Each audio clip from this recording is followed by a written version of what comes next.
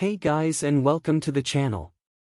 Today I will be doing a what if, which is what if Deku with multiple quirk got a harem part 1. If you like this video, be sure to leave a like and subscribe. The world isn't fair. I learned that at the ripe old age of 4 years old. Sorry kid, it's not happening. You don't have a quirk. Such a callous way of dashing a child's dream, thought young Izuku Midoriya as he sat at the computer table playing the old video of All Might's debut. That great smile of his lighting up such a dark time in the world's history. Izuku wanted nothing more than to be like him. There had to be a way, right? Izuku turned to his mother standing in the doorway. I can still be a hero, right Mom? He asked his mother, and who stepped forward into the light of the computer screen and shed tears in her eyes before she spoke as she kneeled in front of her. Yes Izuku, yes you can, but you'll have to work hard, harder than everyone else. Can you do that Izuku? Inko asked, her green eyes staring into her son's. Izuku didn't hesitate, shaking his head violently. Yes Mom, I'll work hard, so hard, Izuku said, looking into his mom's eyes with renewed vigor and hope. Inko nodded as she wiped Izuku's face of tears before doing the same to her own and standing up. Come with me Izuku, we're going to visit an old friend of Mommy's, Inko said as she grabbed hold of Izuku's hand and led him out of the house, and after a cab and train ride they arrived at a small home dojo. Inko walked up to the front door and gave several knocks. They waited a few moments before the door opened and a man in his 40s stepped forward. He wore a maroon gi with what looked like a turtle symbol on the left part of the chest. He had black hair and amber eyes, and boasted quite the physique. He carried a cane with him topped with a rough-hewn jade stone. Izuku cocked his head looking at this man and then at his mother. Ah Midoriya-san, it is good to see you after so long. How have you been? The man asked Inko, who waved her hand. Yoshi, I told you to stop calling me that. Inko is fine. I'm sorry to trouble you, but I was hoping I could ask a favor of you, Inko asked as Yoshi smiled, waving parent and child into his home. As you wish Inko. Now what can I do for you and your son, I presume? He asked, looking at Izuku, who held tightly to his mother's pant leg as they followed Yoshi into a living area and was promptly served tea. Yes, this is my son Izuku. He's 4 years old and wants to be a hero when he grows up. Isn't that right Izuku? Inko said, prompting her son to speak. Why yes sir, I want to be like All Might, he said, trying to smile bravely as Yoshi smiled back. That is a fine dream, young man. I'll be rooting for you. And what quirk do you have, if I may ask? Yoshi said, watching as sadness filled the boy's eyes. I don't have a quirk, but I still want to be a hero, Izuku said defiantly. Yoshi leaned back, looking over at Inko, getting a sense of what his old friend wanted. And we were hoping you could help with that Yoshi, after all you're quirkless yourself, but that never stopped you from doing what was right, Inko said, staring into Yoshi's eyes before bowing before him. Hamato Yoshi, please help my son achieve his dream. Izuku looked at his mom before mirroring her gesture. Please Mr. Yoshi, I don't want to give up. I promise I'll work hard, I won't quit. Yoshi looked between both greenettes and sighed. Izuku, this will be hard work. It'll be painful and you will get hurt. I'm not a gentle teacher, Yoshi said, standing up as Izuku raised his head. If we do this, there's no going back. This will take all you have and more. Do you understand? Izuku stared into Yoshi's eyes. Yes, Sensei. Yoshi smiled and looked to Inko. I will do what I can, Inko, but I can't make any promises. Inko rose from her position and smiled, shaking Yoshi's hand and kissing him on the cheek. Thank you, Senpai, Inko said before looking around. I never asked how are the boys and Miwa doing. Yoshi rolled his eyes. Being teenagers and driving me crazy. They should have been back already, he said, grabbing his walking stick and smacking it against a table leg. They will feel my disappointment, he growled before looking at Izuku. Starting tomorrow you will come here every day after school and train under me, is that understood? Izuku promptly saluted. Yes, Sensei. Both adults chuckled as Inko left with her son. It was just then that Yoshi heard a creak and threw his cane, smacking someone in the head. Oh Dad. Yoshi walked forward. If you think that hurt, just wait until you see the training I'll put you through. The boy moved through the crowd like water without so much as jostling a single shoulder until he was at the front of the crowd, watching as a giant villain was about to be apprehended by the upcoming hero Kamui Woods. He's wearing a school uniform with red sneakers. On the straps of his bag were 4 different colored wrappings, red and blue on the right and orange and purple on the green-haired boy whipped out a notebook with hero analysis for the feature number 13 on the cover. An older man with a trio of 3-pointed protrusions coming from his head jumped, not having noticed the boy until he heard the mumbling, and wondered when he'd gotten there. What are you kiddin', ninja fanboy?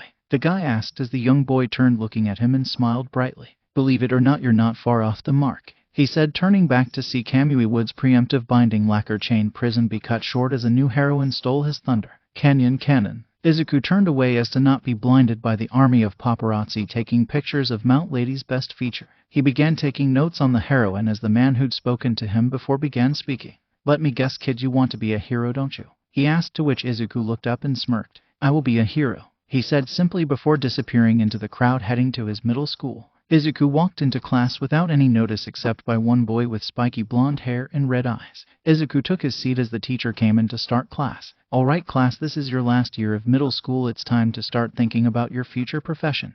"Oh, who am I kidding? You all want to be heroes, right?" the teacher asked as the class exploded with their quirks. Izuku just continued taking notes as the commotion was cut through by the voice of Katsuki Bakugo.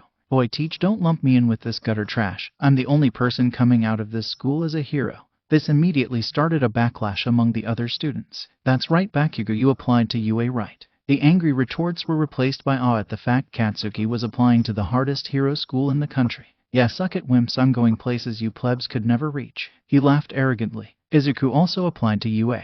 The teacher spoke, not having noticed Izuku until right at that moment, and felt guilty for outing the poor boy. The class immediately turned to Izuku, not having noticed he was there until then. Izuku looked up from his notebook. The class didn't know what to make of Izuku. It was common knowledge the boy was quirkless, and yet he managed to keep stride with the top students, and even more impressive, he survived Katsuki's bullying without ever getting injured. The kid was a walking miracle, so maybe he did have a chance to get in. "That's right, Sensei," he said, simply ignoring the disbelieving looks on his fellow students' faces. Class continued on after that until the final bell rang, and Izuku began gathering his things before kicking his leg out from under his desk and tripping Bakugo, making him explode the floor rather than Izuku's desktop as he gathered his things and stood up. "Where do you think you're going, Deku? I've got something to say to you," Katsuki shouted, standing up angrily, his palms smoking. "You're making fun of me, right? Thinking a quirkless shit like you could ever get into UA." Izuku looked at Katsuki over his shoulder, gripping his bag tightly. "Contrary to your belief, Katsuki, not everything everyone does has something to do with you. I'm applying to UA because I want to be a hero, simple as that. You don't factor at all," he said, walking towards the door only for it to be blocked by Bakugo's goons. Izuku sighed as he heard running footsteps behind him before dodging to the side at the last moment as Katsuki's hand exploded, shrouding the room in smoke. The three boys coughed as the smoke cleared out of the room from an open window, revealing Izuku to be long gone. Katsuki ran to the window, seeing Izuku walking out of the school gates as if nothing had happened. "I'll get you, you effing nerd," Katsuki shouted. Izuku couldn't help but chuckle at the pissed look on Katsuki's face as he left the school grounds. "I really wish Katsuki would get his head out of his ass and think about what he says more." Izuku spoke as his phone rang, announcing a text. He pulled out his phone in its all-might case. He'd received a text from Mikey. "Dude, we're getting pizza, wanna hang?" The text read, and Izuku smiled, typing a quick affirmative. He looked around, deciding to take a shortcut to the dojo by cutting through this tunnel. 10 months left and I'll be at UA. I should up my training," Izuku said, pondering how exactly to do that. For the past 10 years he'd been training with Yoshi-sensei to increase his overall physical capability. Strength training, endurance, and martial arts. His training was already extreme, to say the least. Yoshi-sensei was as good as his word all those years ago. "Maybe I'll finally take Raph up on his offer of extra training," Izuku said as he heard a rumble coming from the manhole cover he'd just passed. He turned, seeing living sludge spew up from it and shoot straight towards him. Izuku's training kicked in immediately as he gripped his backpack and ducked under the tendrils rolling to the side as he reached into his bag and pulled out a pair of long, slender, blunt wooden sticks. They were nondescript, to be sure, but that didn't make them any less effective. Izuku stood up as the sludge coalesced into a single form and took notice of the armed young man in front of him. "You're making this way too hard, kid. But if that's how you want it." The sludge spoke. A thick tendril of sludge shot towards him. Izuku spun both sticks in his hands at full speed, eviscerating the slime as it splattered across the nearby walls before hooking his foot into his bag and hurling it at the sludge villain, who swatted it aside only to find his quarry gone before he was hit in the eye with some kind of powder. HHH. The sludge villain reeled back, covering his eyes as he began swinging sludge tendrils in a blind rage, slamming into the walls and ceiling of the tunnel as Izuku skillfully dodged the tentacles. "I can't believe it, I'm actually taking on someone with a quirk and winning," Izuku thought to himself as he took a deep breath, focusing only on the villain in front of him. Izuku rushed forward before taking notice of the person standing behind the villain and took action by dodging to the side, hugging the wall as Texas Smash rang out in the tunnel. The slime villain was plastered across the asphalt instantly as Izuku detached from the wall of the tunnel. Izuku knew that voice anywhere as he came face to face with All Might. "Young man, I must say you handled yourself quite well against that villain. I must apologize for letting him escape, but navigating sewers is quite difficult," All Might said as he began gathering the unconscious slime into a 2-liter empty soda bottle. Izuku was floored. This was his hero, the hero All Might, standing in front of him and apologizing no less. I have the perfect apology. All Might spoke, taking notice of Izuku's bag on the ground and the notebook therein with his name on the front. He flipped through the pages looking for some empty space and casually glancing through the notes the boy had made about certain heroes before finding 2 empty pages and scrawled his autograph across it and handing it back to him. There you are, young man, All Might said, handing over the autographed journal and stowing away the villain for the police. Now if you'll excuse me, I'll hand this evildoer over to the police, All Might said before Izuku spoke. I don't have a quirk, but I'm still trying to be a hero. Do you think I can? Izuku asked, looking into All Might's eyes. The number 1 hero looked at this boy with wide eyes. He took on a villain even though he was quirkless, and did a hell of a job as well. All Might bit his lip as he looked the boy over. Your skills are indeed impressive, but there are some things that skill alone can't overcome. I'm sorry, young man, All Might said before jumping into the air, unaware that the captured villain had fallen from his pocket as he landed on a rooftop, exposing his weakened form. That kid was really skilled, and he could definitely go places. Maybe he could, he thought, rubbing his chin as he reached down to his pocket, finding that his prisoner was gone. Oh no, Katsuki. Bakugo walked down a side alley, still ranting about Deku's escape. Effing nerd thinks he's so smart. The next time I see him, I'll make sure to blow him inside out, Bakugo said as he saw a bottle on the ground and kicked it, sending it slamming into the wall and spilling its contents across the ground, only for said contents to turn into a sentient slime creature. Izuku walked along, shaking his head. I know he was only saying what he thought was right, but still, Izuku said, clenching his fist as an explosion went off across the street from him. Oh, what now? He said, crossing the street and slipping to the front of the crowd, and what he found shocked him. It was the slime villain again. What's he doing free? I thought All Might had him, he whispered as several heroes worked to subdue the villain. He's got a hostage, and with all these explosions going off, nobody can get close, a couple of spectators said. Wait, explosions? Izuku asked as the sludge villain turned around, revealing he was trying to possess Katsuki. Izuku grit his teeth as he rushed forward past the cordon of heroes towards the villain. Stop, kid, someone shouted, but it fell on deaf ears. Izuku was focused only on the task at hand as he grabbed his 2 sticks and hurled them at the villain's eyes, watching as he recoiled from the blows to his eyes and releasing Katsuki some as Izuku gripped Katsuki and pulled with all his might. You again? Damn, kid, your luck just ran out, the villain yelled as a giant sludge hand came to smack Izuku into the concrete, only for it to be blocked at the last moment by All Might. We have to stop meeting like this, young man, All Might said before striking back at the villain. Detroit smash. The wind from All Might's attack blew away any and all sludge from the 2 boys as All Might kept them from flying away. The crowd looked at the hole punched into the clouds before it began to rain. Amazing. The crowd cheered as All Might let go of Izuku. You might want to get out of here, young man. Those heroes don't look too happy with you. Izuku looked behind All Might, seeing Death Arms and Kamui Woods coming for him, and took the pro hero's advice and made a run for it before either hero could stop him. Izuku sighed, pulling out his phone, seeing several missed texts from the guys and a dozen missed calls from his mother. Yeah, guess I'll have to miss out on the pizza this time, he said, sending an apology to his sibling disciples before preparing to call his mother as All Might zoomed out in front of him like a living freight train. I am here, he shouted before suddenly shrinking into a much smaller and frailer man, hacking up blood. Oh my god, are you alright, sir? Do you need a hospital? Izuku said, reaching towards him. Are you? All Might, Izuku said, looking the man over, seeing similarities besides the fact this guy looked like a walking corpse. You would be correct, young man. I am indeed the symbol of peace, All Might, and this is my true form. Izuku was reeling at this revelation, trying to connect the mighty symbol of peace to this frail skeletal figure. How is this possible? Izuku asked as All Might wiped his mouth. You see this? He asked, raising his white t-shirt to reveal a gruesome wound in his side. I got this about 5 years back. Lost my entire stomach and half my respiratory system. I can only do hero work about 3 hours a day now. I rushed off without giving you a proper answer before because I was short on time. By the time I got to the scene of that incident with the sludge villain, I was already out of time. And then there you were in the thick of it, trying your hardest to help that boy, and it moved me to action. You, Izuku Midoriya, shall take on my quirk and succeed me as the symbol of peace. Do you accept? All Might asked, holding his hand out to Izuku. Izuku was in shock. Could this really be happening? The hero of peace offering him his quirk. How was that possible, and why him? All these questions buzzed through Izuku's mind like a kicked beehive.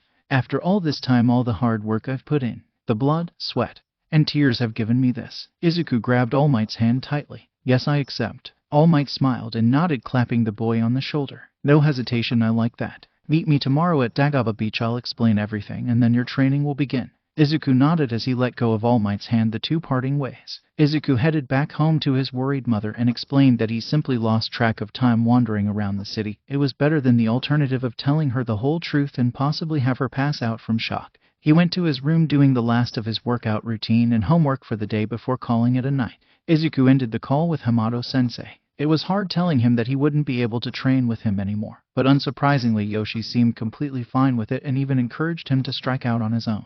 I wish I could tell you the truth, Sensei, but even I don't know what that is, he said to himself as he left the kitchen after having cleaned up after his breakfast. His mother wasn't up yet, the sun wasn't even up yet, but he couldn't wait any longer. He tore off a sticky note writing a quick missive to his mother explaining he was leaving for early morning training and stuck it to the plastic-wrapped plate he'd left for his mother. He'd wanted to do something nice for his mother. After all, she made him breakfast every day without fail.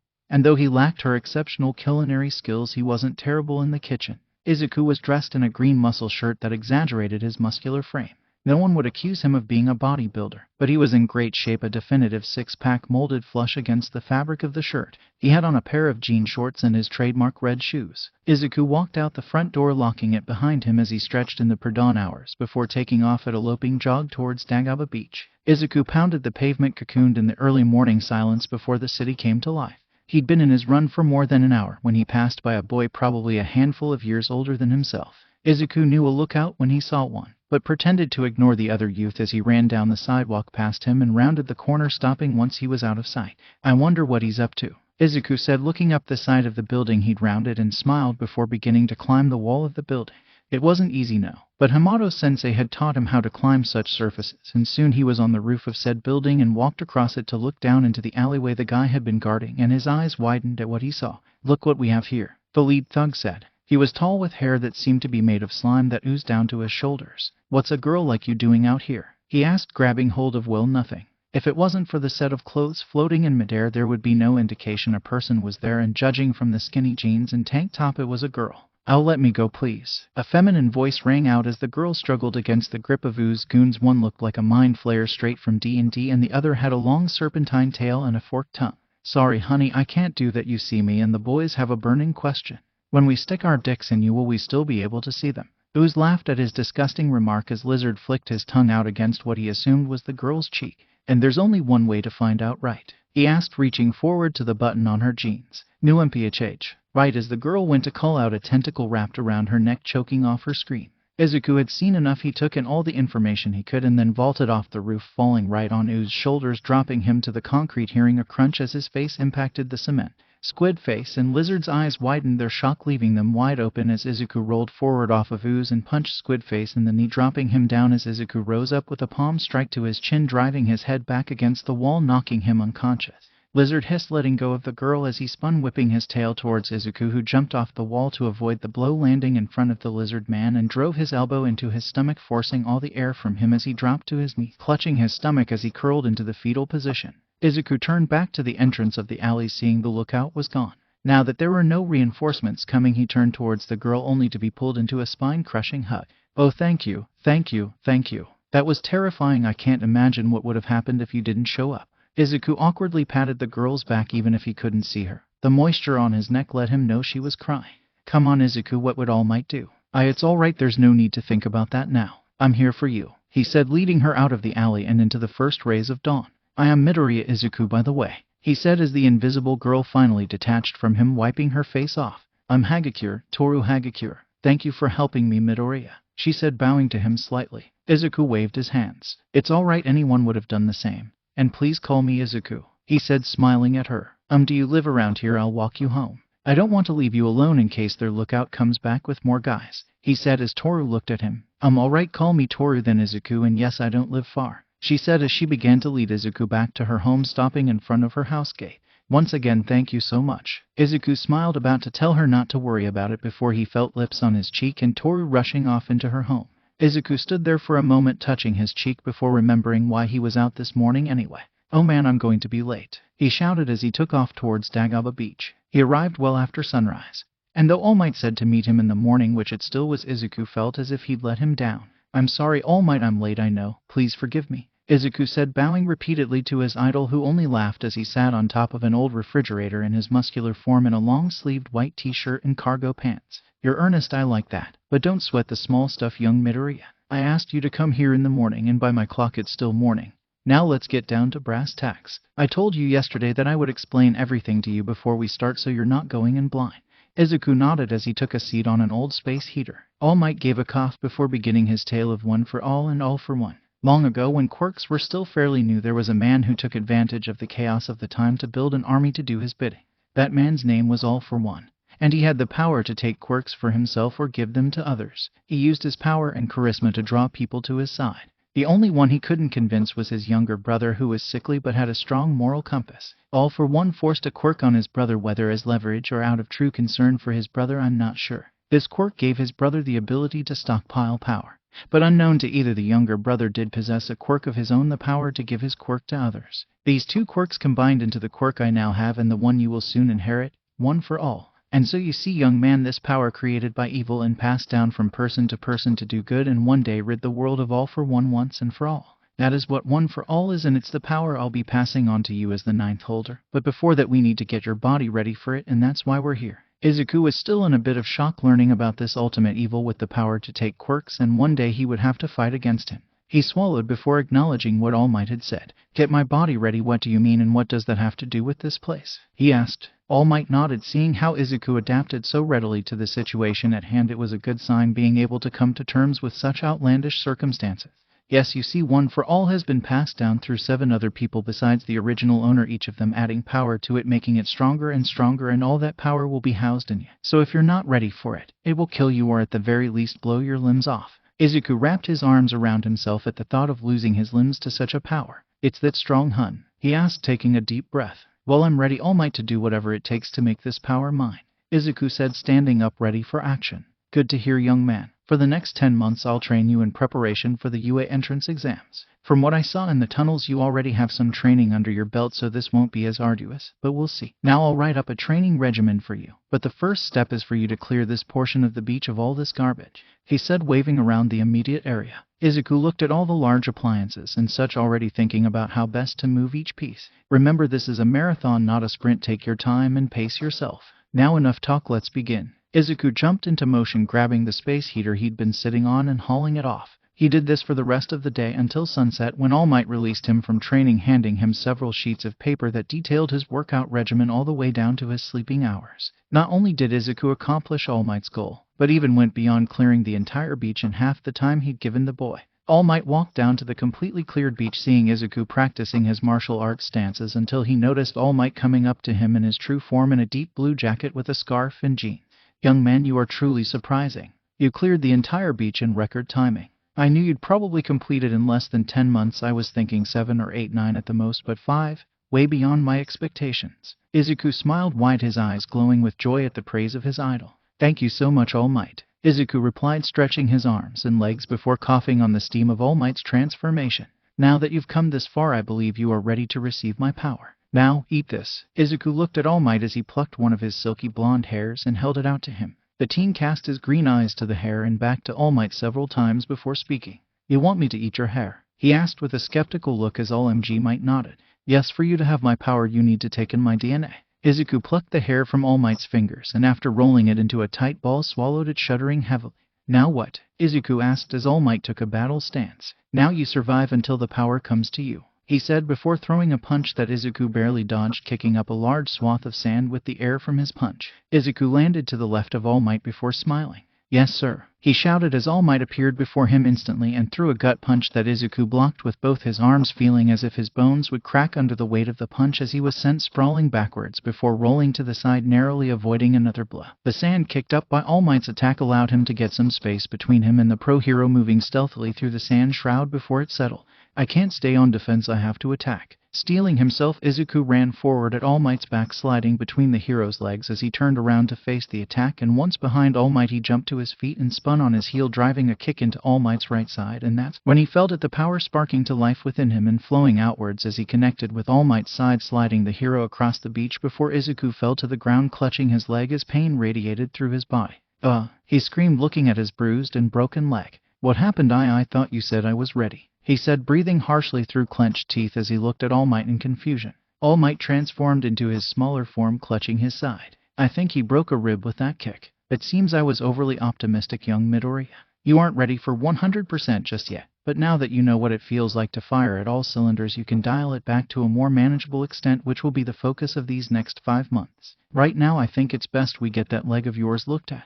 I think I just created a monster," All Might thought to himself as he and Izuku climbed into a cab to the hospital. 5 months later, Izuku stepped foot onto the UA campus and took a breath. He was wearing his sleeveless forest green gi and pants with the symbol of his dojo on his back and the left side of his chest. "This is it. All that training has led up to this moment, time to make it count," he said as an angry shout rang out behind him. "Move it, Deku, you pissant, real talent coming through," Katsuki shouted as he shoved past Izuku, who stepped back to avoid any contact with the explosive teenager. "And a good morning to you too, Katsuki," he said, shaking his head as he started into the school as well, noticing a cute brown-haired girl walking close by. She seemed to be writing something on her palm and eating it. He smiled. It was cute, really. I should give her some calming techniques before the exams to help her focus, he thought before he lost her in the crowd and took a seat in the auditorium after getting his entrance card. He had just sat down when he felt someone squeeze him tightly around the neck as he looked down, seeing a set of floating clothes hugging him. "Toru," he said, shocked at seeing, or well, not seeing Toru here. "Fancy meeting you here, Izuku. I didn't know you were planning on going to UA too. What a coincidence," she said, taking the seat next to him as the room dimmed and Present Mike stepped on stage.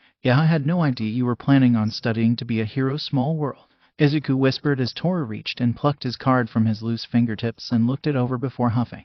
"We're not in the same area. That sucks. I really wanted to see you. I mean, see your quirk in action. I didn't get a chance to see it when we met, and you obviously know what mine is," she said, giving him his card back, to which Izuku gave an apologetic laugh. "Sorry, I guess," he said, rubbing the back of his head as Present Mike went on to explain the entrance exam. "There will be 3 villains, got me, each one worth 1, 2, or 3 points respectively. The exercise is simple. Destroy as many villains as you can and rack up a high score. Destroy them by any means necessary, but there is no interfering with the other contestant, so no anti-hero nonsense, if you understand. Say yeah."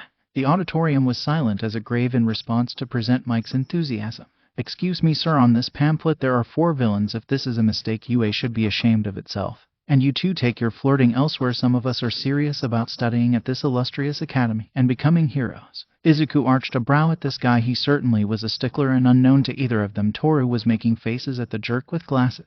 Present Mike cleared his throat to gain the attention of all the future students. "Nice catch there. That 4th villain is more of an obstacle. Think of him like a natural disaster, something best avoided if at all possible. Now, if there are no other questions, go to your designated battlegrounds. Give it your all plus ultra." They all dispersed to their battlefields. Izuku stood in front of a massive gate as he looked around at all the other applicants, not recognizing anyone except there was that girl he noticed in the crowd earlier. She seemed even more nervous than before, and now might be the best time to offer her a breathing exercise or two to help calm and center herself. But right as he stepped forward, a heavy hand fell on his shoulder. "So are you planning to sabotage her from the start by interfering with her warm-up exercise?" Izuku looked up into the face of the guy who'd called him and Toru out at the assembly. "Is it your policy to jump to conclusions about people you've just met?" he asked, swiping the boy's large palm off his shoulder as the gates to the training field opened.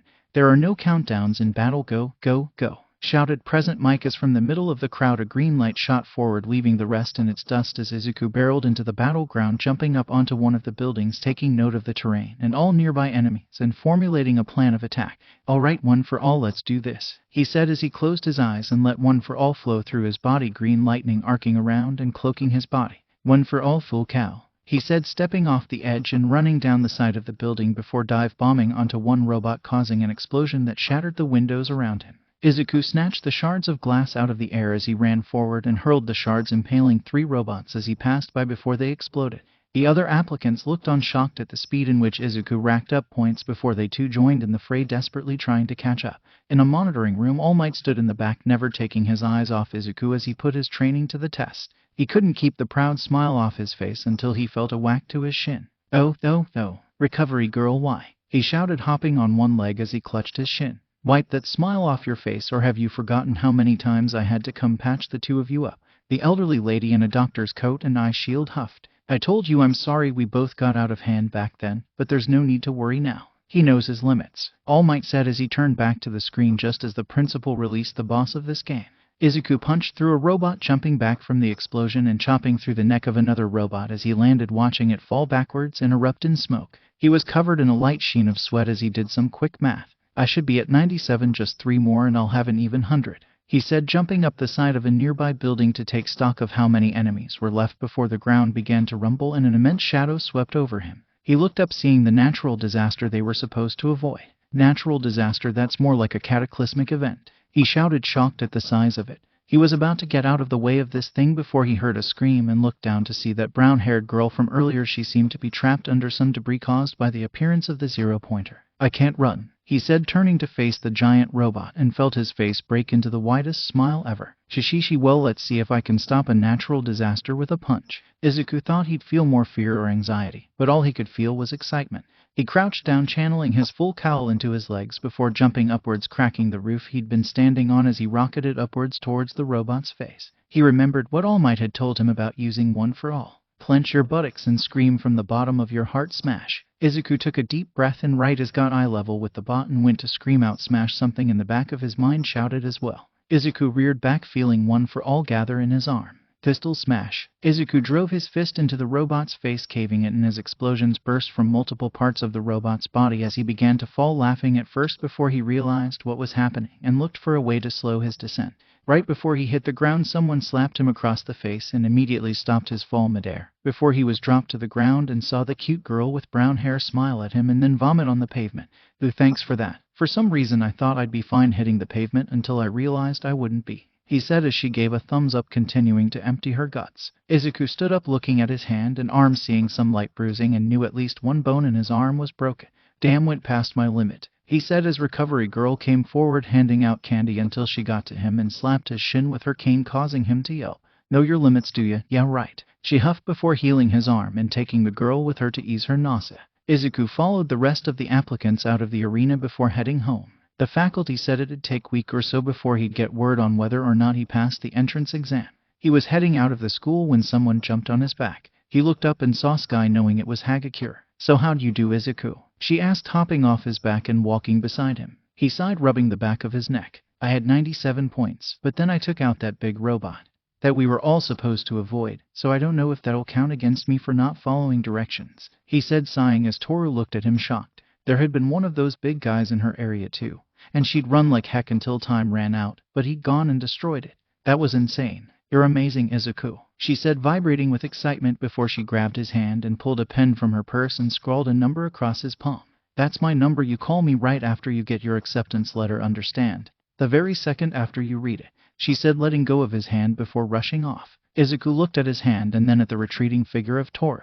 "I'm okay," he said as he headed home. The next week was the longest of his life, filled with exercise and repeated mailbox checks. He called Sensei to tell him how the exam went and was told by the guys they'd throw him a party when he got accepted. He smiled at the thought. He'd also been texting Toru, or well, more like being bombarded with Toru's machine gun texts. It was like for every one he sent there was another 10 from her. He was pretty sure the strongest part of his body was his thumb now. As Izuku was lost in thought, his mother scrambled into the house with a letter as if she'd wrested it from the hands of some evil organization that was hot on her trail. "Izuku, it's here, your AC acceptance letter," she said, holding out the envelope to him. He looked at it as if it was a vicious animal ready to rip his throat out before he grabbed it and retreated to his room. Izuku took a deep breath before tearing open the envelope, revealing a small disc that began playing a hologram of All Might in his buff form and a yellow pinstriped suit. "Greetings, young Midoriya. Sorry I haven't been in touch this last week. Dotting is, crossing T's and all that. Now I know you're on pins and needles, and I'll answer your question right after you see this." The screen shifted from All Might to an image of the girl he'd saved. She was talking to Present Mike. "I heard him say he only needed 3 points to pass, and yet he gave that up to save me. I have to pay him back somehow. Can you give him some of my points? It's not fair. He was so close and lost it because of me," she said, clenching her eyes against her tears before Present Mike put his hand on her head. "Don't worry about him. He's doing just fine with the points he has. There's no need to give him yours." The screen shifted back to All Might, smiling as always in front of Izuku's passing score. How could a school of heroism reject someone for such a heroic act? "You Midoriya have made it. Welcome to UA, your hero academia." The screen cut off soon after that as Izuku stood in his darkened room, tears spilling down his face as he turned and opened the door, finding his mother pacing in front of it, and snatched her into a tight hug. I did it, Mom. I made it," he said, squeezing her tightly as the two cried happily into the other. Izuku walked out of Hamato Dojo, turning around and giving a bow to his sensei and his sibling disciples, his brothers and sister. Yoshi, Leo, Raph, Donnie, Mikey, and Mew all felt like family to him. He didn't know where he'd be without them. Unlike their father, Master Splinter's sons did have quirks. Apparently the four of them were quadruplets he'd adopted during his time in America and shared the quirk Kappa. They were all anthropomorphic turtles. Miwa was his biological daughter from his wife, who passed shortly after giving birth to her. She also possessed a quirk. Lamia. From the waist down, Miwa had a white snake body, while from the waist up she was humanoid with scales on her arms and even sported the forked tongue, vertical pupils, and fangs. Thank you so much, Hamato-sensei, for everything. I'll try to come by on the weekends to continue my training and see you guys. Splinter smiled, patting Izuku's shoulder. It was my pleasure to train you, Izuku. You're like one of my own, and I look forward to the things you will accomplish in the future, Splinter said, smiling as he presented Izuku with a medallion with the Hamato symbol. It looked like a turtle with 4 circles on the shell. I gave each of my children one of these when they graduated, and now I give this to you, he said, placing it around Izuku's neck before making way for his sons and daughter to see Izuku off. Leonardo came up and handed Izuku a small book. Being the oldest means being a leader, and it's the same for being a hero. The whole country looks up to the #1 hero, so I figured this book might help. It got me through some of our rougher ordeals. Hopefully it will do the same for you. Izuku, read the title of the book, Perfection, the Pointless Pursuit. Nobody is perfect. You will make mistakes, and I hope this will help you learn from them and keep pushing forward, Leo said, bowing slightly to Izuku as Izuku did the same. Yeah, move it, Raphael said, pushing Leo to the side as he gave Izuku a new pair of Eskrima sticks. These should be able to handle that new strength of yours, and Donnie may have teched them out a bit, Raph said before slugging Izuku in the arm. Knock him dead, kid, he said before walking away as Donatello came forward shaking his head. Sorry about our resident brute. Anyway, I talked with your mother about your hero costume, and well, I hope you like it, he said, holding out a briefcase, and then dropped a very thick book onto it. And this is the instruction manual, everything you need to know about the suit. Read it, memorize it. This is your Bible, Donnie said, punctuating each of the last 4 words with a slap to the book. I think he gets it, Donnie, Mikey said, vaulting between the two, and smiled before pulling out a box. This, my friend, is the limited edition SDCC exclusive box set of us when we were heroes in America, bro. Izuku's eyes nearly burst from his skull as he looked at the collectible. Mikey, I can't accept this. It's worth over $500, Izuku said, trying to give it back, but Mikey refused. Don't sweat it, little bro, we all got one, but the bros just gave them to me, so I have spares, he said, smiling as he put both hands on Izuku's shoulder. I, the Holy Chalupa, bless your endeavor, my brother, he said before tearing up. I promised myself I wouldn't cry, he shouted before dropping a smoke bomb and disappearing, although his crying could still be heard from outside. Miwa sighed. He's so dramatic. Here you go, she said, handing him a white snake ring. For luck, she said simply before slithering away as Izuku stared at the ring and smiled to himself, tearing up as he slid the ring on and looked at the 5 of them. Thank you so much, he said, bowing one last time and then leaving, putting Raph's and Mikey's gifts into his bag alongside Donnie's instruction manual, and hefted both case and gym bag as he left. He had somewhere else to go before heading home. Tomorrow would be the start of UA, and he wanted to pay his respects to everyone who helped and encouraged him. He made his way to Dagobah Beach and saw All Might in his small form. He'd called the hero last night asking to meet with him this morning, and All Might had agreed. Izuku walked up to All Might, setting down the briefcase and gym bag. Thank you for meeting with me, All Might. I know you must be busy, Izuku said, bowing as All Might waved it off. You are my pupil and successor, Izuku. If I have time, you are always my priority. Now I think I know why you called me here, and there is no reason to worry, young Midoriya. I had nothing to do with you getting into UA. You did it on your merits and yours alone, so there's no reason to doubt yourself, All Might said, placing a hand on Izuku's shoulder as the young boy shook his head. Oh no, All Might, I would never assume you would break the rules for me. The reason I called you here was to thank you properly. I always wanted to be a hero, and I strove for it, pushing myself in my training. But I always knew that there was a greater chance of me not getting in without a quirk. Nobody thought I could do it except my sensei and my mother. But then you came along, the symbol of peace, and you gave me your quirk. I'm so thankful, and I want you to know I will do whatever it takes to make it to the top. I won't give up, Izuku shouted, punching his fist into the air and smiling as wide as possible. All Might transformed into his buff form, his blue t-shirt stretching tight across his muscular frame. Ha, that's what I want to hear, young Midoriya. Go forth and show the world that you are here, All Might said, punching his fist into the air as well, stirring the sand from the beach as the morning sun shone upon them both. Izuku said his goodbyes to All Might before heading home, seeing his mother waiting on him. Welcome home, Izuku. Did you have fun with Splinter and his family? She asked, hugging her son as he walked in, kicking off his shoes. I'm home, Mom, and yeah, the guys sent me off with a bang, he said, smiling as he hugged his mother, picking her up off her feet, a little startling her some. Izuku, put me down, stop showing off, she said, playfully slapping his back as he set her down. I just wanted to say thank you, Mom. You believed in me when no one else did, and you did everything to help me on my dream no matter what, introducing me to Master Hamato, helping me stick to my diet my UA instructor gave me. You've always been there for me, and I want you to know I appreciate it so much and I love you," Izuku said, looking at his mother as she teared up quickly, the tears streaming down her face like a river as he hugged him. "You don't have to thank me, Izuku. It's my job. No matter what you do, I will always believe in you." Izuku opened his eyes as he stood outside the door of Class 1 and took a deep breath before releasing it. "This is at the start of my journey to being a hero. No matter what happens, I just have to remember the people who put their faith in me." Images of Hamato and his family, All Might, and his mother rolled through his head as he opened the door and walked in on an argument. "Either get your feet off that desk right now. You are disrespecting the history this desk has seen and all the future students who will inhabit it," shouted the glasses guy who called out him and Toru during the exam ceremony, and jumped to conclusions about what he had planned for the brown-haired girl who he saw was in the back of the classroom, and when their eyes met, her face flushed and she looked away from him. "Get off Maya-san, get the stick out of yours 4 eyes. There won't be any future students after me because once I become the top hero they won't need anybody else," shouted Katsuki Bakugo, his winning personality at full force this morning. Izuku thought about intervening before he sensed someone approaching him and turning threw his arms out to catch none other than Toru before spinning with her in his arms as she giggled before he sat her down on her feet next to him. "Izuku, you caught me." Toru giggled, glad she was invisible so nobody could see her, blushing like a stop sign. "Sorry Toru, you caught me off guard," he said before a pair of black eyes engulfed his vision. "Toru, Izuku first name basis already. You move fast, stud. No wonder you were the top scorer in the entrance exam." Izuku took a step back to see who was talking to him. It was a pink-skinned girl with frizzy pink hair and horns with black clear and yellow eyes. "Oh, checking me out already? Slow down, buddy. You don't even know my name." "It's Mina Ashido, by the way, Izuku," she said, eyeing him like a lioness before Katsuki interjected himself. "Deku, the top scorer? That's a load of horse shit," Katsuki said, rushing over to stand face to face with Deku. "What's this shit about you taking out a 0-pointer, Deku? What you do, bribe the judges, blackmail some of these guys with those creepy notebooks of yours?" Katsuki shouted before a voice was heard at the doorway. "It's too early for this nonsense. Sit down and be quiet. Class is in session." They all turned to see a sentient sleeping bag talking to them. The sleeping bag, or man inside it, stood and unzipped it as everyone took their seats. He reached into his pocket and clicked a stopwatch. "My name is Aizawa Shota. I'm your homeroom teacher. In the time it took you to quiet down, hundreds of lives could have been lost if this were a hero situation.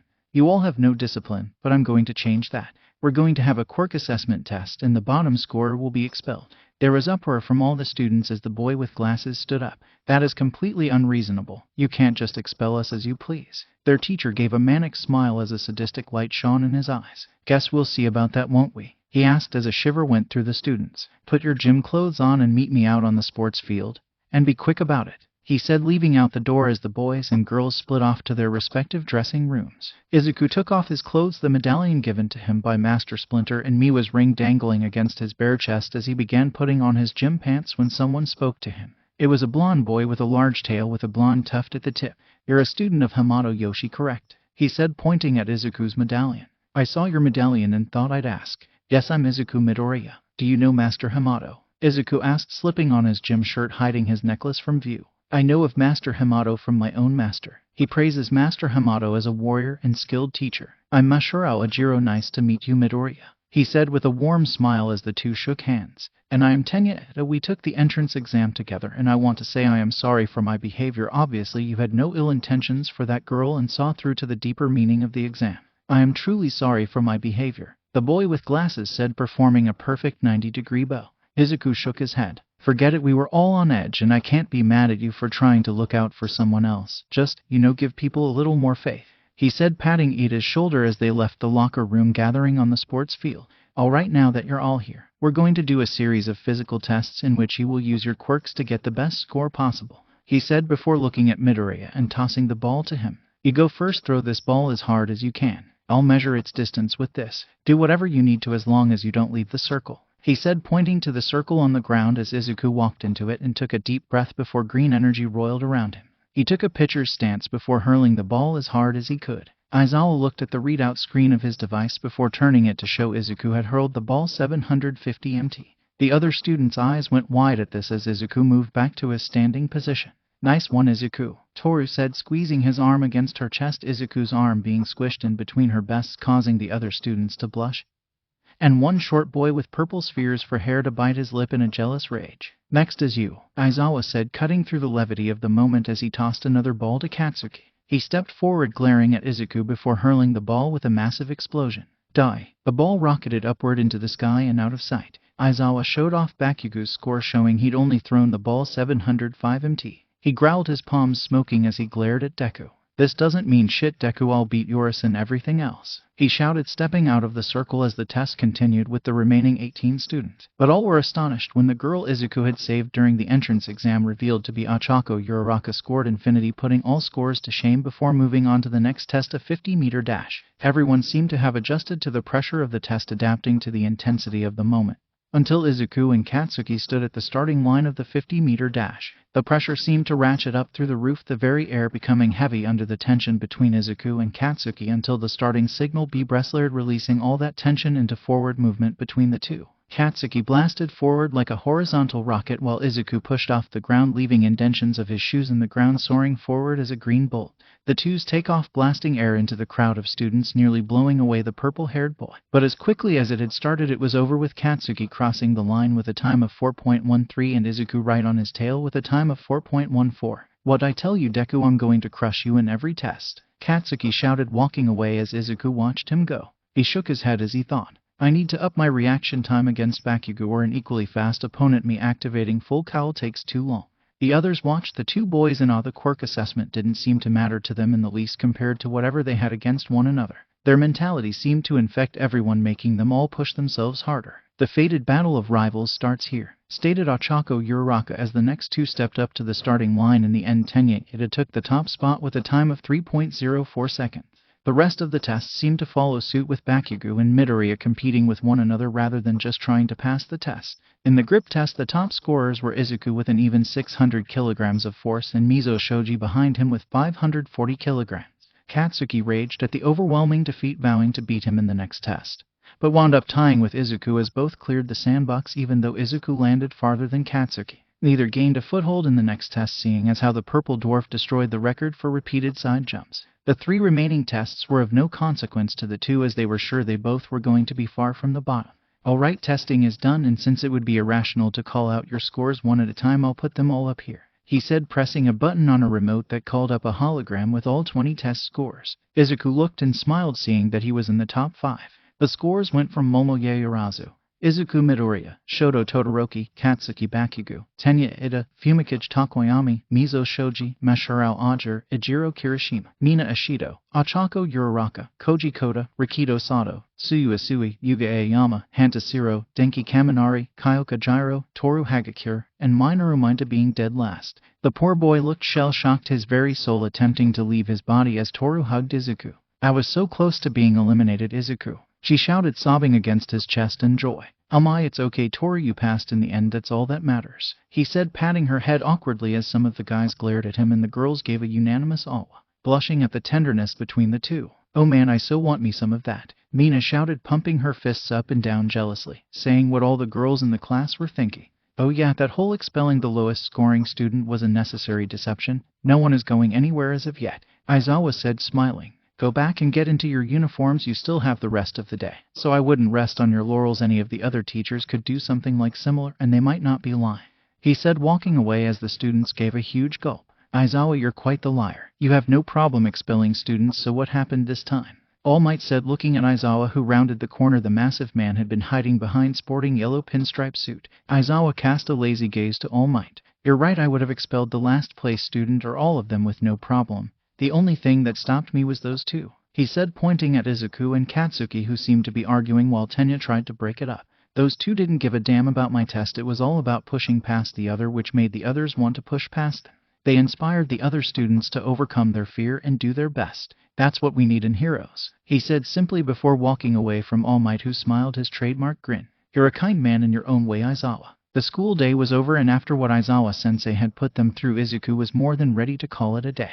He walked out of the locker room, spotting Ajiro next to the door. Do you have a moment, Midoriya? Ajiro asked as Izuku nodded. Sure thing, Masharao, what can I do for you? He asked as Ajiro smiled. Feel free to call me Ajiro for starters, but I wanted to know if you wouldn't mind sparring with me from time to time. My master has the deepest respect for Master Hamato, and I would like to face one of his students. You know, iron sharpens iron, and brother sharpens brother. Izuku finished for him before holding his fist out to Ajiro. Of course, Ajiro, I'd be honored to spar with you, and call me Izuku. he said as Ajiro bumped his fist against Izuku's. The two exchanged contact info and agreed to train at Dagaba Beach at the end of the week. Izuku smiled seeing Ajiro leave and walked out soon after stopping at his shoe locker to grab his sneakers. He walked towards the front door only to be pulled into a shadowy corner. He immediately went on the defensive, grabbing hold of the person's wrist only to see that it was Uraraka wearing a pained expression. "I am so sorry, Uraraka-sen, I just reacted," he said, rubbing the back of his head in embarrassment as Uraraka smiled bashfully, her eyes darting to and away from his. "It was my fault, I shouldn't have grabbed you like that, I just wanted to talk to you alone."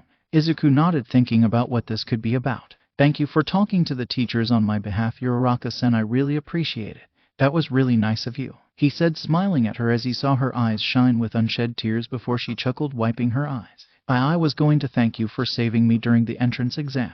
You risked everything for me and now you're thanking me. You really are a nice guy, Midoriya," she said, wiping her face before looking at Izuku and pressing her lips to his. Izuku was caught off guard. It was like some had shut off his brain. He just stood there as Uraraka kissed him. As quickly as it had started, it was over. "Like I said, thank you," she said before rushing off. Izuku stood there in the shadow of the entryway of the school with a finger to his lips as he listened to Uraraka's retreating footsteps.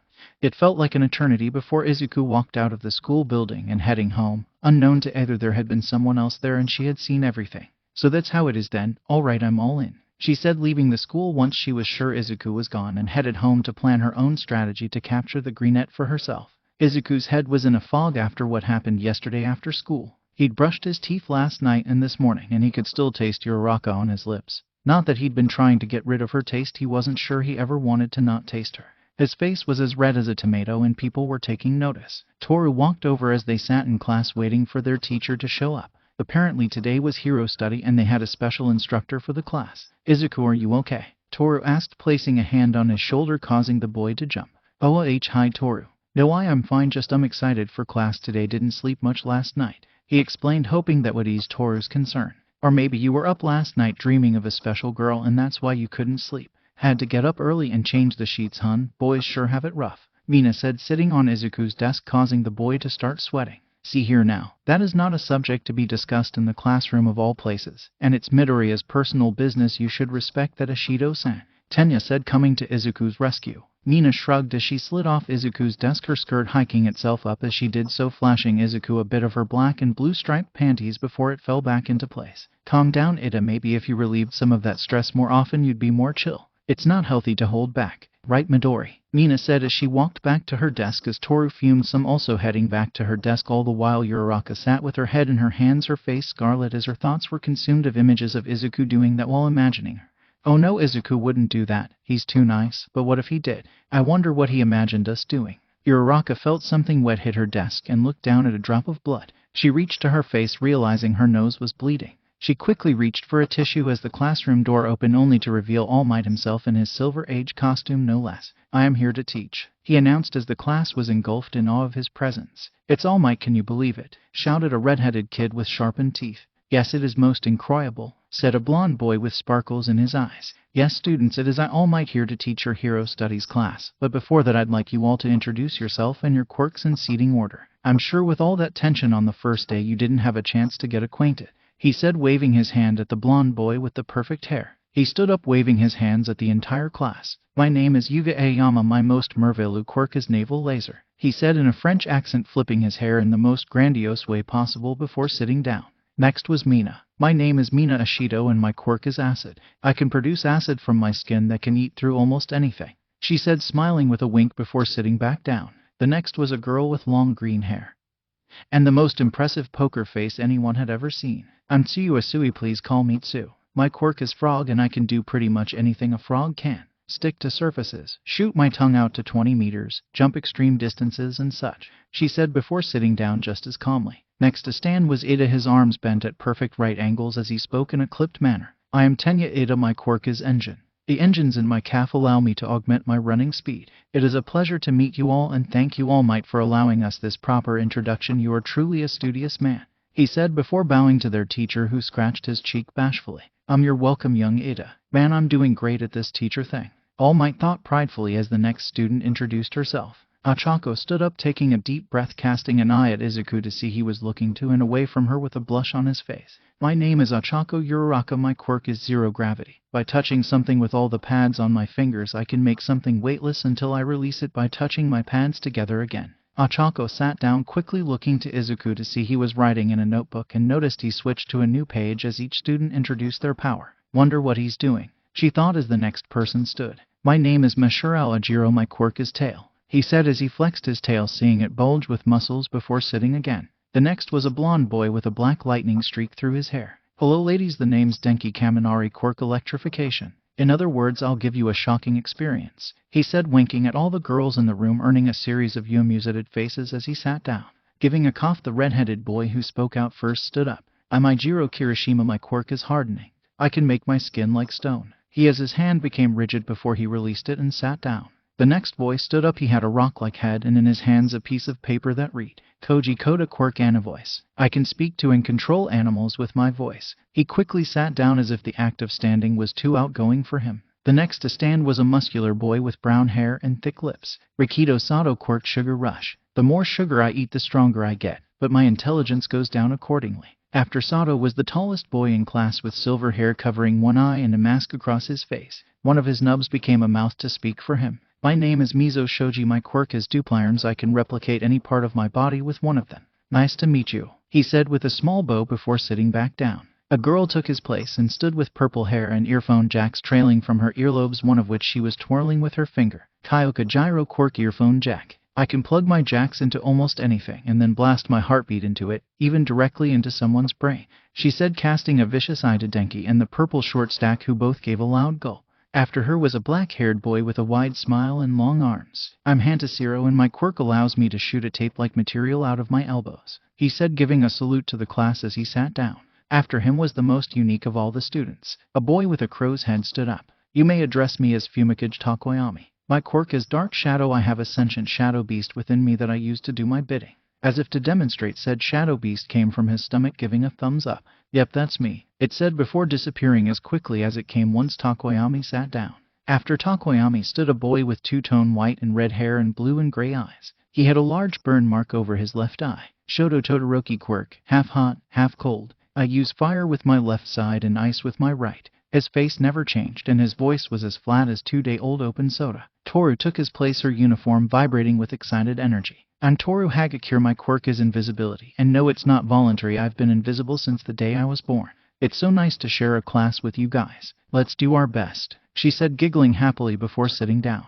Izuku placed his hands over his ears for what came next, knowing what Bakugo would do, and since he sat right behind him, he didn't want to go deaf at such a young age. Listen up all you scrubs, because I'm only going to say this shit once. I'm Katsuki Bakugo Quirk Explosion. In other words, I'll turn you effers into ash in a heartbeat if you get in my way. Especially you, effing Deku, Katsuki said, turning around to face Izuku, who was taking his hands off his ears. Even with that precaution, he could still hear Katsuki clear as day. He sighed as he stood up. Duly noted, Katsuki. Hello, I'm Izuku Midoriya. My quirk is stockpile, he said, casting an eye at All Might, who gave an imperceptible nod. I store energy in my body and then use that stored energy to augment myself, such as my enhanced strength. I look forward to spending the next few years with all of you, he said with a small bow before sitting down. Everyone was surprised to hear Izuku speak so eloquently after seeing him compete so fiercely with Katsuki. They had assumed the two were more alike, but it was like night and day. Midoriya and All Might had talked about what to call his quirk. Since One for All was a secret, he had to come up with something believable that explained everything. So to avoid lying outright, they decided to just reveal the stockpile part of the quirk.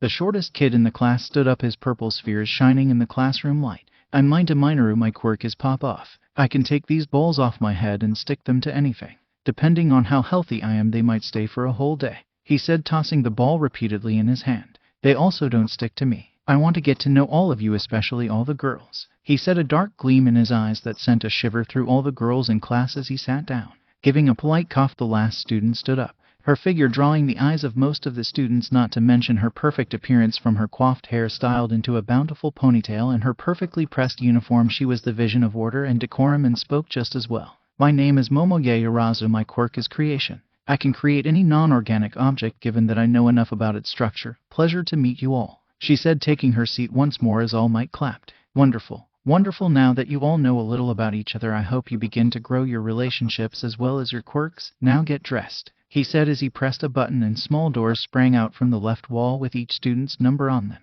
The support companies worked hard on your specific costumes and now we'll put them and you to the test. Get into your costumes and meet me at testing ground beta for your lesson, he said before opening the door and running full speed away, kicking up a small dust storm as he did so, leaving his class to get ready for whatever the pro hero had in store for them. All Might stood at the entrance to training ground beta as he heard footsteps and saw the students approaching in their hero costumes.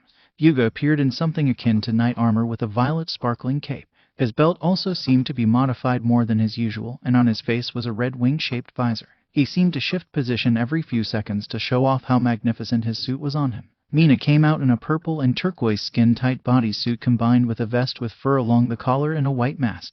Suyu's suit was also skin-tight, colored black and green with yellow frog markings, with goggles on her head and heels that mimicked frog feet. Whereas Yuga only took the knight motif so far, Ida went all the way, wearing full-body silver-colored armor with engine pipes along his legs and a helmet that fully covered his head except his eyes. Achako's suit was a skin-tight bodysuit colored black and pink with large cuffs around her wrists and pink boots with cushioned heels. Izuku could hardly take his eyes off her until he heard Mina say how awesome this school was. He looked at the boy and shook his head, not sure whether to be impressed by his brazenness about his perversion or pity him for the brutal retribution he would no doubt receive in the future. Mina was in a full purple bodysuit that came up over his head as a mask with yellow gloves, boots and cape. Izuku saw that Anjiro was sticking to his roots and simplicity, dressed in a karate gi with a fur collar and a hole for his tail. Izuku nodded at his friend's choice of hero attire. Denki wore an open black jacket with white lightning patterns, a white shirt underneath with black pants with white lines down the legs, boots, and some kind of communicator on his head. Hijiro wore a wired guard over his face and two dark red gear-shaped shoulder pads, a belt with a red R in the center of it, baggy black pants, and a half cape with a ripped hem with black boots. Todo wore a dark yellow and red bodysuit with matching suit, with his hero symbol being a set of teeth in the center of his chest. Rikido wore a yellow full bodysuit that transitioned into a half-face mask where his brown hair stuck out from a seam atop his head, and white gloves and boots. Shoji's costume was a two-tone blue sleeveless shirt that extended upwards onto his face, ending right below his eyes. The bottom of his suit was a bronze belt around light blue pants that were tucked into dark blue boots. Gyro wore a black leather jacket, ripped pink shirt underneath black pants, and boots with speakers along the front, and a pair of white fingerless gloves with speakers along the back of her hands, with headphones on her ears, red triangles under her eyes, and a black choker around her slender neck. Sierra wore a black and white full bodysuit with a yellow helmet that looked similar to a tape dispenser with a black full-face visor.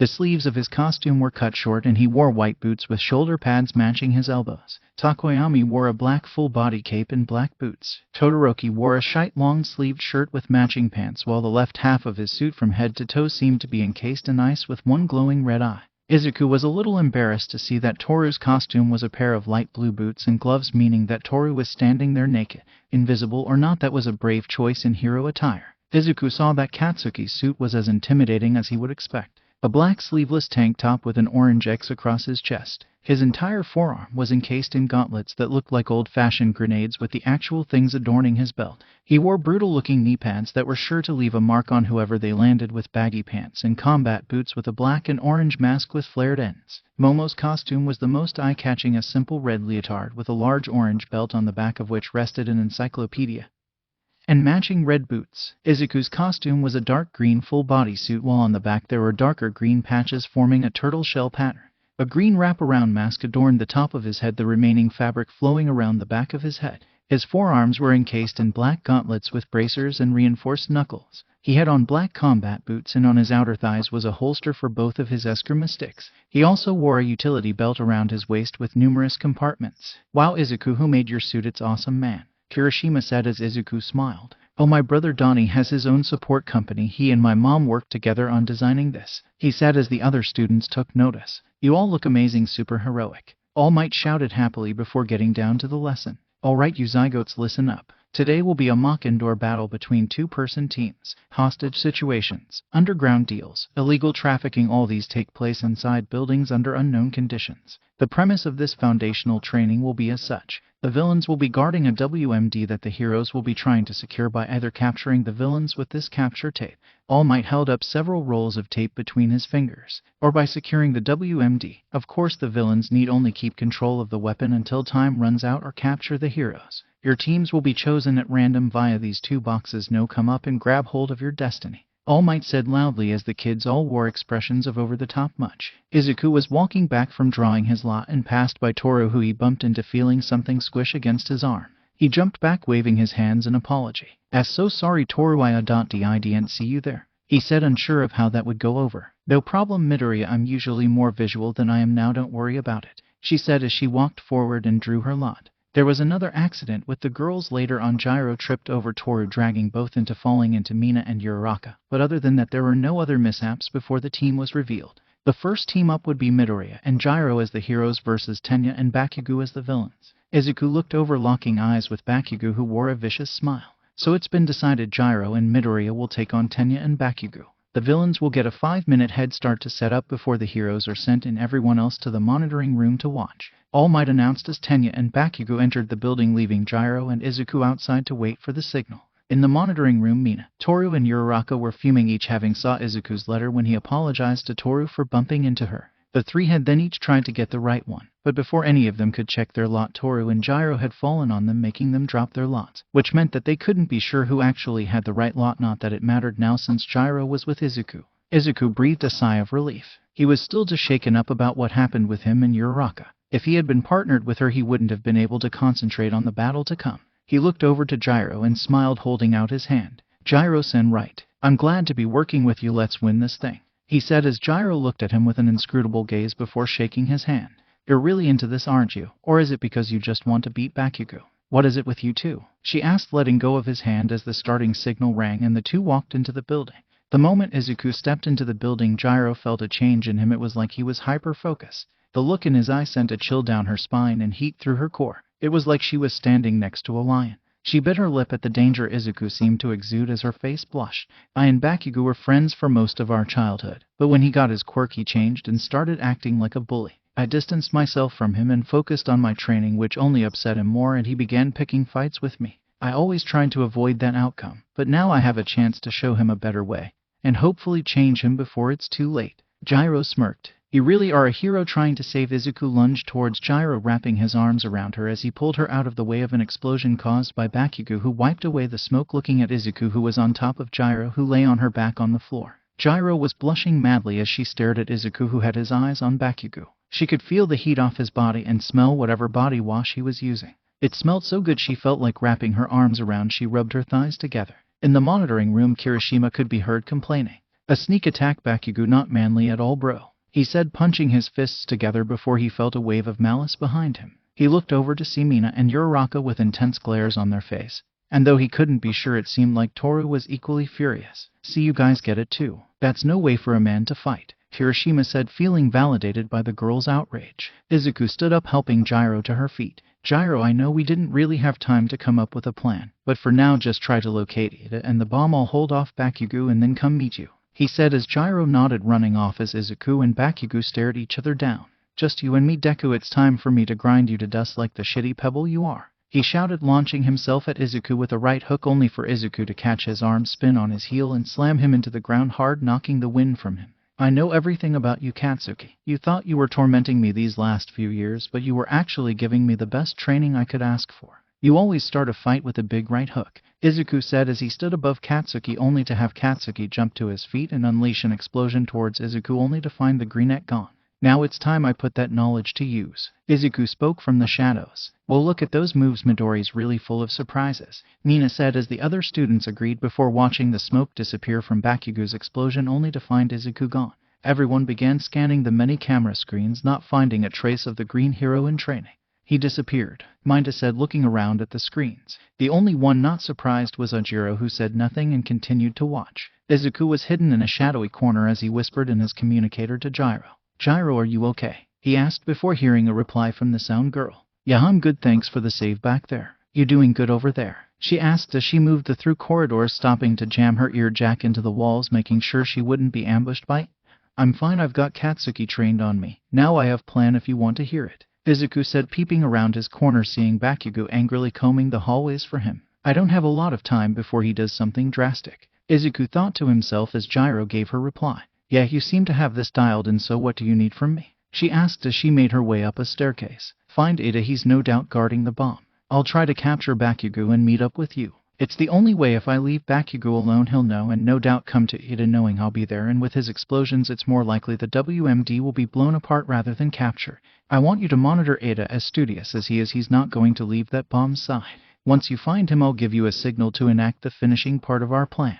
Gyro nodded as she listened to Izuku's plan with a smile. I can totally do that, dude, just let me know when, she said, smiling as she quickly climbed the stairs. This was going to be so rocking. In the monitoring room, All Might fiddled with the camera controls, switching it over to infrared to find where Izuku was hiding. But just as he did, Izuku appeared above Bakugo, dropping down on him with an axe kick that the blonde blocked with his sizable gauntlet, before blasting another explosion, engulfing the two in smoke. Hit and run tactics, Deku, you cow. Katsuki received a kick to his right knee, dropping him into a kneeling position before he countered with another explosion, only to receive a stick to his left cheek, sliding him across the floor before he jumped to his feet. Where are you? Bakugo shouted, unleashing a spinning explosion ring around himself. But once he stopped, he felt a kick to his chin, launching him into the air before he backflipped in midair, launching an explosion straight down. Izuku dodged the explosion, feeling the heat off it as he slid back into the smoke. His eyes were closed as he listened for Katsuki to land. Splinter had taught him how to fight without his eyes. It was necessity for his training.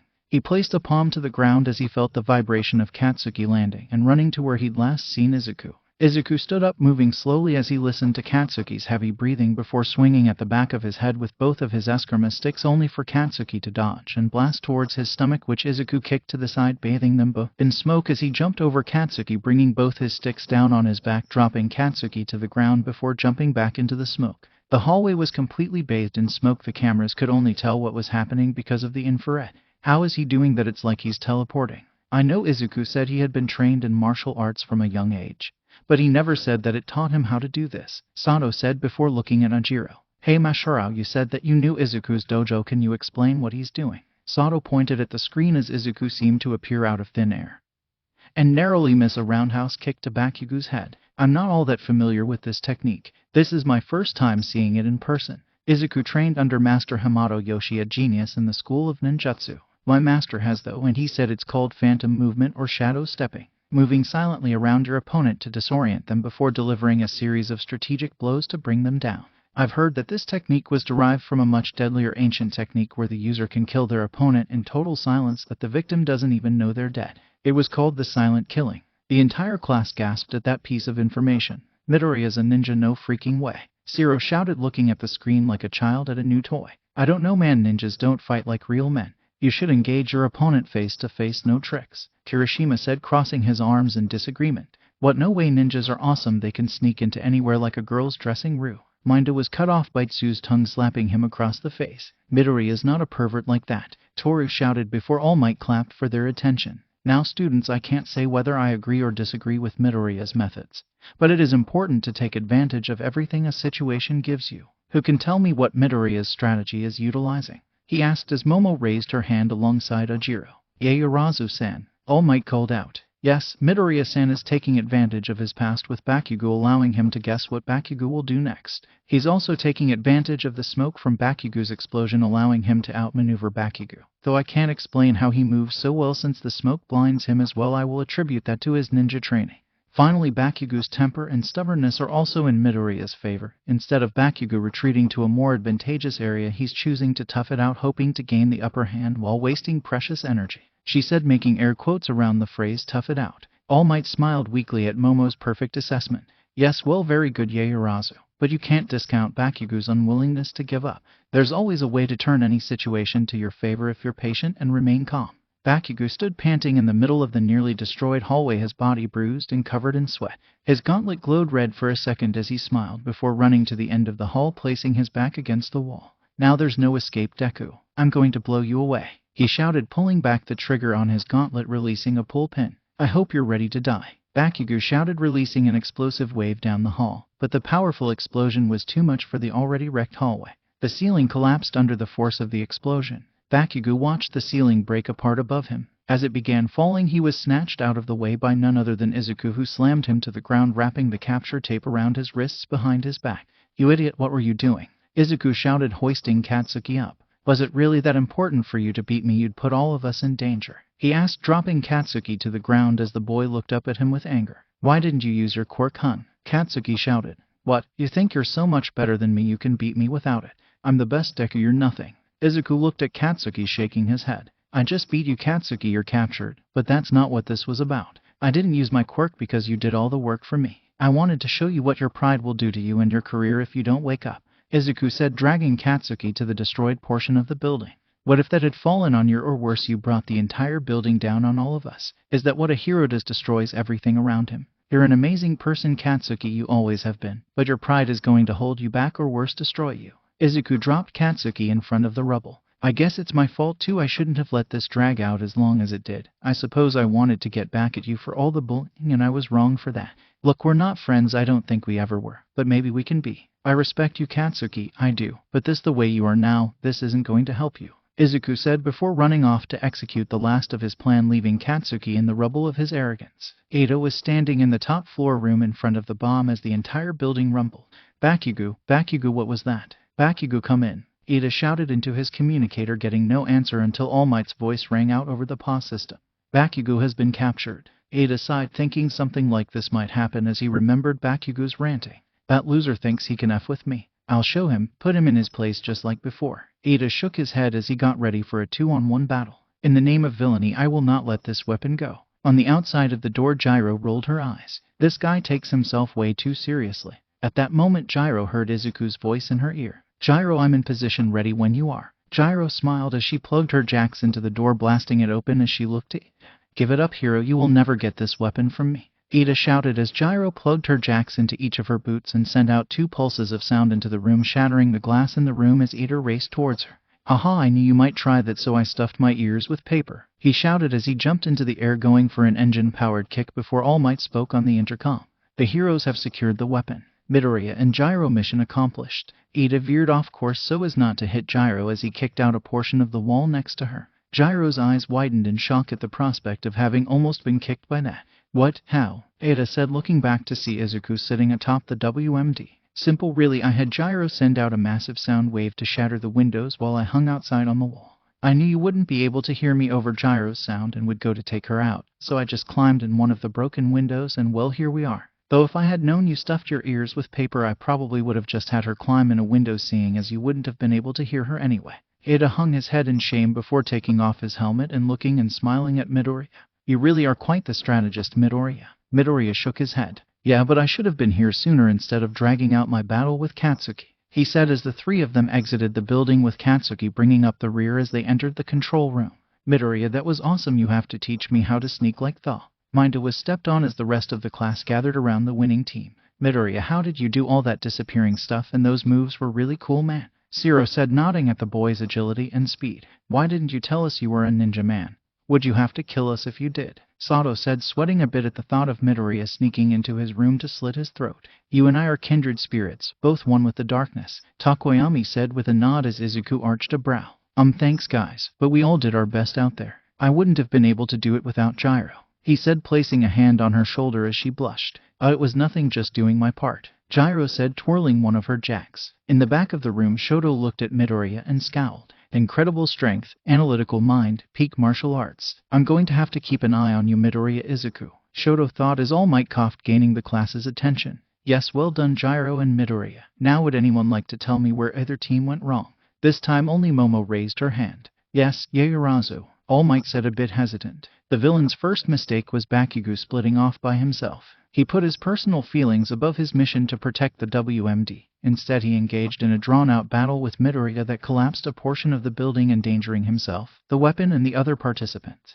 Meanwhile, Midoriya drug out the battle longer than strictly necessary, allowing for much more destruction that could have been avoided had he incapacitated Bakugo sooner. Izuku rubbed the back of his head at Momo's assessment. Having come to the same conclusion himself didn't stop the evaluation from stinging any less. Once again, All Might was left with nothing to say in the face of Yaoyorozu's assessment. "Man, this girl is good. Very good, Yaoyorozu." But the first match out of the way, the other matches began in earnest, with each student getting a breakdown of their flaws in battle from Yaoyorozu, except for Todoroki and Shoji, who completely dominated their opponents in their match, leading to Toru whining against Izuku's shoulder. "I tried really hard, Izuku, you know that, right?" Toru said against his shoulder as Ajiro shook his head, disappointed at such an overwhelming defeat. "It's all right, Toru, you'll learn for next time," he said, patting her shoulder lightly as he did his best to ignore her bare breasts against his chest. He cast an eye at Todoroki, thinking of how he would have handled that in Toru's place and coming up with very few successful strategies. After class that day, Izuku waited until he could get to Uraraka alone.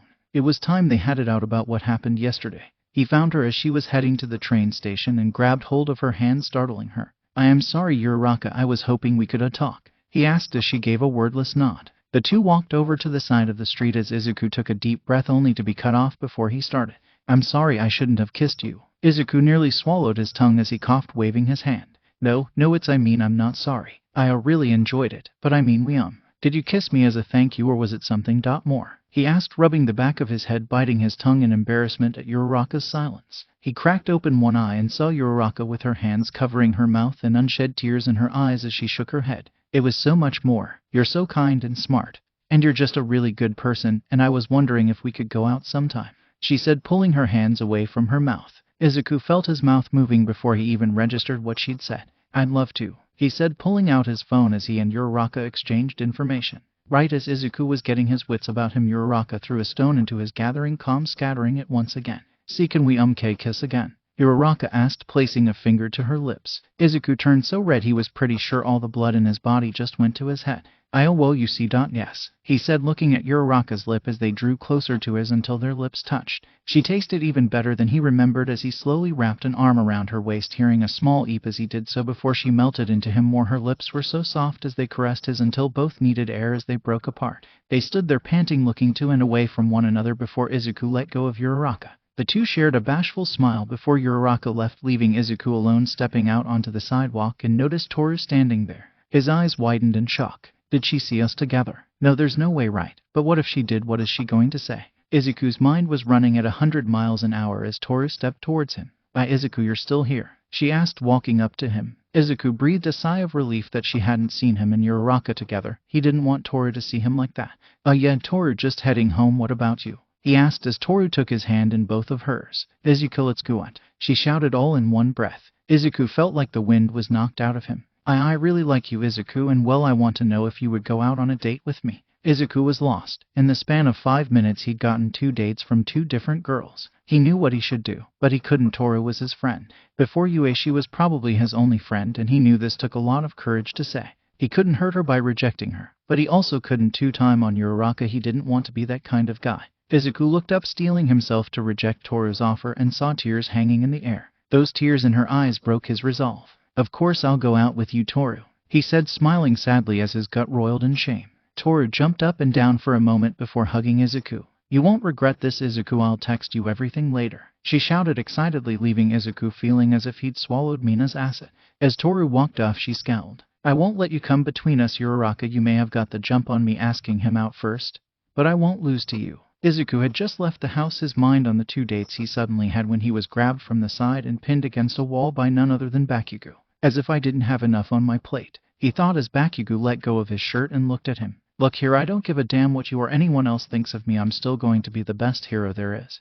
But you did beat me, and that will be the only time, Izuku, you hear me. I'll be the best hero in my own way, not yours, so just stay the hell out of my way," he said, walking away from Izuku. Izuku stood there frozen in thought. Did he just call me Izuku?" he asked, his brow arching as he felt a small smile on his face. "Maybe I did change your mind a little, Katsuki," he said, a feeling of accomplishment blossoming in his chest as he made his way to Yue. Izuku took his seat in class as the bell rung and Aizawa walked in. Everyone in class shared the same feeling of anxiety at seeing the Erasure hero standing there. "Oh man, what's he going to have us do this time?" Izuku thought, his heart pounding as Aizawa began speaking. "Alright, today we are going to pick the class representative and vice representative," Aizawa said as the entire class released a breath of relief before everyone started shouting for themselves to be nominated. As everyone clamored for the position, Izuku thought about whom he would pick, and the first person to come to mind would be. He was logical and a steadfast upholder of doing things by the book. And Yaoyorozu would be a good partner to his unbending adherence to the rules. She was more relaxed and more likely to keep Ida from going overboard. Everyone please, this is not how we should conduct ourselves. Ada shouted, his hand straining straight up in the air.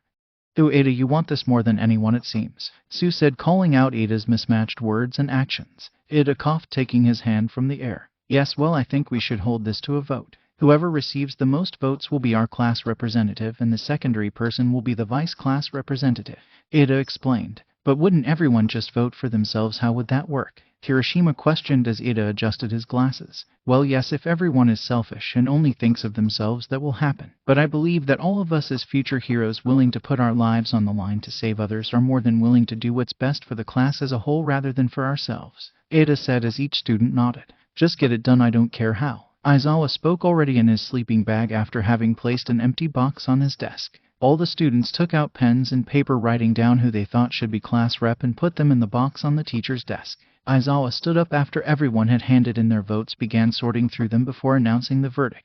The class rep with 3 votes is Izuku Midoriya, Aizawa said in a lifeless voice before Katsuki stood up shouting, "Which of you bastards voted for Izuku?" He reviewed the room, not being able to pick out any of the perpetrators before sitting down and growling as Uraraka whistled in the background. With 2 votes, the vice class rep is Momoye Urazu, Aizawa said as Izuku and Momo stood in front of the class. Izuku looked at the class at large. He wasn't sure about this. He'd never really wanted a leadership position, but he supposed that the book Leo gave him would be put to good use now. Are you guys sure about this? I don't really think I'm qualified for this, he said as he was met with disagreement. What, no way bro, you've got this, I definitely trust you as our class rep, Kirishima said with a thumbs up. Yeah, you even went so far as to try and show Bakugo what a jerk he is. If you went that far for him, I know how far you'll go for the rest of us, Gyro said, a slight blush on her face as Bakugo growled.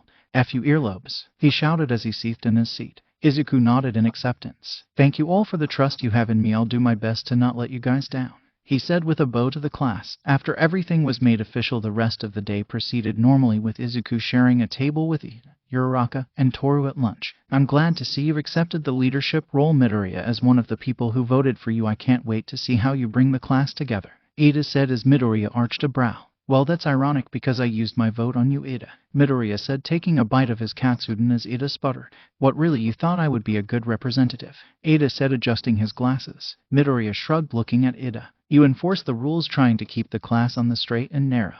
You set a good example for what a hero should be. I think that's awesome and someone I can follow without question. Ida took off his glasses and rubbed his eyes before replacing them as Uraraka smiled. Awa, Ida, don't cry, Uraraka said, patting Ida's shoulder as he smiled. No, it's just he reminded me of my older brother there. He said something similar to me once, Ida explained as Midoriya narrowed his eyes, trying to remember what he knew about Ida. You said you came from a hero family, right, Ida? Your brother wouldn't happen to be Ingenium, would he? Asked Midoriya as Ida coughed on the juice he was drinking. How did you know? Ida asked, looking at Midoriya in shock, who shrugged in return. It wasn't hard saying you came from a hero family, and your engine quirk, which has been a staple in every Ingenium, it was pretty obvious, he said as alarms started to go off and students began to leave the cafeteria in a rush. Ida managed to grab hold of an upperclassman that was passing by. Excuse me, what's going on here? What are the alarms for? Ida asked as the older student explained, saying that UAS perimeter had been breached and according to procedure all students should evacuate to the designated area. Midoriya, who had been listening, and waved to the class, getting them out of the cafeteria. But the moment they stepped outside, all of Wano was swept up in the raging river of the student body, trying to get out as quickly as possible. Izuku was pushed and shuffled like clothes in a dryer as he was jammed against the wall downwind of Ida, who seemed to be trying to tell everyone what was happening after looking out the window, but no one could hear him. Izuku grit his teeth as he watched Ida try to get hold of Uraraka. He didn't know what his plan was, but Izuku trusted Ida and moved forward steadily before giving Uraraka a push towards Ida, allowing her to make him float in midair before jettisoning himself through the air and landing above the exit. Everyone calm down, it's just the press outside, we are not in any danger, he shouted, calming the student body in one fell swoop. Izuku smiled as the students placidly exited the school building. On their way back to class, Izuku caught up with Ida and stopped him. Ida, I'm going to hand over the position of class rep to you after what you did at lunch, Udes. Ida held up a hand, stopping Izuku in his tracks. Midoriya, I know what you're going to say, and we both know that I wouldn't have been able to do that without your help, Ida said, eyeing Izuku down his glasses. I know you pushed Uraraka towards me in order for me to inform everyone about what was happening. That is why you would still make better class rep. You help everyone without asking for anything in return, even with no recognition. I know you'll do great, the taller boy said as he patted Izuku's shoulder and walked away. Izuku sighed, smiling at his friend's faith in him. The school day was over and he and Yaoyorozu were the last to leave after cleaning the classroom. Izuku looked over his shoulder at the taller girl. He'd seen the disappointed look on her face when it had come out he would be class rep. She really would be best for it, and he had no problem giving it to her. But it wasn't just himself he had to think about. 3 people had seen fit to put their trust in him, one of them being Ada, who wanted the position more than himself, but had turned it down even after Izuku offered it to him. Izuku took a deep breath before walking over to Yaoyorozu. Yaoyorozu, I know you really wanted the class rep position, and to be honest I think you would be a better fit for it than me, he said, squeezing the handle of his broom tightly as Momo turned to the boy, eyeing him. He wasn't wrong, she did want that position, and she really didn't know why people put so much faith in Midoriya. He was powerful, good-natured, and to be honest kinda cute with those freckles of his, but she wouldn't say he inspired confidence as a leader. I know I'm being selfish, but I want to give this my best shot even though I know I'm not all that qualified for it. But I can't let down the people who voted for me, at least not without trying. But I know I won't get anywhere without you by my side, he said, stepping closer to Yaoyorozu, who blushed at the close contact, stepping back slightly, realizing for the first time she was alone with a boy. I need you, Yaoyorozu, so please just give me a chance, but if you say no I'll understand and hand the position over to you right now. I'd rather try with your help than stubbornly hold on to something that I know I'll fail at without you, he said, bowing his head to her. Momo's head was spinning, to say the least. Never before had she been struck with such blatant honesty. Looking at Izuku right now, she could kind of see what it was about him that made people put their trust in him. Momo sighed before she spoke. Raise your head, Midoriya, I won't abandon you just because you got the position I wanted. I'll lend you my full support as your vice representative, she said, holding out her hand to Izuku, who shook it eagerly. Thank you so much, Yaoyorozu, I'll try not to let you down either, he said with such a bright, honest smile Momo felt as if she was staring at a new star as her heart skipped a beat. Izuku woke up that Saturday morning early as usual before the sun had even risen and taken his morning run to Tagaba Beach, his feet hitting the sand just as the sun began cresting above the horizon. He was dressed in a long-sleeve shirt and jean shorts, his trademark red sneakers on his feet as he began stretching. He was meeting Ajiro here this morning for that sparring session they'd agreed upon. But at the moment that was farthest thing from his mind right now. The only thing he could think of was the 2 dates he had with Uraraka and Toru. He was still conflicted about whether to date both of them, but the thought of rejecting either made him feel ill.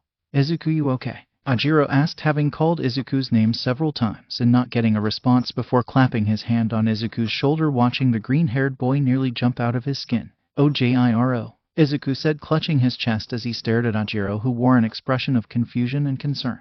Are you all right, Izuku? You seem distracted, Ajiro said, standing there in a plain white t-shirt and karate pants with black and white sneakers. Oh no, nothing really, just enjoying the sunrise, you know, Izuku said, rubbing the back of his head as he gave a nervous laugh. Ajiro turned to the rising sun as well and took a deep breath of the salty sea air. Well, it is nice to appreciate the simple things in life, he said before doing a couple stretches and then took a fighting stance. Are you ready? He asked, his tail raised as Izuku nodded, taking a fighting stance as well. Both waited for a moment before Izuku struck first a straight fist to Ajiro's face, who ducked to avoid it, sweeping at Izuku's feet with his tail as the green-haired boy back-flipped out of the way, landing on his feet just in time to catch a flying kick from Ajiro and threw him over his shoulder, watching the boy spiral in midair before dropping to his feet, standing there for a moment as the two stared each other down before engaging again, each throwing and blocking the other's strikes until Izuku seemed to lose focus, getting slammed in the stomach by Ajiro's tail being thrown onto his back. Izuku, are you okay? The blonde asked, holding his hand out to the down boy, who took it and pulled himself into a sitting position on the sand as Ajiro took a seat next to him. Yeah, I'm good, just lost my focus is all, he said, rubbing his stomach a little. Ajiro nodded, having felt that Izuku's head was somewhere else since he'd arrived. That strike you used at the start was a sun fist, right? Ajiro asked, to which Izuku nodded. Which you countered with dragon sweeps his tail and then went into the shadowless kick, Izuku said as Ajiro nodded in agreement.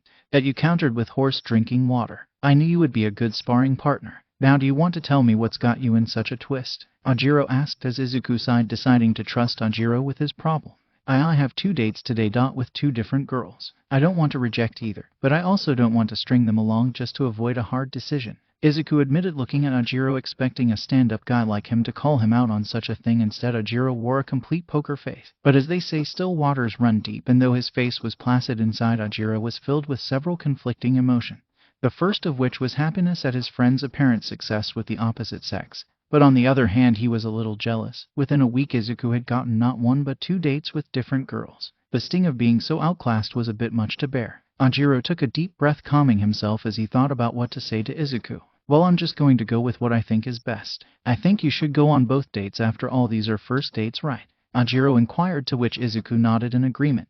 I thought as much, so I think you should just go ahead on both. After all, expecting yourself to make such an important decision without getting to know more about them is a decision doomed to failure. There's always going to be that what if feeling if you didn't go through with one. Izuku nodded his head, thinking about what Ajiro had said, and had to admit he was right. He couldn't just shut one down without getting to know her. But wouldn't getting to know them make it that much harder to break things off with one? Izuku asked, to which Ajiro nodded.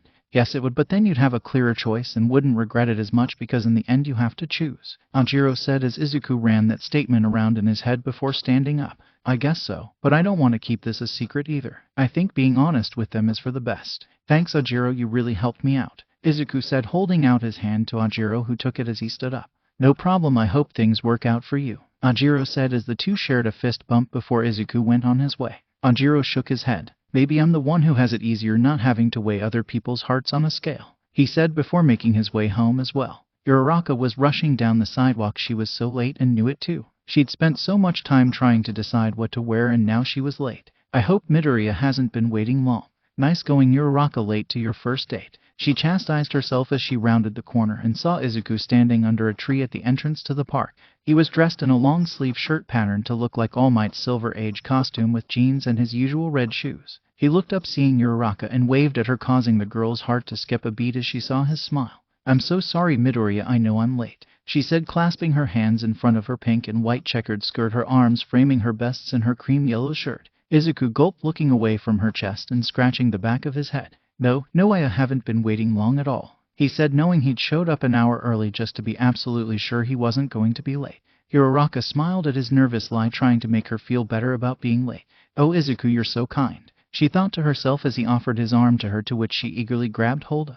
So you said a walk in the park, right? He asked as they began making their way into the park, seeing people enjoying their sad thoughts of work and school millions of miles away. Izuku had no idea what to say to break the ice as they walked down the path arm in arm until something popped into his head. Hey Uraraka, why did you decide to become a hero? I mean, your quirk could be useful probably anywhere you go. Construction would probably be the most useful place for you. Moving heavy building materials with your quirk would definitely cut down on the manpower needed and expensive equipment, he said, looking over at Uraraka, who had a wide-eyed stare on her face before she exploded.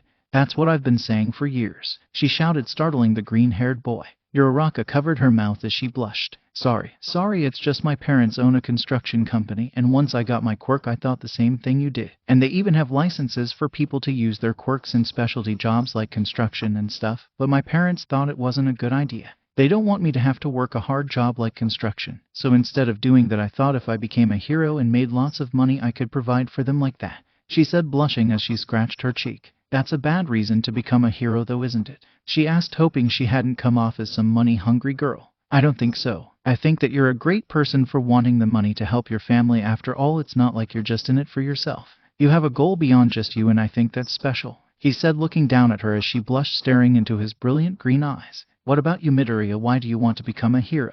Izuku smirked, thinking back to his childhood of how he wanted to be just like All Might, the symbol of peace. My reasons have changed over the years. At first it was just to be like All Might, and then it was to prove Katsuki wrong that I wasn't a Deku. But then once I helped you in the entrance exam, it became clear to me. I just want to help people, no more, no less. I know what it's like to be powerless, and I want to show people who feel like that there's always something more, something better, he said before chuckling, realizing he'd been rambling. Sorry about that, Uraraka, I just got carried away, he said as he turned to her, feeling her lips on his once again. He blushed as he pressed himself against her, indulging in the moment before they pulled apart. I'm sorry, it's just I think I fell for you all over again, Uraraka said, blushing as they heard a whistle and looked to see a food truck owner with parfait in each hand. You two are so sweet together. Here, have these on the house, he said as Izuku and Uraraka each took one. Way to go, kid, the man said, giving Izuku a thumbs up and a wink. Izuku blushed heavily as the two walked away to a bench to indulge in their sweets. Hearing Uraraka say she had fallen for him, he knew what he had to do now before things went any further. Uraraka, I have something to tell you. I like you, I really do. I find you sweet, cute, and a caring person, but I also have another date today with someone else, and it's not that I don't care for you, but I might also care for her. I'm not sure, but I owe it to her and to us to find out if there might be something there. I don't want to have any regrets in choosing you, and I feel like if I don't do this there might be this big what if hanging over our relationship. Do you understand? Izuku asked as Uraraka stared down at her pastry silently. Izuku feared the worst, that he might have ruined something before it was even started, but to his shock Uraraka turned to him with a bright smile. I understand, Midoriya. You have to do this for us in our relationship. I totally get that, and I'm happy that you were honest with me from the beginning. But can I ask you something personal, just between us? Uraraka asked, turning on the most deadly pair of puppy dog eyes he'd ever seen. Sure, go ahead, he said, swallowing. Uraraka smiled in gratitude. Why does Katsuki call you Deku? Is it not short for Deku, as in you can do it? Uraraka asked as Izuku sucked his teeth at the question. It wasn't something he liked talking about, but given the context that Uraraka gave it, it showed him how nice a person she was. Well, thanks for giving Katsuki the benefit of the doubt, but no. When I was a kid I wasn't very capable, and Katsuki thought it would be funny to change the letters of my name to mean Deku, as in worthless. Izuku balled up the empty wrapper of his parfait in frustration at his once friend's cruelty. Uraraka frowned darkly at the realization of how many times she'd heard Katsuki say that to him. I'm sorry for asking. I thought it sounded cool, like the name of a really great hero, and I was going to ask if I could call you that too. Uraraka frowned at her oblivious insensitivity. Izuku smiled as he gave a laugh. Don't worry about it, that's in the past. And sure, after what you just told me, I'd be more than happy to be called Deku by you, he said as Uraraka smiled, hugging Izuku from the side. Oh, thank you, Deku, she said as Izuku hugged her back before they got up and exited the park, heading their separate ways. As Uraraka walked away, she bit her thumbnail thinking about what she'd just learned. I can only assume he was talking about Toru, but I'm not going to back down from this. Izuku told me about this date because he's obviously going to choose me. But what if he doesn't? I'll be left out in the cold. I can't take that chance, but what can I do? She said to herself. Later that evening around 5, Izuku stared at the building in front of him, feeling as if an icy fist was gripping his insides. Toru, are you sure about this? He asked, staring at the blinking neon sign. Toru giggled at his side, clutching his arm to her chest as she whispered into his ear. There's nothing to be afraid of, Izuku. I'll make sure this is the best experience of your life, she said huskily, causing the boy to shiver as she began pulling him inside. Toru walked up to the counter dressed in skinny jeans with white heels and a striped blue and white t-shirt, the outfit accentuating her full figure. Izuku swallowed, staring at Toru's butt in those tight jeans as she shifted from side to side in excitement. Toru turned around quickly, spotting Izuku diverting his eyes from her, and smiled as she grabbed his arm again as they were led down a hallway and stopped in front of a door that opened into a karaoke room. Izuku was pulled inside and pushed onto the couch as Toru sat next to him, grabbing the tablet on the table and going through the songs. Ooh, I love this song, Toru said, showing him a pop song he'd probably heard 1,000 times, but never bothered to listen to. Well, you should definitely go first. I'm not much into music, he said as Toru started playing the song and singing along. Izuku watched, mesmerized by Toru's gyrating body as she became one with the rhythm. Even though she was invisible, he could practically see the joy on her face as she let the song move her. This is what he loved about Toru. She was infectious, propagating happiness and joy to whoever was around her. She was like a sun, raining down rays of elation on everyone who was around her. Toru collapsed down next to Izuku, panting slightly as their drinks arrived, and she took a sip from her pink lemonade while Izuku swirled the straw in his soda. He watched her chest rise and fall with each breath and the way her throat moved with each swallow. He found his mouth dry as the Sahara after watching her. Izuku, I never did properly thank you for saving me, she whispered, leaning against him, her hair tickling his nose, smelling of peaches. She nuzzled against him, giggling some. You smell good, she whispered as she placed a hand on his stomach, feeling the hard muscle there before dancing her fingers across his abs, causing Izuku to laugh. Toru, stop, I'm ticklish, he said, grabbing her hand as the other started dancing along his ribs, causing him to fall to the side, collapsing in a fit of laughter, unable to keep Toru from climbing on top of him to continue her assault. Say uncle, Toru said as Izuku bucked upward, slamming his pelvis against hers, knocking the wind from her as Izuku grabbed hold of her arms, holding them at her sides. He took a deep breath to collect himself as the last of his giggles subsided. He looked up at Toru and then to where she was sitting, and his eyes grew wide before trying to move out from under her, grinding himself against her as he did so, causing her to let out a small squeak before she plonked down on the couch. Toru, I am sorry about that, really I am, he said as he heard Toru speak. I felt it, Izuku, she said, sliding closer to him, breaking the boy out in a sweat. It's okay, I don't mind really, she said, reaching toward his zipper before Izuku stopped her. Toru, I do feel that way about you, but I don't think we should go there just yet, he said as he looked at her, holding her hand in between his. Today I had a date with Uraraka, and I'm going to tell you what I told her. I like both of you, but I don't know which one to choose. But I know I can't have you both. That's why I went on both these dates today, to see if I could sort this out. I like being with both of you. Toru, you were my first friend in a long time, and I love being around you. You brighten up everything around you, he said, stroking her cheek as he stared into where he assumed her eyes were. I need time to make a decision, but I wanted you to know how I felt, he said as he sighed. It's okay, Izuku, I understand. You're such a good guy. I bet you were tying yourself in knots about this, weren't you?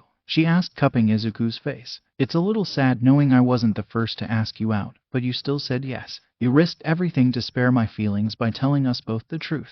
That's the reason I like you so much. You're everything I want in a boy, and even if you don't pick me, I know you'll still be the best friend I'll ever have, she said, moving forward and kissing him, wrapping her arms around his neck as she crawled into his lap and wrapped her legs around his waist. It was like she was some amorous octopus and he was her willing prey. He could feel Toru's passion invading his body, and her desperation to have this moment last as long as possible. Not wanting to disappoint, Izuku squeezed Toru against him, running his hands through her hair, filling his nose with her scent as they massaged each other's lips before coming up for air. Both were panting as Toru climbed out of his lap, rearranging her clothes as Izuku did the same, both standing up.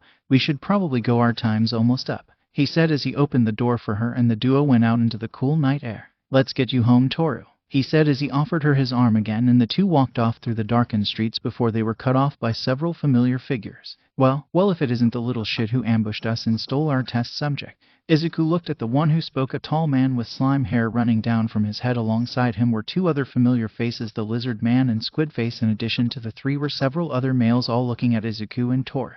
What a surprise meeting you again. Now I can pay you back for what you did to my face, Slime shouted, pointing at the scars across his face as the group advanced on Izuku and Toru. Izuku, what are we going to do? Toru asked as Izuku stayed in front of her as they were steadily corralled into a deserted alley. He clenched his fists ready for a fight until he heard something and ducked, pulling Toru with him as a spray of blood painted the walls where they had been. Slime watched in confusion as Lizard Man and Squidface fell to the ground headless. What the F? He shouted, looking at Izuku and Toru before turning to the rest of his group, finding them equally as dead, and a man with a red scarf and cloth mask stood there. The long, jagged blade he carried stained with blood as he looked at Slime with the intensity of the sun and coldness of a blizzard. The man moved, and Izuku found himself moving as well, blocking the sword swing at the man's wrist before going for a palm strike, which the man avoided, sliding to the side and dropping his sword from the hand Izuku held, catching it with the other, swinging, making Izuku let go as he jumped back from the blade. The two stood on opposite walls of the alley. Why would you protect this scum? The man questioned Izuku as Slime and Toru stood still. He may be a criminal, but I can't let you kill him. Even he deserves the chance to change his ways in the future, Izuku said as he and the stranger locked eyes. The stranger smiled. Splinter has trained you well, boy, but he's still not willing to do what's necessary, the stranger said, rushing Izuku before jumping above him onto the wall and throwing a knife at Slime before climbing up the wall to the roof of the building. Izuku realized he had been faked out and, activating full cowl, dashed forward to grab the knife, but was too late. The knife embedded itself between Slime's eyes. Izuku watched his body fall in slow motion before hitting the ground with his face forever stuck in that shocked expression. Izuku fell to his knees as Toru came to embrace him. Izuku, are you okay? She asked as she pulled out her phone and called the police as Izuku stared down at the dead thug. I couldn't save him. I was right there and I couldn't keep him from being killed, he whispered to himself. This failure weighed heavy on him. How was it possible that even with this new power he couldn't keep a single person from dying? The police arrived quickly and took Izuku and Toru's statement before letting them go. As Izuku was walking away, he heard one of the officers commenting on the crime scene. Hero killer Stain strikes again, but this is the first time he's saved someone. What's his deal? He goes around killing heroes and then suddenly decides to off some thugs. Doesn't make sense. Izuku kept that thought in mind as he said goodnight to Toru. He couldn't help but go over the fight with Stain, those moves, the way he wielded his sword. They were all known to him, and worse, he knew Master Splinter. What could it all mean? He thought to himself as he got home and went into his room, his thoughts plagued by thoughts of Stain and his inability to save that thug. I couldn't save him, I failed, he whispered to himself as he fell asleep. Izuku looked around the space he was in. It was completely pitch black. He couldn't even see his hand in front of his face, or so he thought, until he realized that from his eyes down his body was completely blacked out, as if it was part of the room itself. He struggled trying to move his body at all, and failed, and without a mouth he couldn't even call for help wherever he was. But then suddenly he heard a multitude of voices. Can you believe how fast this is happening? One of us will meet him soon. Izuku looked towards the source of the voice, but couldn't make anything out except some shadowy figures in the distance. I told you he was special, believe it'll. Another voice spoke before a female voice rang out. I know this is exciting and all, guys, but remember, he is a lot younger than any of us were when we inherited One for All. It's our job to teach him how to use this power. As such, I think that. Suddenly the voices were cut off as if someone had shut a door, and before Izuku stood a frail-looking man reminiscent of All Might's true form, with long hair that covered one of his eyes. The man gave a gentle smile before speaking. Sorry about them, they're just excited about meeting you is all. I know you must have questions, and I'll try to answer them in the time we have. I'm the original user of One for All, and the voices you heard before were the people One for All was handed down to. he said, giving Izuku a moment to process what he was saying before continuing at the boy's nod. You are the most compatible person I've seen with One for All. You see, One for All isn't just a quirk, it's a collection of people's consciousness and powers. As such, it has a consciousness of its own, and it seems to like you, so much so it has started to open up to you, giving you access to its stored power and us. Izuku's head was reeling from this. All Might did tell him that One for All had been passed down to multiple people and stored their power, but nothing like this. No doubt you're asking why Toshinori didn't tell you this. It's because he doesn't know. One for All has never opened to anyone like it has to you. The closest I can think of was when it let me speak to Toshi's predecessor, allowing me to tell her of a change within One for All itself, but nothing like this. I just want you to know that no matter what happens, we're here for you. You are not alone, you carry all of us with you, the man said, giving a smile much like All Might's before the darkness began to recede around Izuku, pulling the strange man from him as he was thrust into consciousness. Izuku opened his eyes sitting up in bed and yawned. He remembered fragments of his dream from before, the most notable part being, "You are not alone, you carry all of us with you." Izuku felt a smile on his face at that as he climbed out of bed and went to do his morning routine. As he went through his morning thoughts of the fight last night ran through his head. "Stained," he said, walking out of the bathroom back into his room as he knew what he had to do today. Izuku got dressed in one of his many All Might shirts with jeans as he headed into the kitchen, seeing his mother go about making breakfast. He smiled, walking up behind her and kissing her on the cheek. "Morning, Mom," he said, sitting down at the table right as his mother set a plate of eggs and toast in front of him. "Morning, Izuku. You slept late today. Usually you're gone before I get up. That date you had yesterday must have really taken a lot out of you," Inko said, causing her son to choke on his freshly buttered toast. Izuku pounded his chest as he looked at his mother in shock. "How did you know?" he gasped out, taking a sip of his orange juice to clear his throat as his mother wore a smile reminiscent of the Cheshire Cat. "I'm your mother, Izuku. I noticed things like my son getting ready for a date," she said, smiling as she smeared jelly on her toast while Izuku sat there blushing and eating his eggs. "I hope I get to meet this young lady soon," she said with a wink as Izuku began shoveling food into his face to hurry past this awkward mother-son conversation. "I'm going to the dojo for a while. I'll be back later." "Thanks for breakfast, Mom," he said, placing his plate in the sink as he drained the juice from his cup, which quickly followed into the sink as Izuku sped to the front entrance and out the door after putting his shoes on as Inko gave a small giggle. "I can't wait to tell Hisashi," she said, smiling at her baby boy growing up. Izuku arrived at the dojo trying to remove his mother from his thoughts as he focused on the matter at hand. Izuku slid the door to the dojo open and found Master Splinter sitting at the front of it drinking tea. He must have just finished his morning training. Splinter's eyes opened after setting down the tea, letting out a sigh of contentment. "Izuku, good morning. What brings you here this early?" Splinter asked as Izuku sat in front of him. "Sorry to come by so early, Master, but I had a question only you can answer." Splinter nodded, giving Izuku the signal to proceed. Izuku took a deep breath before starting in. "I met a man last night. He was using our techniques to kill people. He murdered several men in front of me. They weren't good men, but they didn't deserve to die. I was hoping you might know who this is," Izuku asked as he looked into Splinter's glazed eyes. It seemed as if his master was a million miles away. Splinter closed his eyes for a moment as he released a shaky breath. "Izuku, this isn't something we should discuss. I have nothing to say on this matter. Sorry you came here for nothing," Splinter said, rising to his feet. Izuku bit his lip, debating on whether to leave or not, but shook his head. "Sensei, please. This man killed people in front of me using our techniques. I couldn't stop him. I tried to protect one and I failed. I wasn't able to save him. Please, you have to tell me who this is," Izuku said, standing to his feet staring at Splinter's back, only for the older man to turn around. Yoshi looked into Izuku's eyes, always so expressive. The boy wore his heart on his sleeve, so Splinter could tell that this man's death affected him greatly. "Izuku, your compassion is remarkable," Splinter said before sitting back down and waving for Izuku to do the same, which he did. "The man's name is Oroku Saki, and he was once my brother in training. I was older than him by a decade, but I looked at Saki as my younger brother, both training under my father. Both of us had a strong sense of justice and pursued heroics.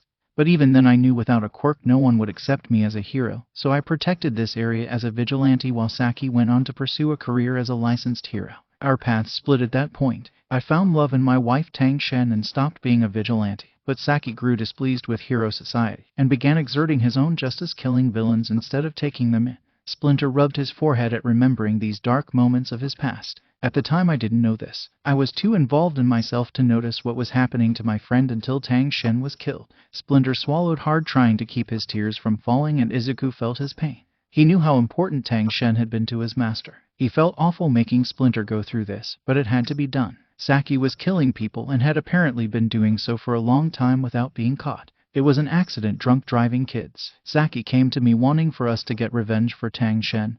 But I refused. I couldn't do that to Miwa. I couldn't make my daughter an orphan, her mother killed and her father a murderer. Saki saw this as an affront to Tang Shen's memory, a woman he thought of as an older sister. He killed those kids and I didn't stop him. It was only after he had done the deed did I confront him. We fought, but I couldn't do what needed to be done. I let him go and excommunicated him from our dojo, but I couldn't live with the guilt of having let him kill those kids, so I left Japan with Miwa heading for the US. I had only recently returned when your mother asked me to train you. I had my reservations, but the look on your face back then, the determination to follow your dream gave me hope, and now seeing the man you've become lets me know I made the right decision. Splinter said, placing a hand on Izuku's head. Don't do what I did. I let Saki go because of our past. Don't let the murder of those men cloud your judgment. If you choose to pursue him, do it the right way, understand? Promise me you won't break the rules for him or to catch him. Izuku stared into Splinter's amber eyes and gave a single nod. I promise, Sensei, I will bring Stain to justice the right way or not at all. You shouldn't feel guilty about choosing not to seek revenge for your wife. It was an accident, and though I never met Tang Shen, I think she would be proud of your choice, he said, smiling and filling Splinter with pride as the boy stood up and left. Izuku returned to school the next day, this being his first official day as class rep. He was eager to pay back everyone's trust in him. As Aizawa walked in, Izuku led the morning greeting to their homeroom teacher. Stand, Bo. Good morning, Mr. Aizawa. Be seated. All students followed suit before sitting down again. Izuku breathed a sigh of relief, glad he hadn't forgotten or said anything wrong. Out of the corner of his eye he noticed Uraraka giving him a stealthy thumbs up before Aizawa began speaking.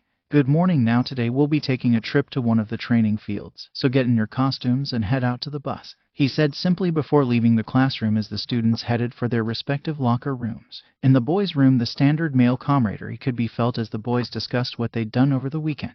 Ajiro looked at Izuku as the two got dressed. So how'd the dates go? Ajiro asked, keeping his voice low but apparently not low enough as Minta was pulled from trying to listen to the girls through the wall, zeroing in on Izuku, who he pounced on, being caught on instinct by Izuku. Minta, what are you doing? Izuku shouted, shocked halfway through pulling on his suit as the purple midget writhed in his hand like an angry ferret. Who was your date with, Midoriya? Minta shouted, alerting all the boys to the brewing situation. What? No way Midoriya had a date with who? Tell us, Denki said, sitting on the bench nearest Izuku as most of the male students crowded around the green-haired boy aside from Bakugo, Todoroki, and Takoyami. Izuku looked at Ajiro, who held his hand up vertically in front of him in apology, as Izuku was then swarmed with questions about who he was dating. In exact opposition to the noise the boys were making, the girls' locker room was silent as a crypt due to the thick veil of tension that emanated from two girls, Uraraka and Toru. The other girls looked on at the two slowly dressing, trying hard not to breathe too loudly. What's up with those two? Tsu asked Tomomo as she zipped up her uniform and began tightening her gloves. The creation girl shook her head before. I don't know, but we can't let this continue, she said, walking over to Toru and Uraraka. Excuse me girls, I know we aren't all that close, but as vice class rep it's my job to make sure everyone in class is doing well, so what seems to be the problem? She asked as Toru and Uraraka turned towards her, radiating death and malice. Momo felt a chill run down her spine as she took a step back. No, I can't. Midoriya is counting on me to help keep this class in order. I can't let him down, she thought before stepping forward, only for Mina to slide in between the trio. Isn't it obvious? It's about a guy, she shouted, breaking Uraraka out into a blush, and judging from Toru's fiddling fingers she was also quite embarrassed. WWW, what? And no, it's not T. Uraraka objected, hurriedly getting dressed as Toru slid past the other girls and out the door, the tension having left the room completely at Mina's outburst as the girls evacuated the locker room, the last being Jiro, who pulled her earphone jack out of the wall, her face red. Midoriya had a date. With who? She thought to herself as she followed her fellow females outside, meeting up with the boys as they gathered onto the bus. The last person to board being Izuku, after having made sure that no one was left behind. He climbed on and began heading towards one of the only seats open next to Tsu. He didn't notice the multiple looks of disappointment by the other girls, each having had their extra seat taken. I hope you don't mind, Asui, Izuku said as he thought about what he'd learned from Splinter and then about Stain himself, the memory of his failure still fresh in his mind. Not at all, Midoriya, and please call me Tsu, the frog girl said, looking at Izuku, noticing the dark and involved look on his face. She felt bad for him, wondering what could have the boy in such a state. Midoriya, what's wrong? You look sick, she said, drawing Izuku from his ruminating. It's nothing, Asui. I couldn't help somebody when they needed it is all. He gave her a half-truth, not wanting to tell her how he'd let someone die right in front of his eyes. Were they a friend of yours? She asked, looking at him curiously as Izuku shook his head. No, I didn't know him at all. He wasn't a good person. But I think he could have been a better person if given the chance. It just sucks I couldn't help him, he said as the eyes of that thug swam across his vision. He looked confused as if he didn't know that he had died or why. Izuku's fellow students looked at him somberly to note that the Greenettes felt sorrow for not helping a complete stranger, one who he said wasn't a good person no less. Well, Midoriya, that's heavy, bro, Kirishima said from his seat next to Tsu, who took Izuku's hand. Izuku, I'm sure even if you didn't help him, the fact that you tried meant a lot to him. Take solace in that, Tsu said, patting Izuku's hand before letting go, causing the Greenette to smile before Katsuki put in his opinion. Stop being such a whiny beach, Izuku. Next time try not to be such a cat, Katsuki shouted, causing the other students to sigh in exasperation. Come on, Bakugo, that's not cool, man, Kirishima said as Denki shrugged. He's just being himself, I guess. We all know Bakugo's personality is flaming shit mixed with garbage, Denki said as Katsuki's eyes glared a hole into the electricity user. What you say, shit stain? Bakugo shouted as Izuku smiled, a new light in his eye that Tsu took notice of.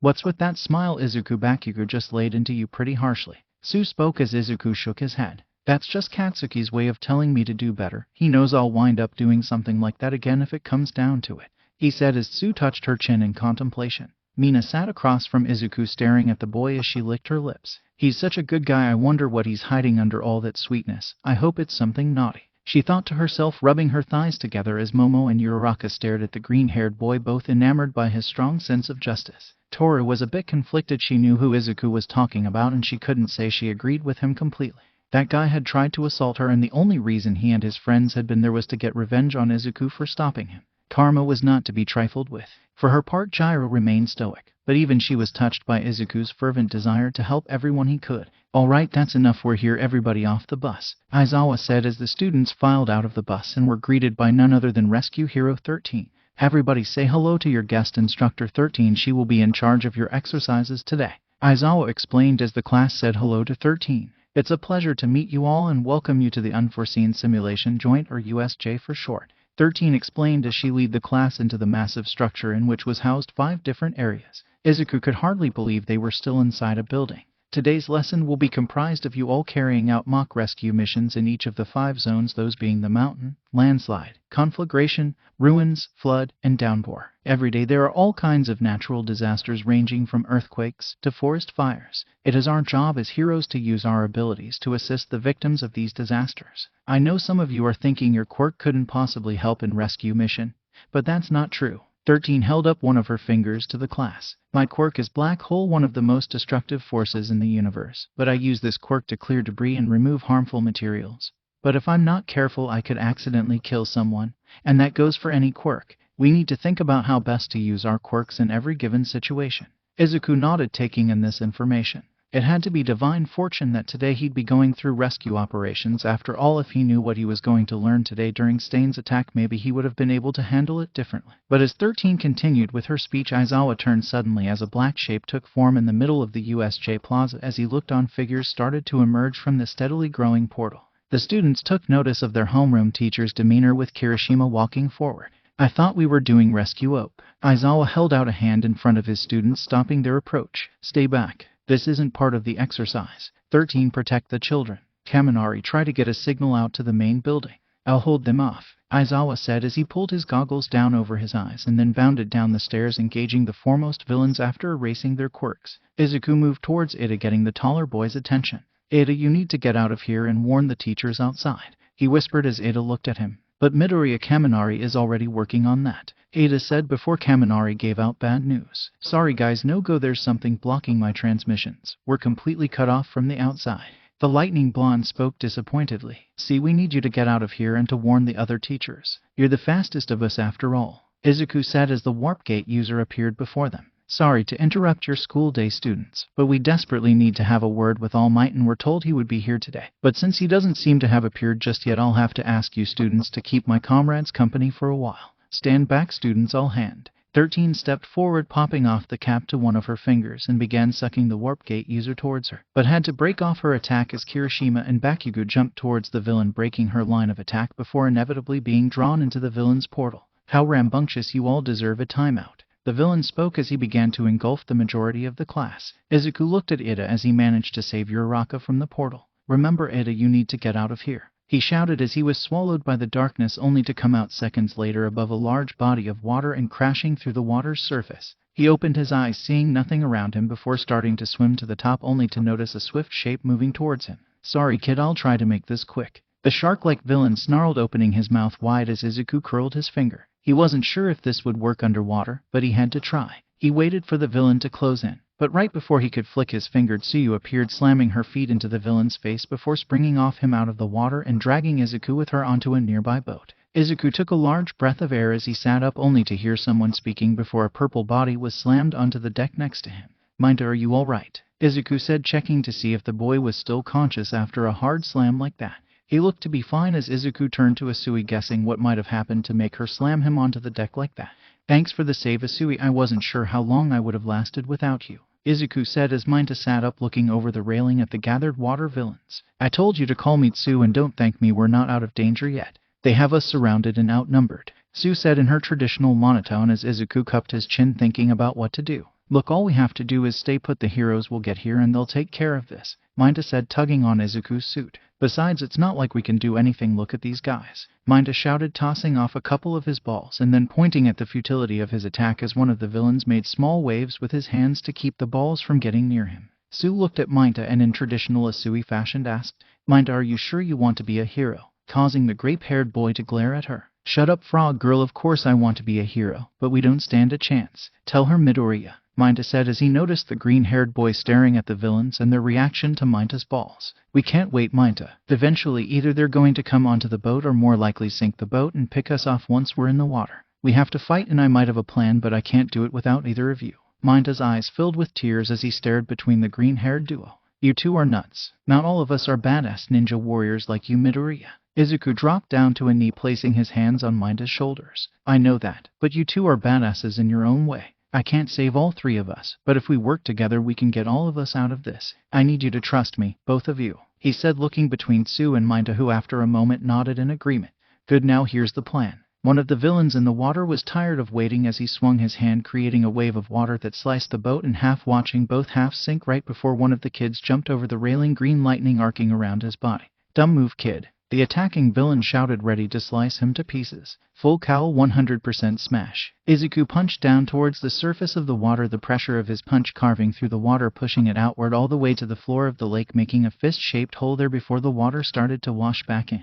Izuku was pushed upward from the force of his punch before Tsu's tongue wrapped around his torso and pulled him along with the jumping girl as he saw Minta throwing ball after ball into the swirling villains, causing them to clump together into one large mass. Izuku looked back at Minta, who was bleeding down the left side of his face, and smiled. That was totally badass, Minta, Izuku said, giving Minta a thumbs up as Tsu smiled. The both of you are badass, she said as they landed near the shore of the lake, looking onto the battle between Aizawa and the villains. At the USJ entrance, the remaining students looked on as 13 unleashed the full power of her quirk against the warp gate, steadily sucking him towards her. Give up, villain, I will not allow you to harm these students, she shouted, increasing her suction. The students looked on as Ida stared at the front door, Izuku's words in his head. You have to get out and warn the teachers, Ida. Tenya stood up, looking at the door. Midoriya put his faith in me, I can't let him down. Ida felt a hand on his shoulder and saw Uraraka at his side, smiling. Deku trusts you, Ida, so we're going to do everything we can to help you, Uraraka said. Even though she was worried about Izuku, she had to help Ida like Izuku had wanted. It was at that moment that the fight between 13 and the warp gate took a turn as a portal opened behind 13, turning the suction of her black hole on herself, tearing through the back of her suit, gravely injuring the hero.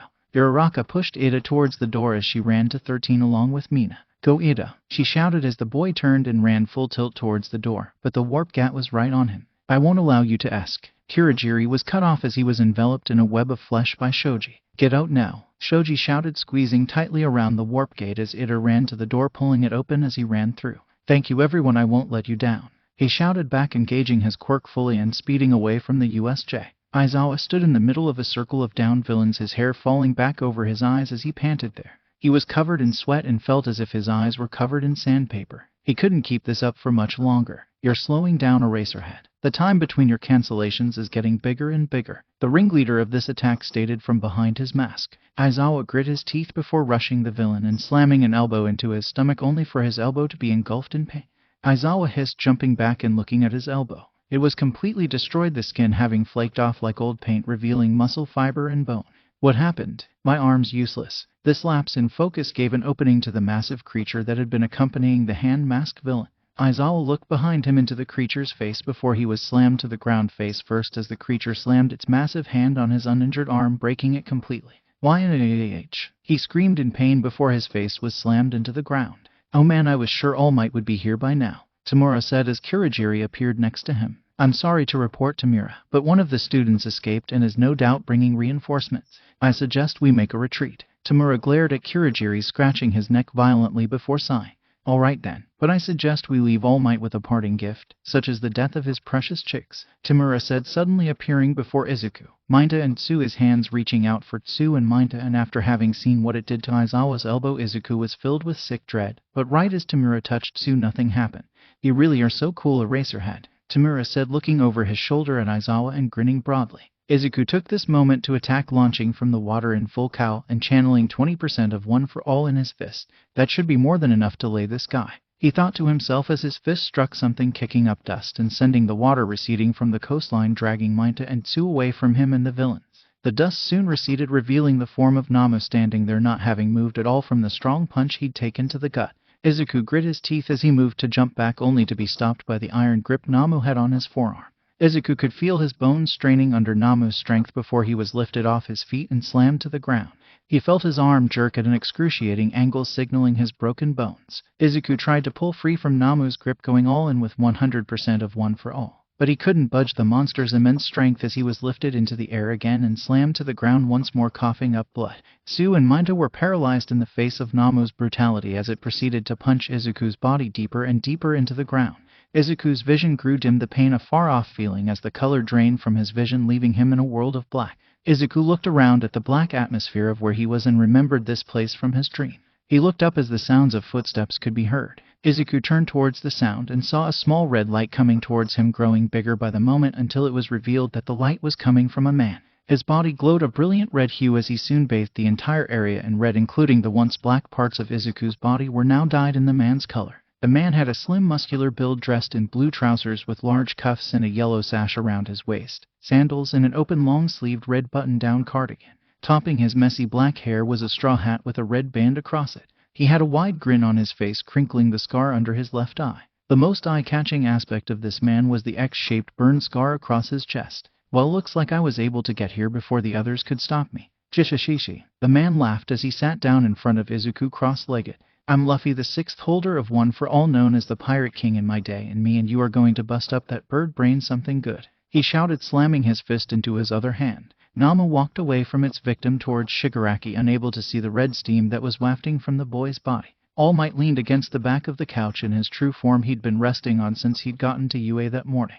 He'd foolishly gone past his limit this morning and couldn't make it to class, but worst of all, he's being held captive by Principal Nezu and his long-winded speeches. Now All Might had immense respect for the principal, but this was bordering on torture. All Might, are you listening? Nezu asked, having climbed onto the back of couch to stare Toshi in the eye. All Might jumped, having been roused from his inner turmoil, coughing up a bit of blood moving so suddenly. Of course, Principal Nezu. I was just thinking maybe it's time I head out to the USJ, make an appearance at least, All Might said, transforming into his buff form as he opened the lounge door. Oh, very well, All Might, I'm surprised I was able to hold you here this long. But go ahead, Principal Nezu said, sipping his tea as All Might gave a wave and dashed out of the room before the principal changed his mind. If I hurry, I can maybe even give a few tips on rescue operations, All Might thought to himself as he put on even more speed. Izuku looked at the man called Luffy before him and cocked an eyebrow. King of the pirates, what's that mean? Pirates are evil, aren't they? Why would someone entrust One for All to a pirate? He thought to himself as Luffy stood up, throwing a few punches, completely unaware of Izuku's quandary, and because Izuku's body wasn't completely formed in this world, he couldn't say anything. Luffy looked at the boy and smiled again. Don't worry, kid, I'm going to help you out. My quirk is totally the best to beat that guy to a pulp.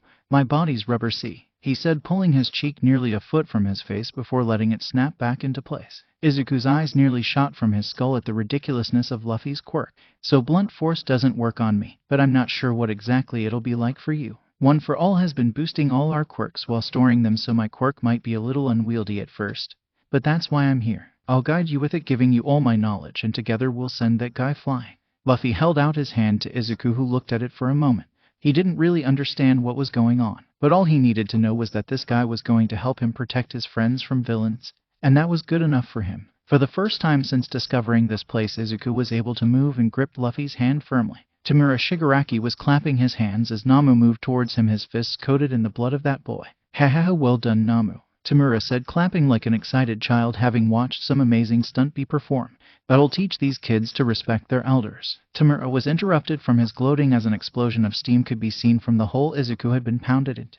A tall pillar of red energy wafted from it like steam as a figure stood in the middle. The steam was so thick it could even be seen from the entrance. "What is that?" Mina asked, squinting her eyes as she looked on with the others. Minta and Tsu, who had climbed out of the water and had been trying to sneak close enough for Tsu to grab Midoriya's body from the hole until that powerful red steam had erupted from the crater. "What is that?" Tamura couldn't see what happened, but suddenly Namu's hand was in front of him and he was splattered with the creature's blood. "Namu, what are you doing?" He shouted angrily, trying to clean the blood from his face, only to see Namu's hand having been completely destroyed and was in the process of regeneration.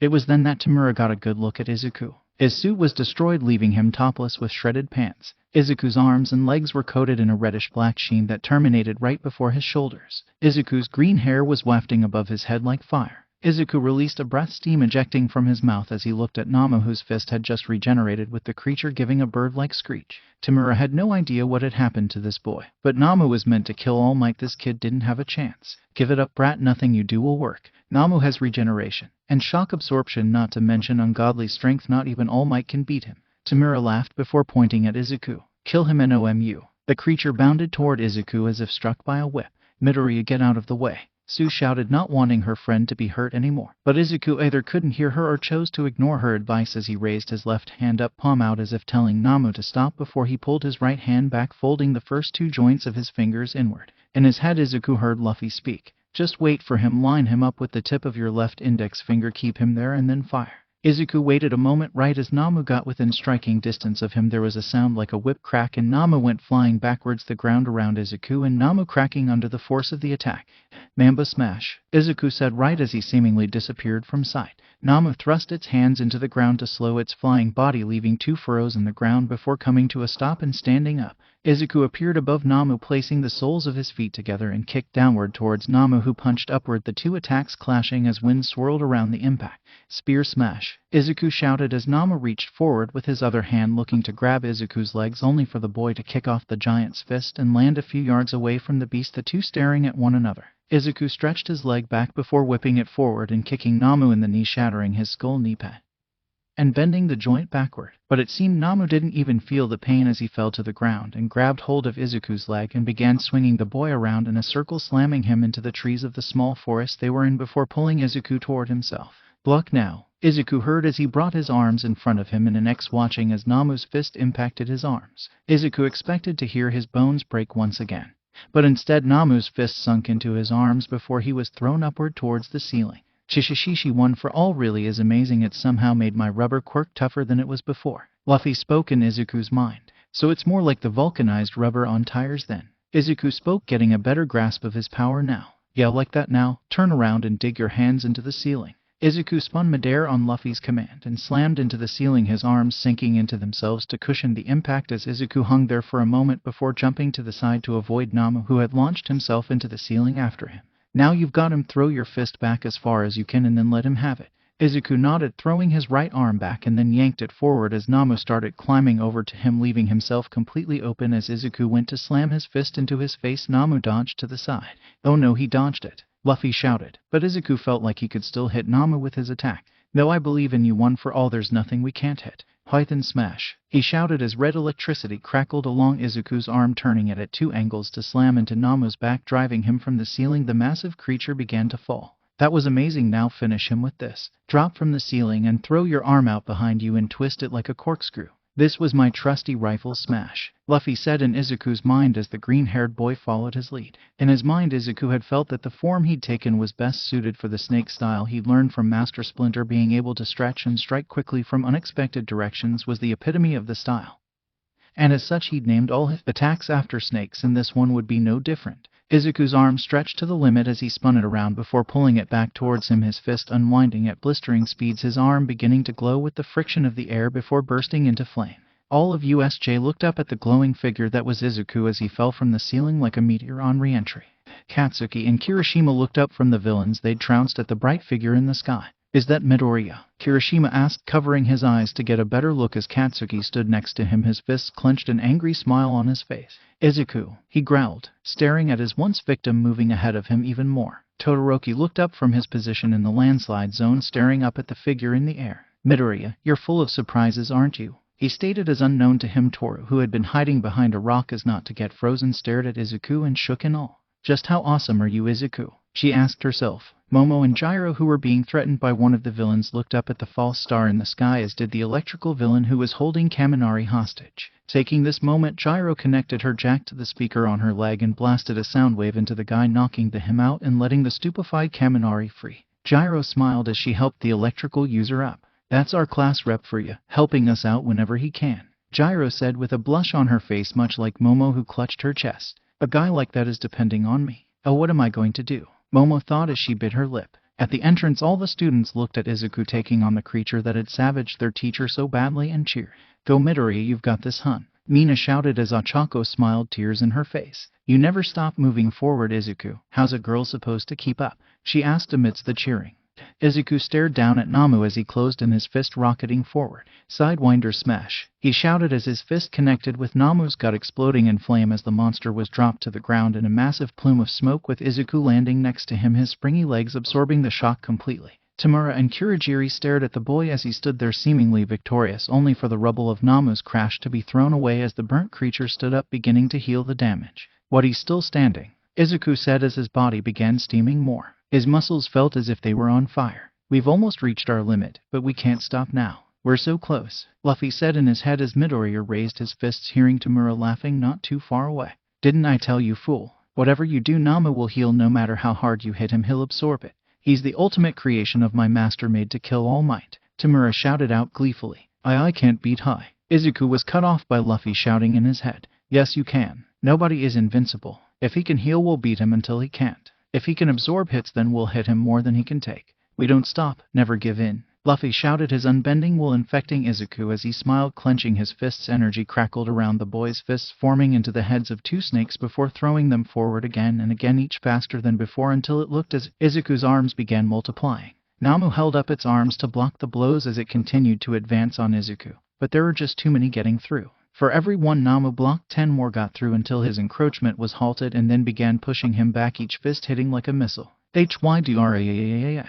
Izuku pulled both his hands back as far as they'd go before hurling them forward, with the two large snake heads slamming into Namu's chest. Smash! Namu was slammed hard, the ground shattering underneath him as he was lifted up and flew backwards, slamming into the wall of the USJ before rocketing through it outside and far away. Izuku watched the receding figure of Namu as the world slowly faded to black around him. He could hear Luffy's voice in his head, fading with each passing moment. Shishishi, nice one, kid. I'm glad I was able to fight with you. Don't stop here. We're all waiting to see how far you go. Izuku's body fell to the ground. The steam from his body finally stopped. Shigaraki and Kurogiri looked at the unconscious boy in front of them. No, it can't be. That's impossible, Shigaraki shouted, scratching at his neck, blood flowing from the numerous scrapes. He couldn't have beat Namu. Shigaraki's hands fell from his neck as he started to move forward slowly at first before going into a dead run as he advanced on Izuku's body, his hands outstretched before feeling a massive impact on his side, throwing him far to the left.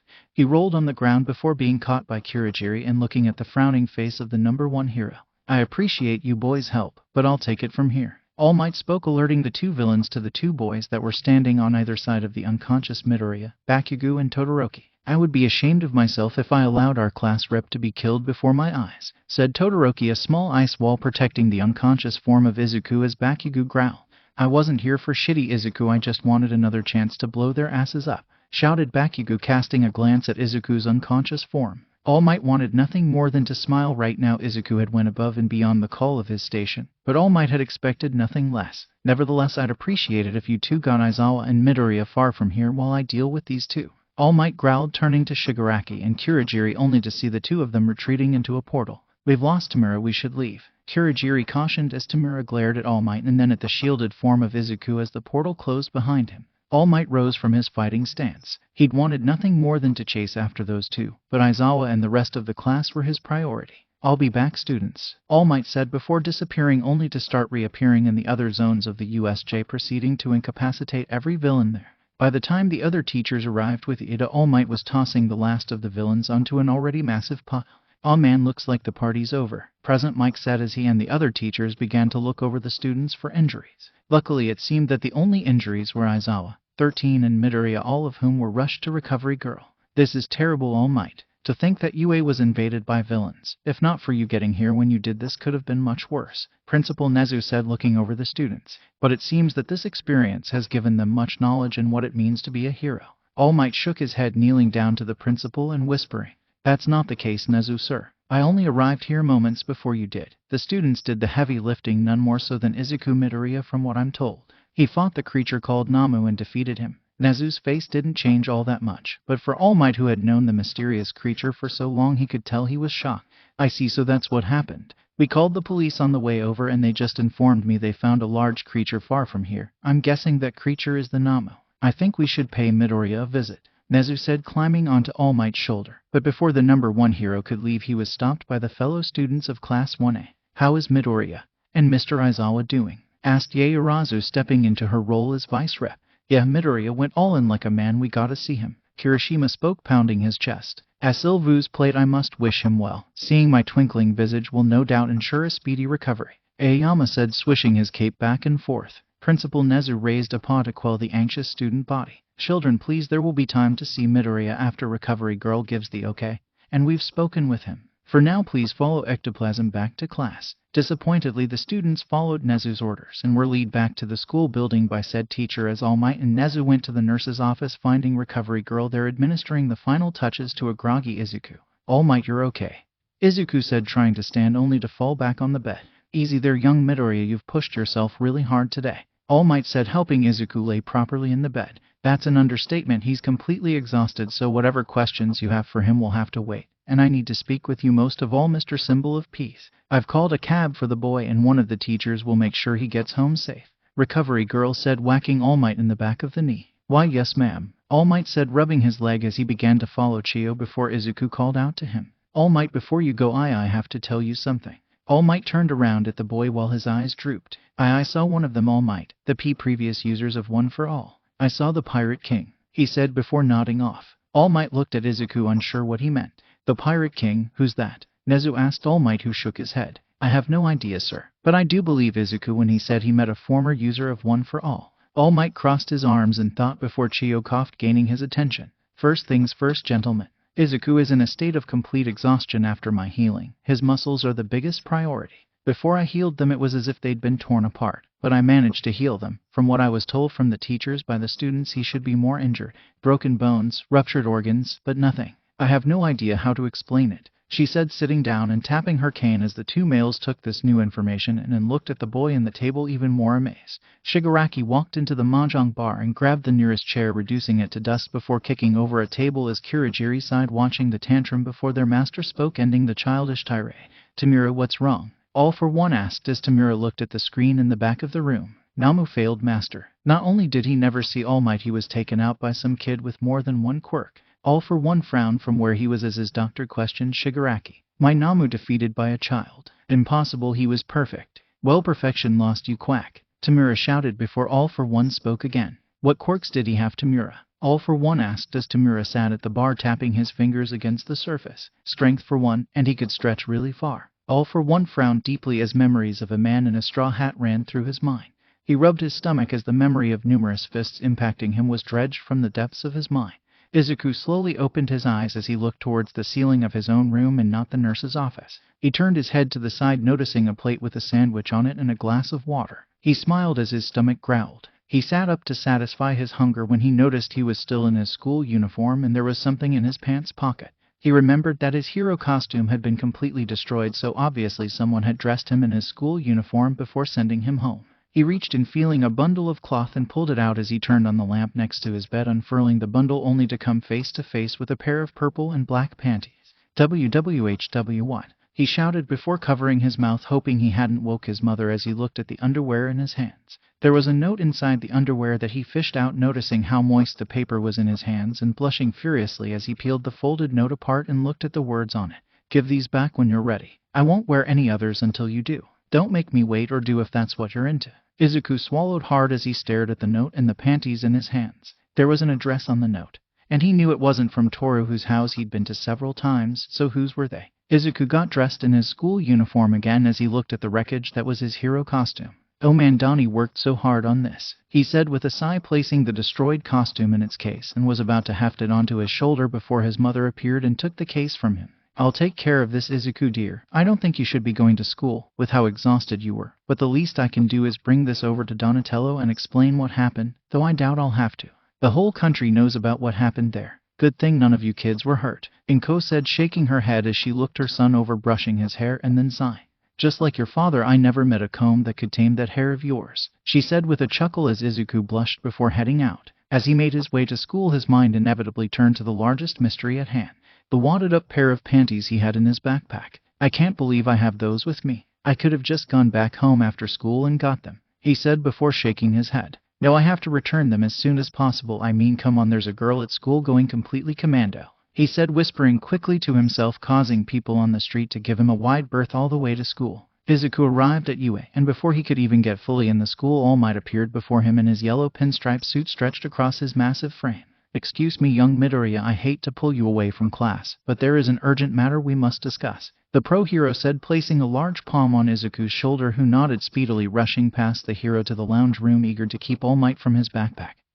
As if he was sure the hero could sense the offensive garment in his bag, Izuku and All Might sat in the lounge, with All Might reverting to his true form, conserving his dwindling strength. "First off, young Midoriya, I wish to apologize for my late entry. Because of my foolish actions that morning of stopping so many crimes on my commute to work, I wasted my energy and forced you to accept a large burden," All Might said, bowing his head in shame as Izuku waved his hands. "No, All Might, I wouldn't think of blaming you. You were doing hero work, and well, you showed up when it really mattered. Thank you for keeping all of us safe," Izuku said, issuing forth nothing but pure gratitude. All Might sighed, knowing when he was beat, nothing he could say would ever convince Izuku that he was negligent in his duties. "Well, all that aside, Midoriya, I want to talk to you about what you said to me before falling asleep after the attack." Izuku arched a brow, trying to remember what had happened after he woke up in the nurse's office. "Oh yeah, about Luffy," Izuku said, remembering the man who called himself Pirate King. "Oh yes, the Pirate King you called him," All Might said, confirming they were speaking about the same person. "You said you met with him, correct?" Izuku nodded.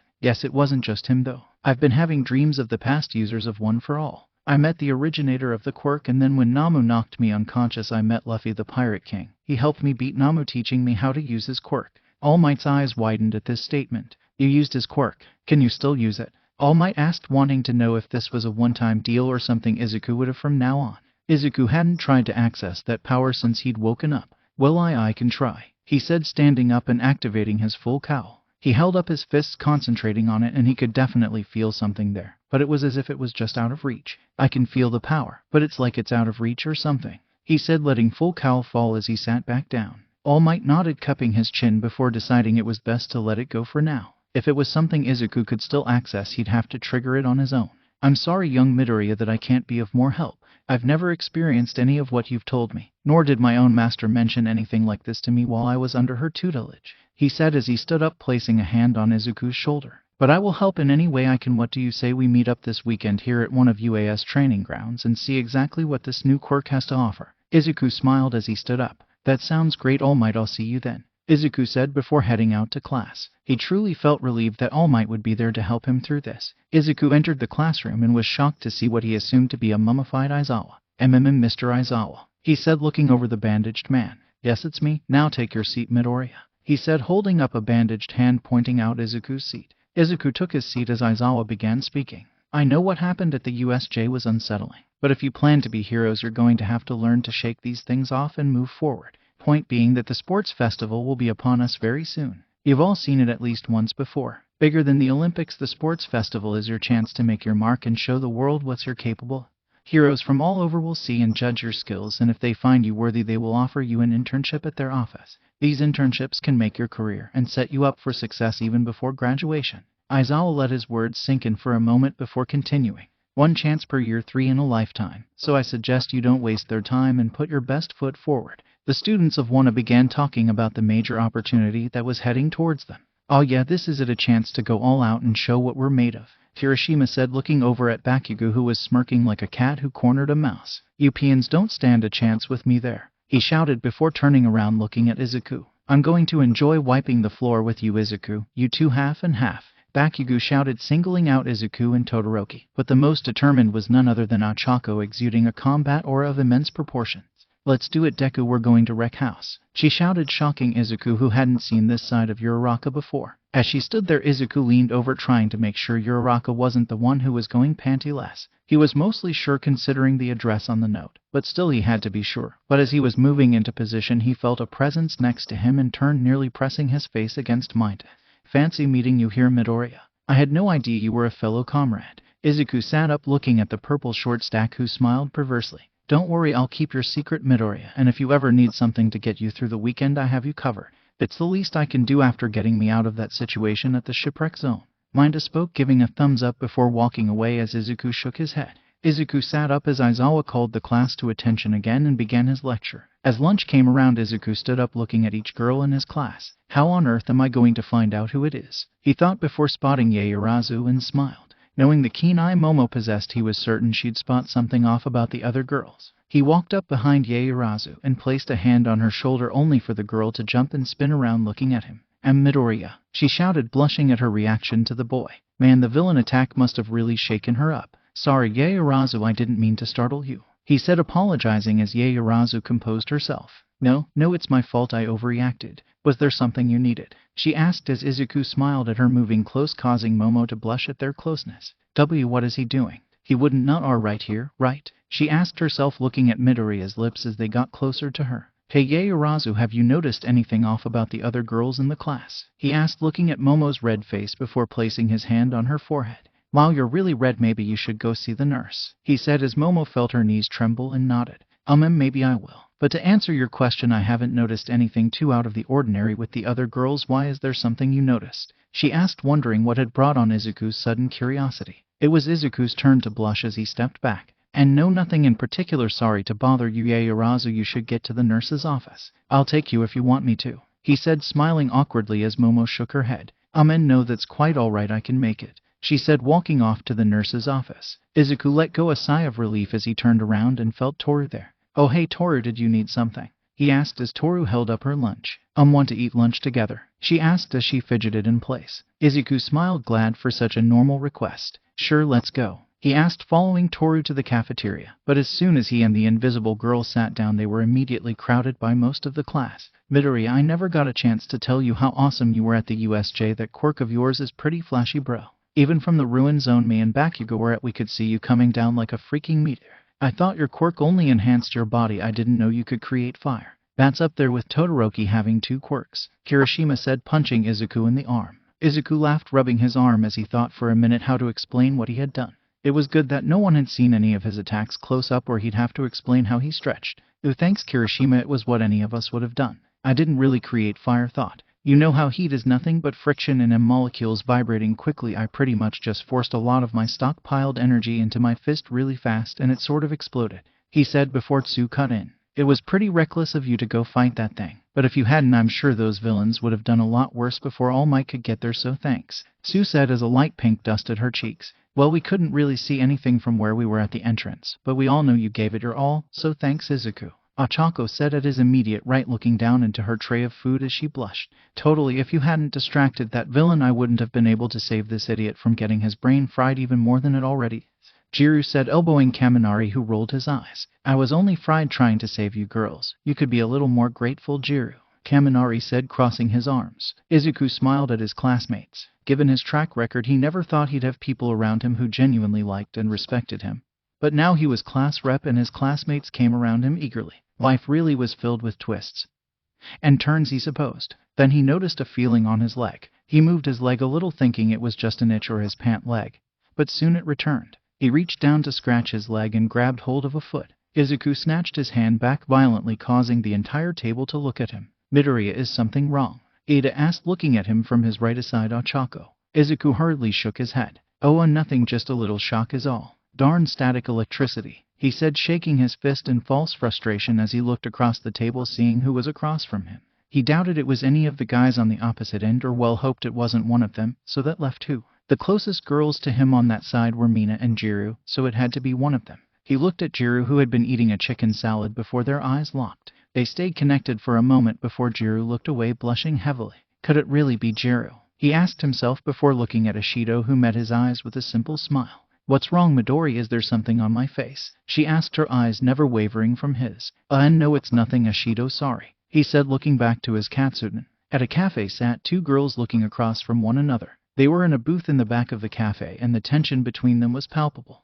On one side sat Ochako Uraraka, and on the other sat Toru Hagakure. Both had drinks in front of them untouched as the two stared at each other. Even though one was invisible, anyone could tell these girls were locked in a contest of wills. Ochako reached towards her orange cream soda, taking a sip from the long straw before speaking. "We both know why we're here, so let's not procrastinate any longer. This is about Izuku." Toru reached for her strawberry slush, swirling around the icy mixture before taking a sip as well. "It's as you say, Uraraka, we both want Izuku, but only one of us can have him. I'm not backing down. I've been in love with Izuku since before school started," Toru said, sitting forward as Ochako did the same.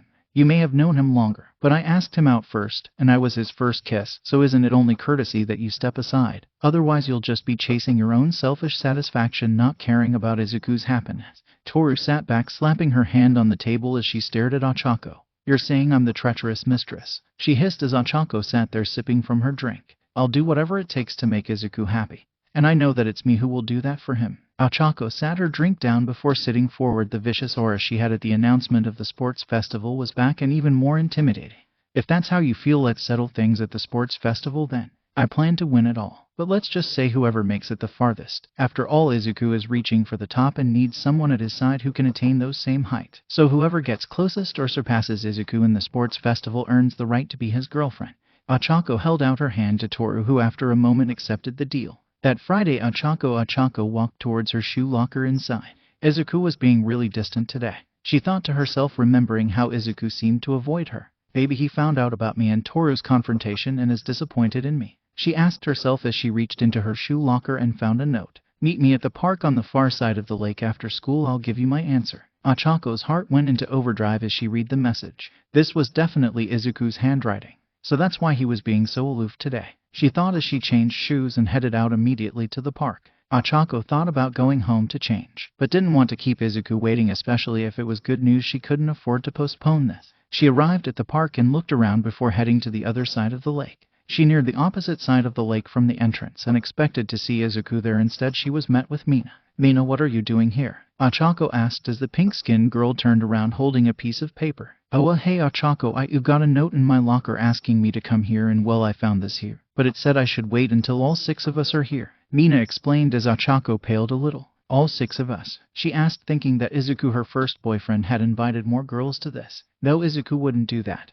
There must be something else going on. Maybe it's a prank, she thought, but she knew Izuku's handwriting and was certain her note was written by him. As Ochako stood there chasing her own thoughts, another set of footsteps could be heard, and in came Gyro, panting as she bent over her knees trying to catch her breath. "I am here. Sorry for being late," she said, opening her eyes to the 2 girls and arched a brow. "Okay, what the hell? I thought I was supposed to be meeting Mid. I mean someone else," she said, blushing as she looked away. "That makes 3 of us. We're halfway there," Mina said, smiling coyly, causing both girls to look at her with suspicion as more footsteps began to come into range, those being Toru, and after her Momo, and the last one being a surprisingly shy Asui. "Yay, we're all here now. I can get started. So first off, I lied. There's nothing on this paper," Mina said, flipping the page around to show the girls both sides were blank before stuffing it in her pocket. "Also, Midoriya isn't here either. He wrote the notes, but only because I asked him to, and since you all showed up as quickly as you did, guess that means you're all super interested in the guy," Mina said as the girls around her wore differing shades of embarrassment at having been found out. "Oh, don't be shy, girls. I totally see why you want him. But before we get to him, we need to settle some things between us," as Mina said as the sun began its descent into the horizon, bathing Mina in shadow so that the only features visible were her Cheshire grin and golden eyes. "Yay, Urazu," and the others all stared at Mina for a moment as if the pink-skinned girl had grown another head. Before Momo spoke, "What do you mean, talk about us?" she asked, crossing her arms under her considerable bust as Mina smiled. "Well, you see, all 6 of us are interested in the same guy, but we're clearly not all on equal footing. For instance, Uraraka here was Izuku's first kiss, and has gone on a date with him, as has Toru over there," Mina said, singling out the gravity user and invisible girl. Momo, Gyro, and Asui all looked at the 2 girls, who blushed under their scrutiny. Is this true, Ochako? Asui asked, feeling a little betrayed. She thought she and Ochako had a special friendship, and yet she hadn't told her that she was dating Midoriya. But that also went back on Sue. After all, she hadn't told Ochako she'd started to have feelings for the green-haired boy. But in her defense, she'd only just realized how she felt after the USJ incident, and having a front-row seat to Midoriya's determination to save his classmate. Ochako looked at Sue, knowing that she couldn't lie to her arguable closest friend.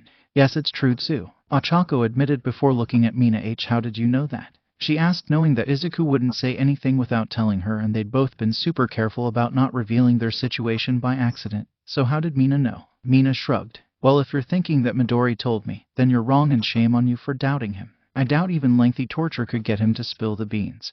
But as to how I know, it's simple. I saw you kiss him that first day of school as thanks for saving you during the entrance exam. It was really touching. And well, Toru was just too obvious. I'm sure everybody in class could see you had a crush on the guy, invisibility or not. Mina shrugged as Toru dug the toe of her shoe into the dirt, embarrassed by her lack of subtlety. Wait, you're saying he's dating the two of them, and from the way they're acting you two obviously knew about each other, right? Gyro asked, looking between Ochako and Toru, who each looked the other in the eye. Yes, we know. Izuku was up front with us that he had been on a date with the other, and said he would make a decision on who to continue dating. But Hagakure and I knew it would eat him up inside to break one of our hearts, so we decided to let the sports festival decide who would be with him. Whichever one of us got the furthest, the other one would back off from Izuku, Toru said, staring down Ochako as Momo nodded. I see, that would be the best way, taking the strain off Midoriya, who would be more likely to stop dating both of you than to make a decision. Very well, then I will also take part in this competition, Momo said, placing her hand on her chest. I've come to care for Midoriya very much while working beside him as his vice representative. He just has this drive about him that brings out the best in me, and I want to support him not only professionally, but personally as his G-girlfriend. Momo said, her face bursting out into a blush. Guess there's no choice, I'm in too, Gyro said, nodding confidently. Ribbit, I'm not going to give in either, Sue said before laughter burst out from Mina as she clutched her sides, looking at the five girls. I am sorry, girls, really I am.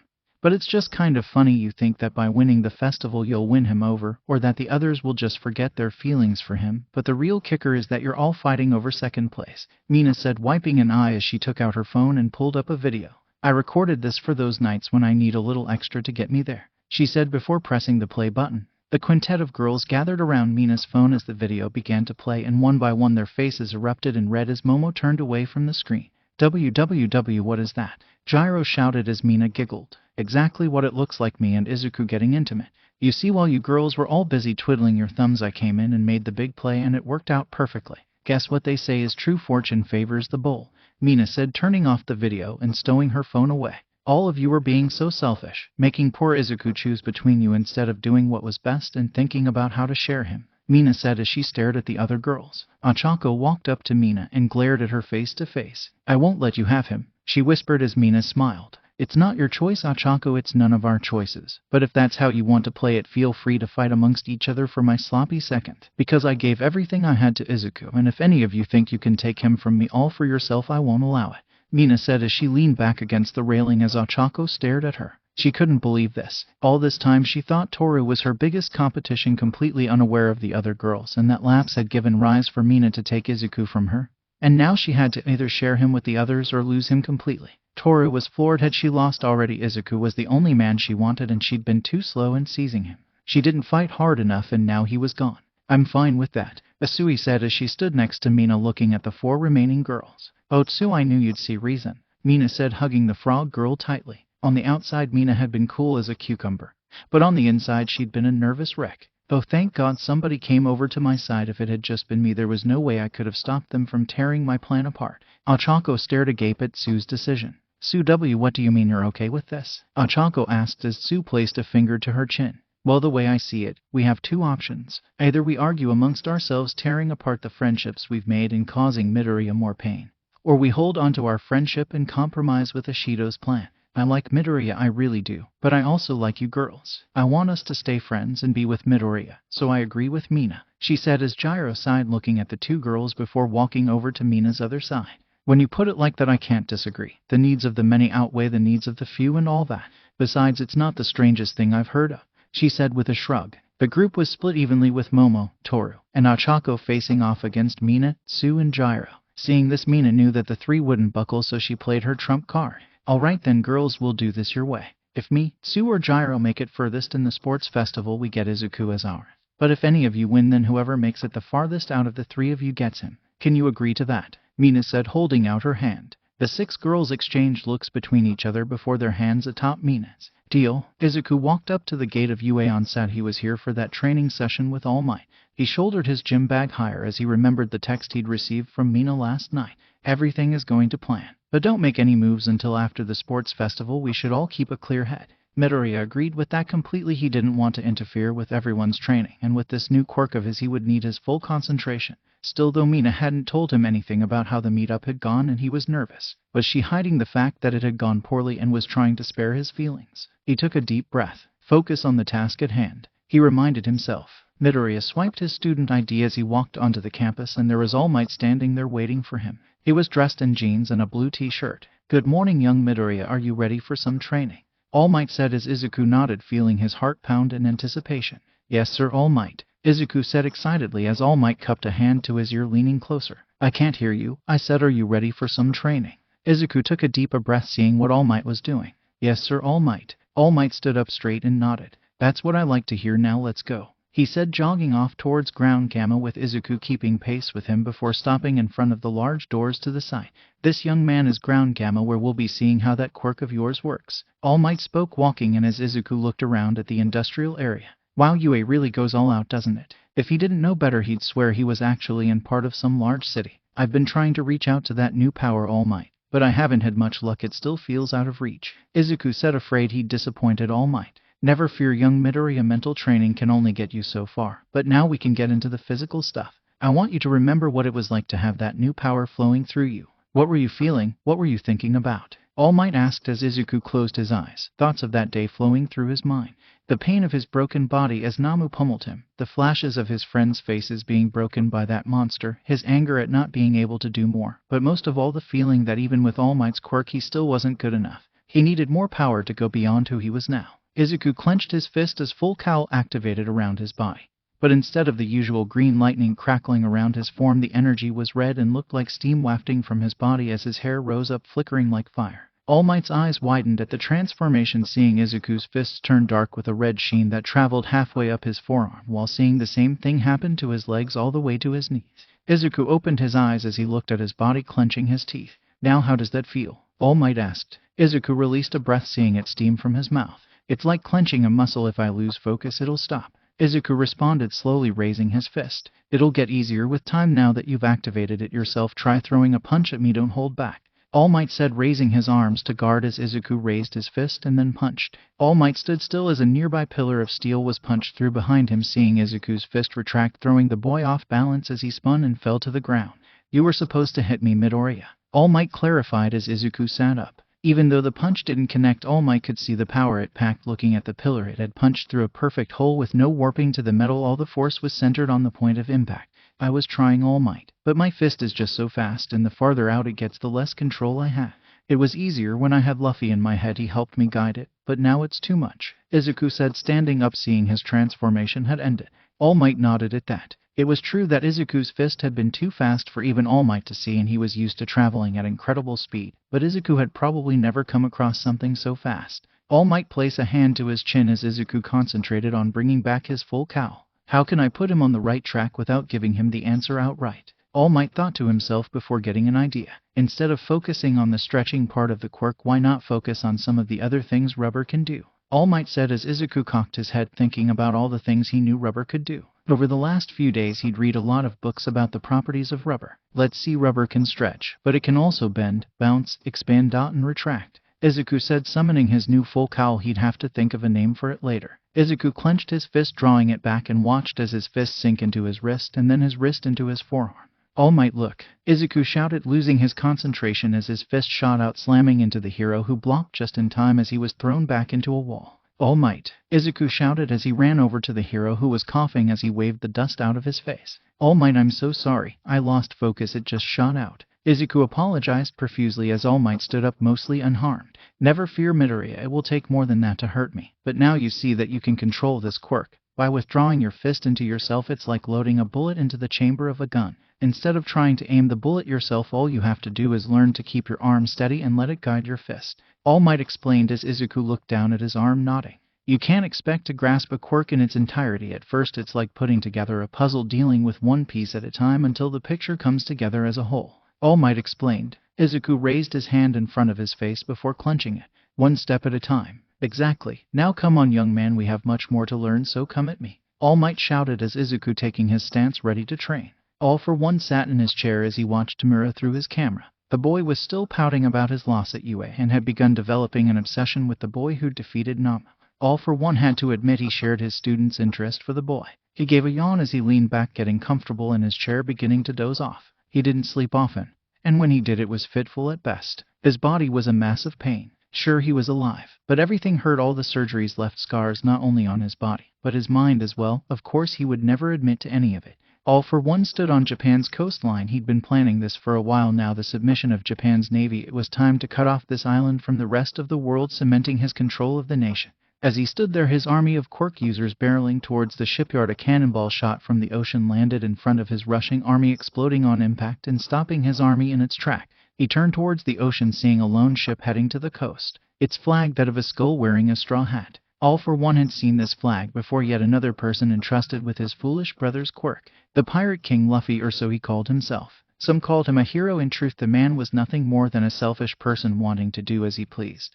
But nonetheless, people rallied behind him, most notably his 9 crew members. All for One had faced him once before with Luffy's brother. He had the king dead to rights and was going to kill him if not for his brother sacrificing himself and allowing Luffy to escape. The sound of another cannonball was heard as it soared through the air. All for One raised his arm, using his air cannon quirk to blast the ball away, only to hear a yell above him. He looked up to see a giant fist barreling down on him. He was riding on the cannonball. All for One thought as he used his power of flight to get out of the way as the massive fist impacted the ground, shattering it and sending a quake through his army. "You reckless fool!" All for One shouted as he rained lightning from his palm on the man, creating a cloud of dust. "Out of my sight, you!" Suddenly 2 arms shot from the cloud of dust, grabbing hold of All for One's shoulder as Luffy pulled himself towards him, slamming his head into All for One's. "That's for my brother," shouted the Pirate King before punching All for One in the stomach, sending the older man to the ground, only for him to stop inches above it before dodging to the side to avoid Luffy's foot. "Rubber stamp smash," Luffy shouted as he fell to the ground in front of All for One, taking a fighting stance. "It's over, All for One," Luffy said as he threw his fist back, only to sling it forward towards All for One, who countered with a punch of his own. Kinetic booster. The 2 fists clashed together, throwing both men back. Not done. Second gear. Luffy's body began to issue forth steam as his body became red, only for the pirate to disappear, appearing at All for One's side. Jet pistol smash. All for One's body crumpled around Luffy's fist as he grabbed hold of the boy's chest. Immolation. Luffy's chest caught fire as he was thrown back, sliding across the ground before getting to his feet, displaying the X-shaped burn across his chest. "Your brother's quirk is quite something," All for One said, his hand catching fire as Luffy glared at him. "I'll crush you," Luffy shouted as more steam issued forth before Luffy took off, racing towards All for One, who crossed his arms. "Let me show you what I can really do with your brother's quirk." Fire form, stone skin. All for One's body erupted in flame as his skin became jagged and cracked like a mountain face, only for the stone to start to melt and fall like lava. "You can't touch him." All for One was cut off as Luffy's fist slammed into his face. He felt the blow and smelled burning flesh, only for another fist to slam into his chest and then his stomach, shoulder, face, ribs. "Jet Gatling smash," Luffy shouted, ignoring his burning fists as he pummeled All for One. "Impossible, he's willing to go this far. You won't defeat me," All for One thought as he slammed his hands into the ground, injecting it full of flame before causing it burst out around Luffy, bathing him in molten stone. "I'll take my brother's quirk back, thank you." All for One spoke, rushing towards Luffy, only to be shot in the shoulder from one of Luffy's crew before a monster with antlers rose up behind Luffy, grabbing hold of him and slamming its hand onto All for One, driving him deep into the ground.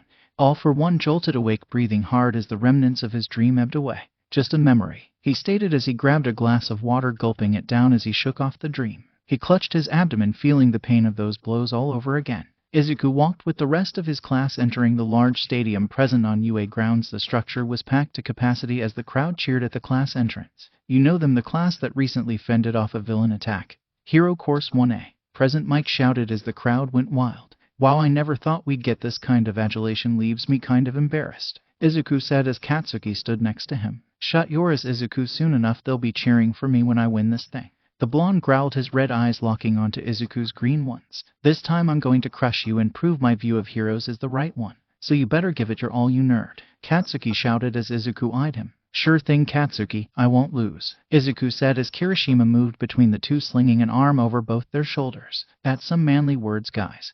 But don't forget about us, you two aren't the only ones with something to prove, the redhead said as Bakugo turned from both boys, leaving Kirishima hanging solely on Midoriya's shoulder. Well, guess we'll see who's on top in the end, right? Kirishima said, shaking Izuku, who smiled at him. I'm looking forward to taking you on as well, Kirishima, Izuku said, slugging the redhead in the side as both smiled, with Kirishima walking away, rubbing his ribs a little. I'm looking forward to overcoming the fruits of your new training, Izuku, Anjiro said, smiling at the green-haired boy. Don't worry, Anjiro, I'm hoping to go against you as well. Izuku turned from the boy to look at the girls in the class. They were separated, dispersed throughout the crowd except for Mina, Jiro, and Tsu, who were grouped together. The three girls looked over, noticing Izuku looking at them. Jiro blushed, twirling her earlobe, while Tsu looked down, blushing. Mina smiled at the two, shaking her head before waving at Izuku. Izuku gave a shy smile and waved back as well. He wanted to go over and talk to them, but Mina had asked him to keep focused on the sports festival, saying she didn't want either of their feelings to cause them to lose focus, and Izuku had to agree, so he kept to himself for now.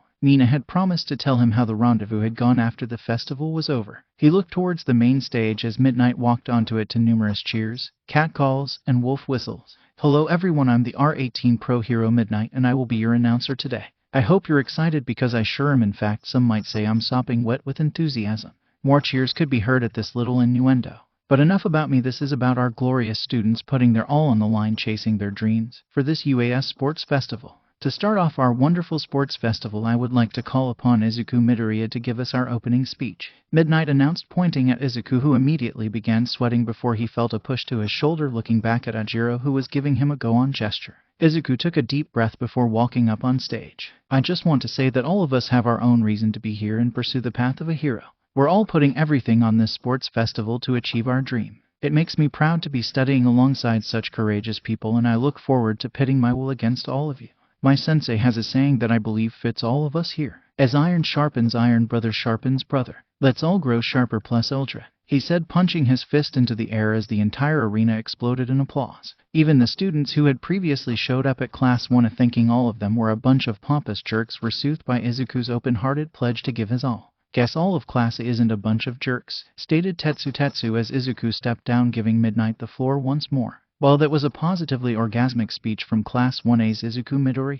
Now then, on to the first event.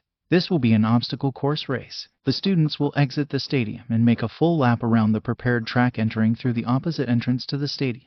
Simple, yes, but as they say, simple does not mean easy. The course is full of obstacles that, if you're not careful, will put you out of the race before you know it. Now, with that out of the way, on your marks, get set, go. Midnight struck her whip against the concrete, signaling the start of the race. The students crammed themselves into the exit tunnel, rushing to get out as soon as possible. Izuku looked at the crowd at the tunnel and shook his head. They're testing us to see how we get through this, he thought as he rushed for the door. Just as he was nearing it, he felt a blast of cold air and instinctively jumped to the walls of the tunnel before doing the same, jumping from wall to wall until he flew out over the ice crowd thanks to Todoroki. But it looks like he wasn't the only one to avoid Todoroki's trap, seeing Bakugo, Yuga, and Momo seemingly clear it with no problem.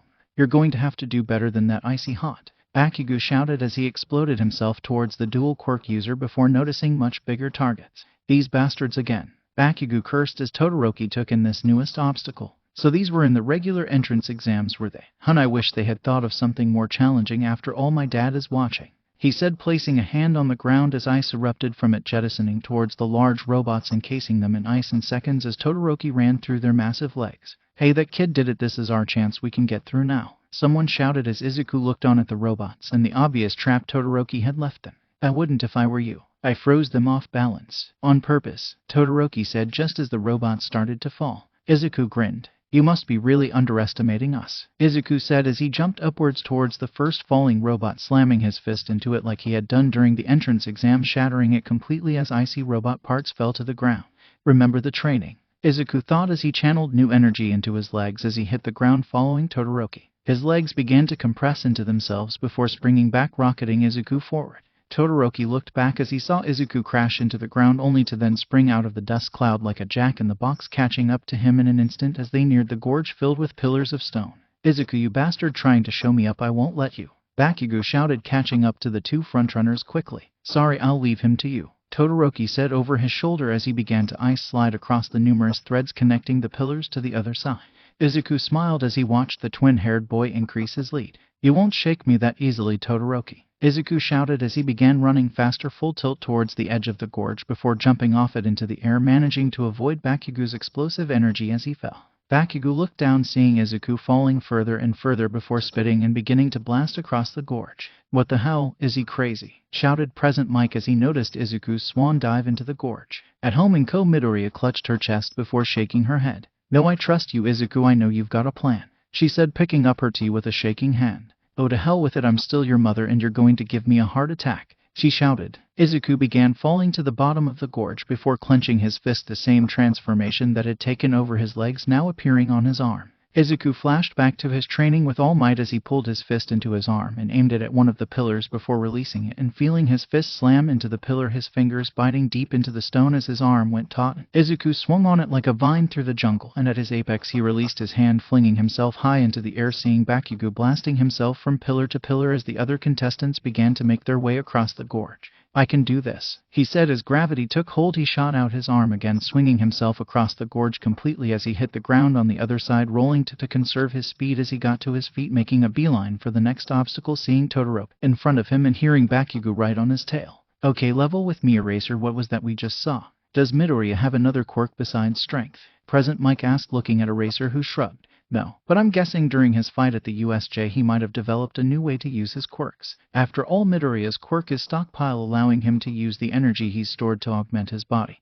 This might just be something he's learned or invented. This is what heroes should strive for. Everyday new villains with new quirks threaten society, and each one needs to be dealt with uniquely. Present Mike nodded. Wow, that was actually some good commentary there, buddy. I knew you had it in you, Present Mike shouted, clapping Aizawa on the shoulder. Todoroki looked at the spots of freshly turned earth and the warning signs about mines. I could ice it over, but that would make it easier for others to cross. It can't be helped, I'll have to take this slow, he said, stepping slowly and gently through the minefield. As things stand now, Todoroki from Class 1 is in first place, having reached the minefield.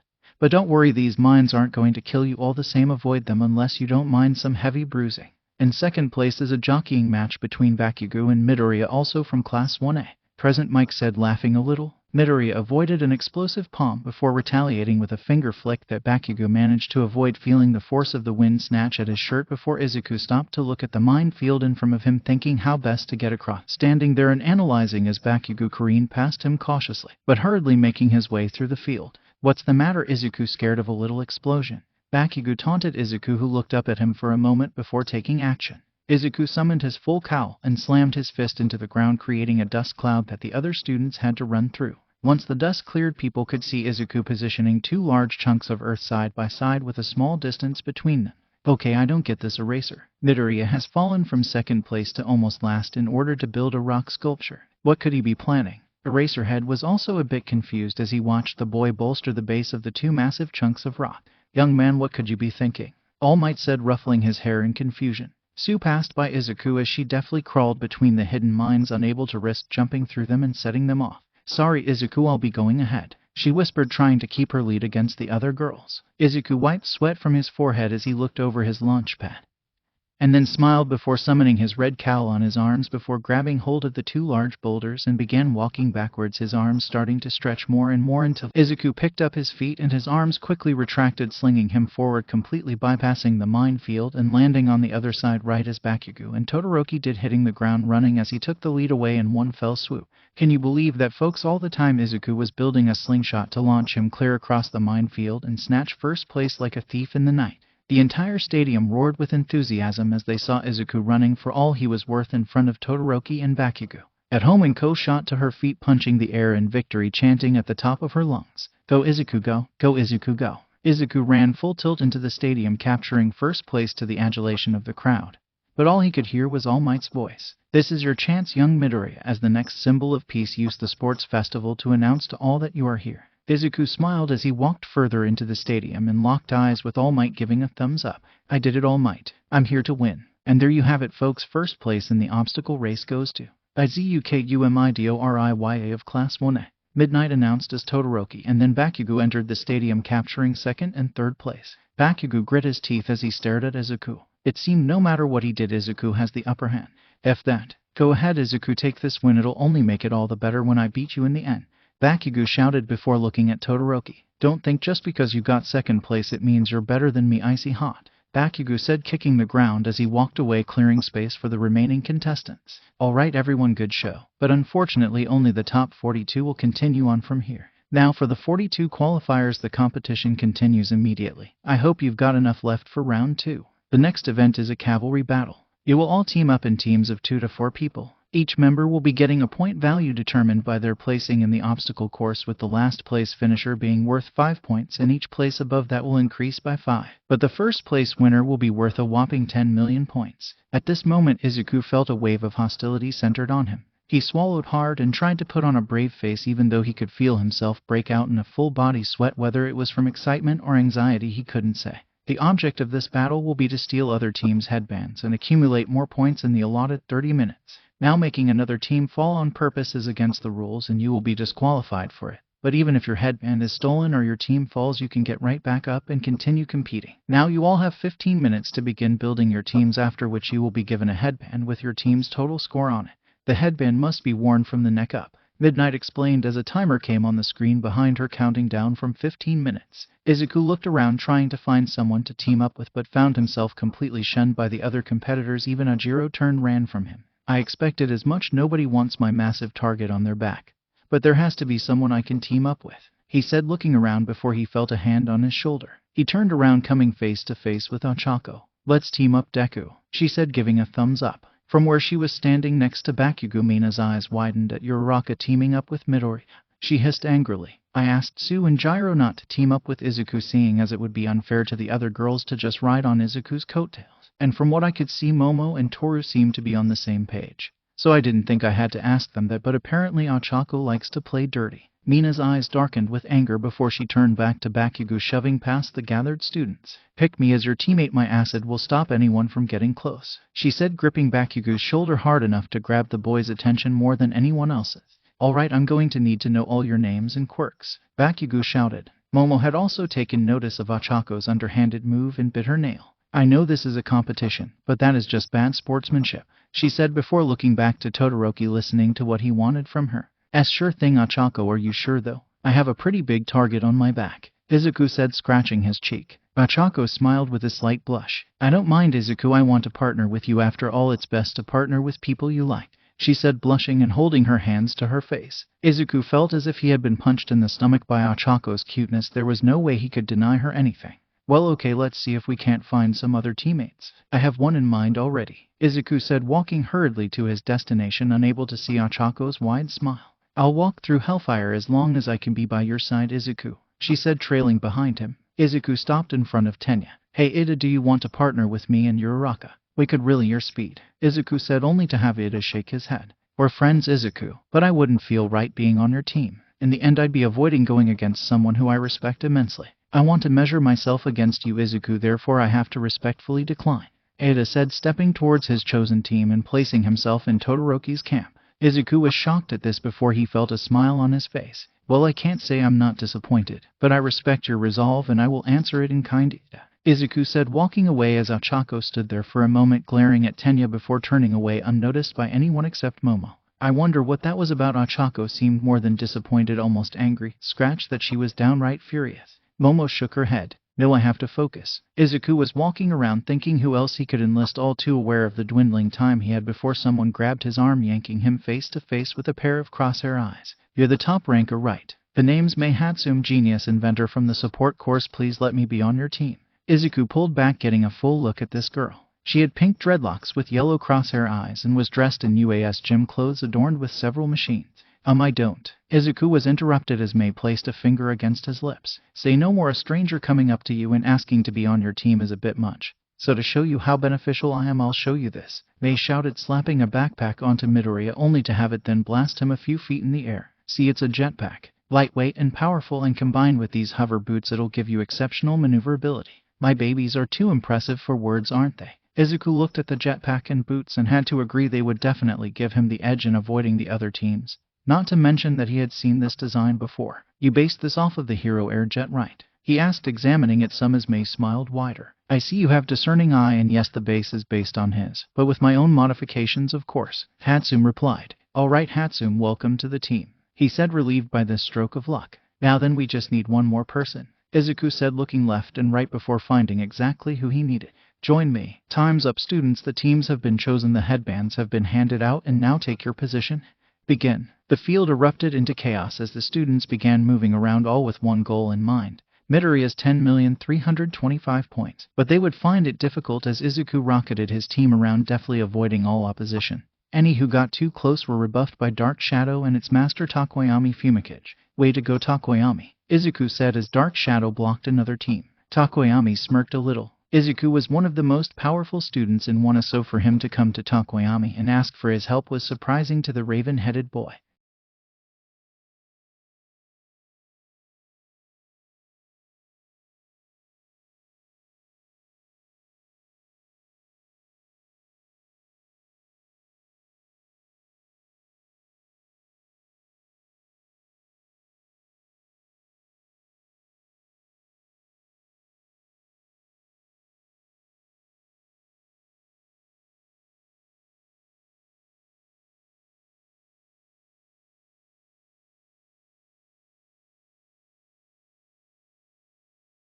It was nothing you didn't already expect of me. After all, you did ask me to be your shield, Takoyami said as Izuku lifted them into the air. Yeah, I know, but still your quirk is amazing. So are your machines, Hatsum. As long as we can stay out of the other team's reaches, we can win this. Izuku wasn't able to see the annoyance on Achako's face. I'm the one doing the heavy lifting here, she muttered, but was drowned out by Hatsum's voice. Of course, my babies are amazing. I made each one from scratch myself. Izuku looked up, seeing Katsuki coming up from below, ready to knock them from the sky and take Izuku's headband.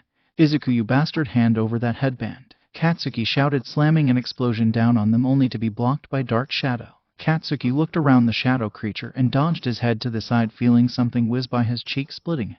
He looked at Izuku, who locked eyes with him, his fist drawn back as Katsuki fell back to the ground, being reeled in by Sira. Katsuki wiped his cheek, seeing a smear of blood on his hand, and looked at Izuku. Was that another air flick? Katsuki thought to himself. Izuku's team landed, looking at the myriad of teams coming at them. Guys, we're going to go airborne again, get ready, Izuku shouted, only for Achako to yell out, seeing she'd stepped in something. Deku, I'm stuck. Izuku looked down, seeing a purple sphere sticking to the boot. That's one of Minta's balls. But where Izuku suddenly dodged to the side, narrowly avoiding a purple sphere that landed in front of them. He looked back, seeing Shoji rushing towards him, but suddenly within the dark confines of his enclosed arms he locked eyes with Minta. Sorry, Izuku, I know I still kind of owe you for the USJ, but this is a competition, and though it pains me to attack a comrade like you, I have no choice. Relinquish the headband, Minta screeched, throwing his balls around Midoriya's team. Even with Achako's hover boot being stuck fast, Izuku had no choice but to try and lift them into the air, destroying the boot completely, listening to Mei's moans about her broken invention while narrowly avoiding Tsu's tongue. Don't forget about me, Izuku, and Achako, Tsu said angrily, locking eyes with Uraraka as the two glared at one another. The boot's broken now, we can't move like we need to, Achako stated as Izuku nodded. Guess we're grounded. We'll be leaning on you even more now, Takoyami. Sorry. Takoyami shook his head. I expected as much, Midoriya. I'll hold fast to our pack, don't worry, he said just as Todoroki's team made its entrance. I warned you, Midoriya, I will defeat you, Todoroki stated as both boys locked eyes. Izuku's mind was transported back to their time in the waiting room before the festival. Todoroki had come up to him and blatantly stated, Midoriya, my quirk is more powerful than yours. I know this to be true, and yet All Might backs you, but even with that I will defeat you. Izuku had looked Todoroki in the eye and grinned. You may be right that your quirk is more powerful than Todoroki, but even so I'm going to win this thing, and if that means I have to go through you, then so be it. The other teams, assuming that the top two teams seemed to be distracted by one another, decided to go on the offensive, most notably Team Shoji, who just discovered that somehow their head had been stolen, no doubt while pursuing Izuku's team. Yaoyorozu now, Kaminari, do it, Todoroki commanded as Yaoyorozu created an iron shaft from her arm, stabbing it into the ground while simultaneously making a cloak to block Kaminari's electricity. Anticipating what was about to happen, Takoyami released Dark Shadow, blocking Kaminari's lighting as it engulfed the other teams, shocking them in place before Todoroki iced them to the ground, taking the time to steal their headband. Midoriya used the opportunity to gain distance from Todoroki's team, who quickly began pursuing them. Todoroki grabbed hold of the iron shaft Yaoyorozu had created, using it to ice the ground, creating a wall of ice to block any further pursuit and lock down Midoriya's escape route, trapping them both inside the ice enclosure, We're too slow, they're catching up, Takoyami, Izuku shouted as the bird-headed boy commanded Dark Shadow to attack, but was blocked by the concrete slab created by Yaoyorozu. That electric attack must have damaged the jetpack, my poor baby. Looks like you'll be needing some upgrades. May moaned at the loss of not one but two of her precious babies. She's too fast with her creation quirk and we can no longer outrun them. We might have to go on the offensive just to keep them at bay, Izuku stated as his team continued to retreat, only to stop at the edge of the arena, seeing ice walls on either side of them. Damn, he's got us caged. Bakugo looked at Todoroki engaging Izuku and grit his teeth. If Icy Hot thinks he's going to win this, he's got another thing calm.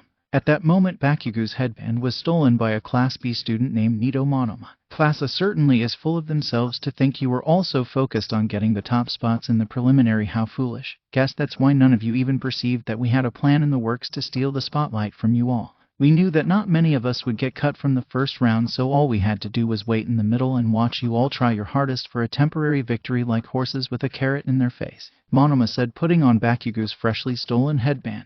Say, you're kind of famous, aren't you? You were attacked by the sludge villain. You have to tell me about it sometime. It's a shame always being victimized, Monoma said as his team began to run off. Bakugo sat atop his team, completely engulfed in fury. Kirishima, Bakugo growled as Kirishima looked back, eyes widening at the waves of anger coming from Bakugo. Everything else right now, our one and only objective is making that bastard eat his effing words, he shouted as Kirishima tried to placate him. Look, if we go for Midoriya now, we can definitely make up the difference and then some. Bakugo rejected that idea on the spot. That we're going to show that blonde a hole who's the boss here, no exceptions, Bakugo shouted as Kirishima sighed. Fine, don't make us regret this, man, Kirishima said as they rushed after Monoma's team. Great, now he's after us, Monoma, way to go, one of Class B shouted to Monoma, who shrugged. It's nothing new, heroes are always chased after by stupid villains who have a score to settle, Monoma said, easily parrying one of Bakugo's explosive blows, only for the explosion user to turn around and receive an explosion to the face as Monoma slapped Kirishima's hair. What the, he has the same quirk as you, Zero said, shocked, watching Monoma fire off some small explosions in his hand.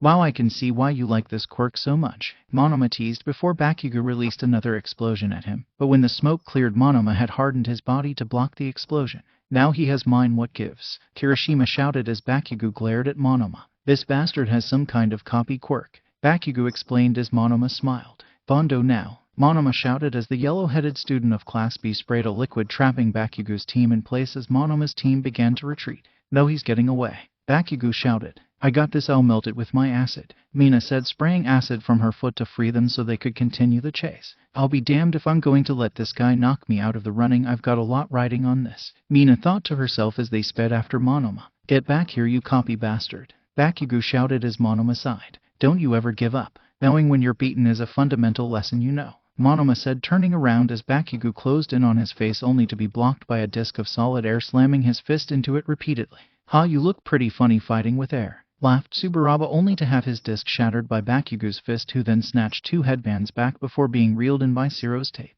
Warn us next time, all right, Kirishima shouted, only to be ignored by Bakugo. Not yet, we're going to be the undisputed champion of this battle. Now go, he still has my headband and I'll be damned if I let him keep it. Elbows do it, Bakugo shouted, pointing at Monoma's team. The name's Zero, Hanta shouted, shooting a string of tape past Monoma's team. Nice aim, Monoma taunted, unaware of what was coming next. Raccoon eyes acid now, Bakugo commanded to Mina's intense irritation. My name's Mina, you jerk, she responded, throwing acid on the ground as Zero reeled them in towards Monoma's team as Bakugo released an explosion, yet again shattering Tsuburaba's defense and stealing the last of Monoma's headbands. Now on to Izuku, it's time to win this, Bakugo shouted, staring at the ice blockade. Izuku stared at Todoroki, making sure his team stayed on Todoroki's left side each time they advanced. You're smart, Midoriya, staying on my left side and out of range of my ice. If this keeps up, you'll just run out the clock. And I can't have that, Todoroki thought to himself. Todoroki saw Izuku lean down talking to Takoyami, who soon after summoned his shadow beast, sending it out to attack them. Kaminari, Todoroki shouted as the electricity user channeled his lightning, causing Dark Shadow's fist to fall short, slamming into the ground, cratering it as he was forced to retreat again. If he keeps us at this distance, we won't have a chance to get his points, Todoroki stated as Ida then spoke up. Everyone, I'm going to do something that'll make me useless afterwards. But there's no other choice. With only 60 seconds left, drastic measures must be taken, Ada said, getting ready to run for all he was worth. What exactly are you going to do, Ada? Todoroki asked. I'm going to force the torque and RPM of my engines into overdrive. It'll boost my speed for about 10 seconds, but after that my engines will stall for some time. It's our last-ditch effort to win this. Todoroki bit his lip. Ada was the power of his team, allowing them to move at incredible speeds. If this failed, not only would they lose out on Midoriya's headband, but be sitting ducks for any other team. It's as you say, Ada, we have no choice. Do it. Ada activated his Recipro Burst, dashing towards Midoriya's team faster than almost anyone could see them. Todoroki was taken back by the speed, but reached forward towards Midoriya's headband only for something to strike him in the face right between the eyes, making him blink and miss his grab as they zoomed past Midoriya's team. Todoroki rubbed his eyes, clearing them of the debris as he looked at Midoriya, who had a victorious smile. That was close, I thought I would miss, he said, tossing some pebbles with his other hand, and that's when Todoroki realized what happened. When Dark Shadow had attacked them and fallen short, that was on purpose. Dark Shadow had torn up the ground in order to supply Midoriya with ammunition to keep them at bay. A pebble to the eye would make anyone flinch. Midoriya released a pent-up breath. It was only thanks to his high-speed training with All Might that he was able to track Ida's super-fast movements and strike Todoroki with his pebble. You bastard, with the power you displayed at the USJ, I forgot about your ninja training. It's a common tactic for ninjas to blind their enemies, right? Also, the use of makeshift weapons is right in your wheelhouse, Todoroki said, glaring at Midoriya.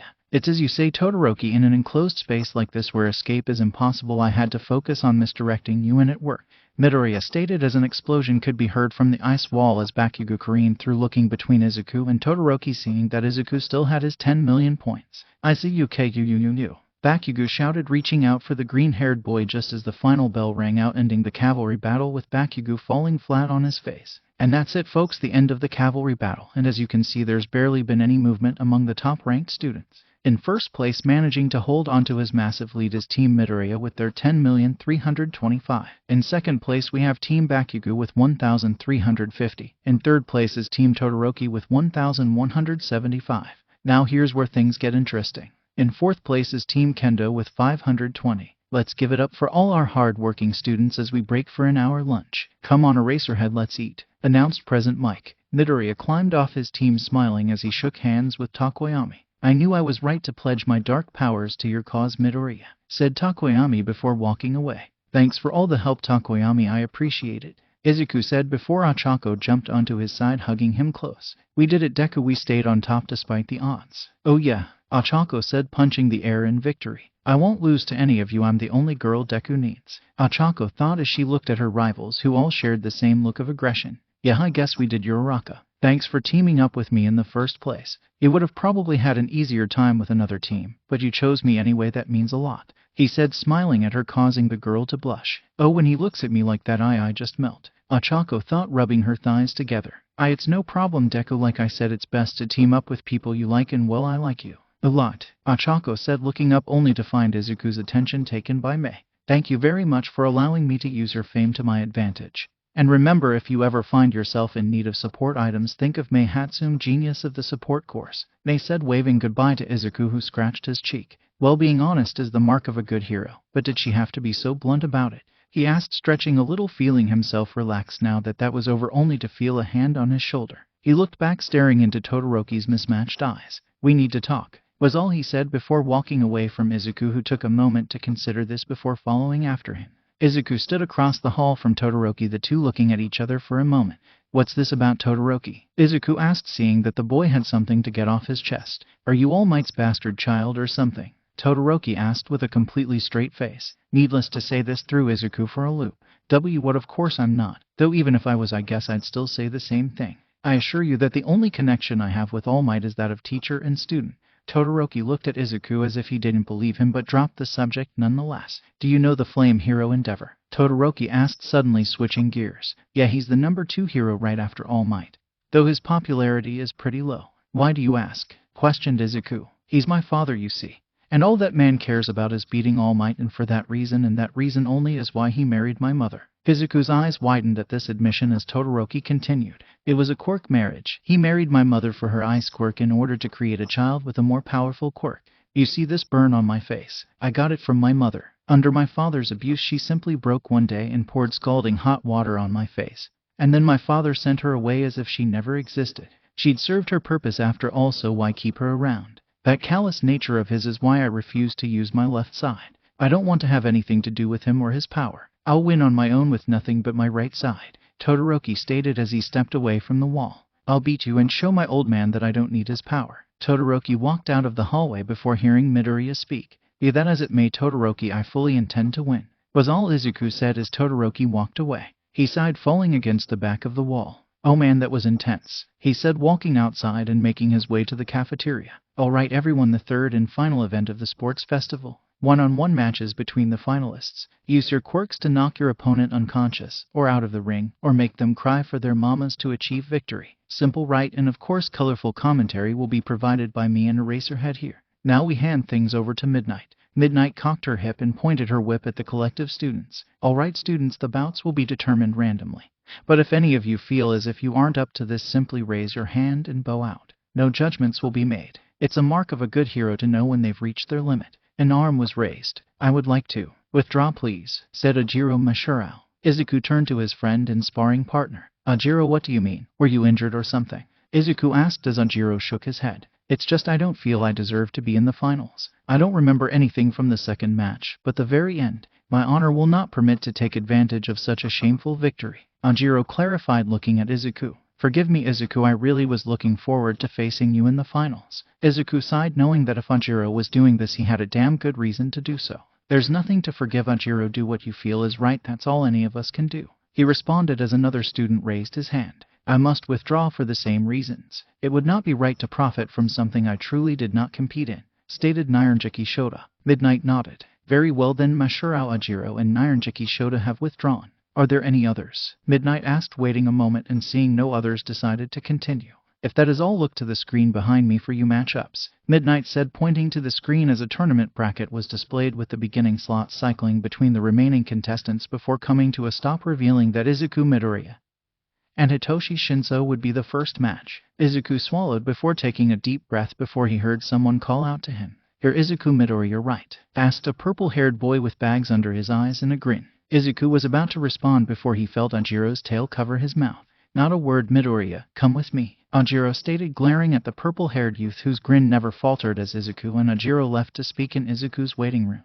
What was that about, Ajiro? Izuku asked, sensing he was missing something critical. I have some things to tell you, Izuku, and though I have no concrete evidence, I implore you to believe me, Ajiro pleaded before Izuku placed a hand on his shoulder. Calm down, Ajiro, I trust you. Say what you have to say, Izuku stated, sitting at the table as Ajiro took the seat across from him. As I said before, I have no memory of the cavalry battle except the very end of it. The only other thing that comes to mind is the beginning of the cavalry battle. I remember you asking me to be on your team and I refused, and then the guy who just talked to you, he asked me something and then nothing but blackness, so maybe not talking to him is the key. Somehow I was on his team and we won, but that's only what I've heard from other people. I don't know what he did, but he used me to gain victory without my knowing. Izuku placed his hand on his chin, thinking it through. Maybe he erased your memory of it, or possibly he took control of you somehow, but what's the trigger for his quirk? Izuku muttered at high speed as Ajiro smiled weakly, watching his friend nerd out for a moment.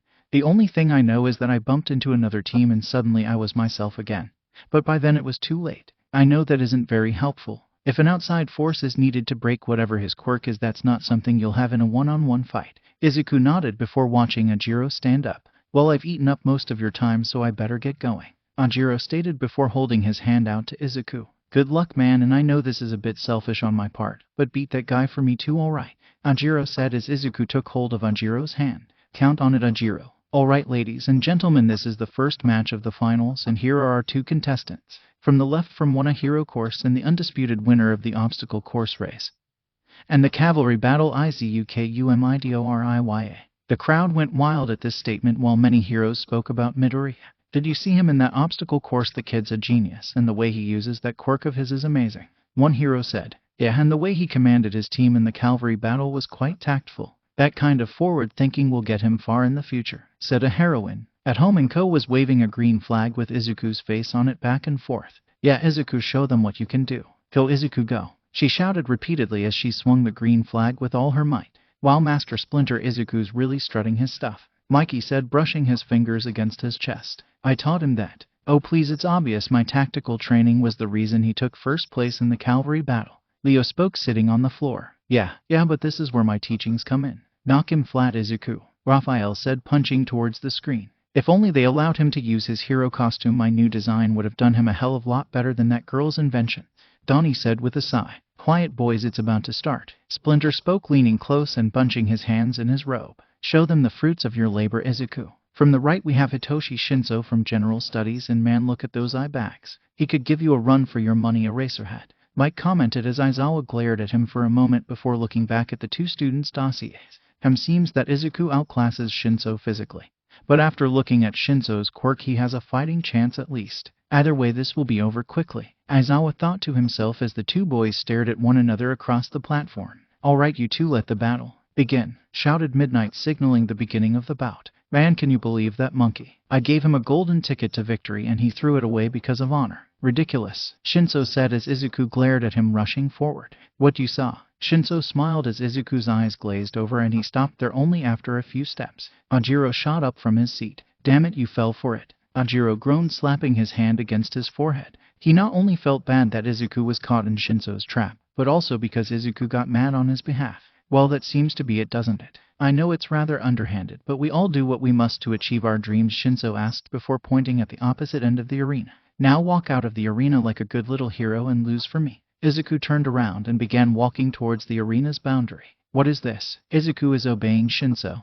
Whatever for? Present, Mike asked before Aizawa gave an explanation. Shinso's quirk is called Brainwash. By getting someone to respond to something he says, he overrides their mind, making them a slave to his commands. It doesn't happen on every question just when he wants it to. He obviously goaded Midoriya into talking to him so he could control him and make him forfeit the match. Izuku, shouted Uraraka as she stood up staring down at the arena, gripping the back of the chair in front of her. No, he can't lose. Come on, Izuku, you can beat this guy. I know you won't let him win because... Come on, Midoriya, you've got this. You're aiming for the top right, you can't let it end here. I know you'll make it because... Mina shouted, shaking her fists in front of her. Midoriya, you got me and mine out of harm's way at USJ. And even defeated that monster. I know you're stronger than anyone could imagine. Show me that strength, please. Because, implored Sue, clutching her hands together in front of her. Toru was wringing her hands though no one could see it. Midoriya, I believe in you and know you'll find a way out of this, so please win because... Toru thought to herself, never taking her eyes from the green-haired boy. Midoriya, I've never seen someone with as much courage as you, so I have no doubt you will see this through to victory. After all, you went out of your way to help a jerk like Bakugo change. If you're willing to go through that, then there's nothing you can't do, and that's why.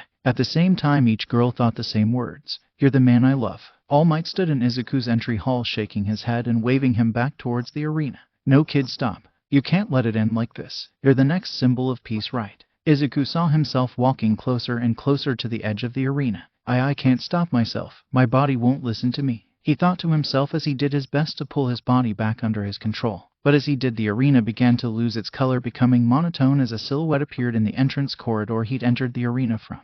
Izuku couldn't make out who it was or whether they were male or female for that matter, but that question was soon answered as a male voice spoke to him. You idiot. Your friend told you what to do and you still screwed it up. Izuku balked at being called an idiot, but it's not like it wasn't deserved. He did fail even after Ajiro went through the trouble of trying to help him. I did screw up, didn't I? I let my emotions get out of hand and lost control. Izuku chastised himself before hearing laughing. Yeah, I'd like to chew you out, but honestly I would have done the same thing if some guy was talking trash about my friend, so that's why I'm going to help you out. The figure held up its hand and an orange ball of energy came to life in his palm. You're not ready for my full power yet, so this is just a sample until you are, the man said before crushing the ball in his hand. Izuku felt full cowl envelop his body. Wait, who are you? Izuku asked before the figure shook his head. Let's hold off on that until we get a proper meeting. I don't think it'll be that long before we meet again. The man spoke as he faded away, but as he did, Izuku felt power gather in his left hand before releasing in an explosion of wind.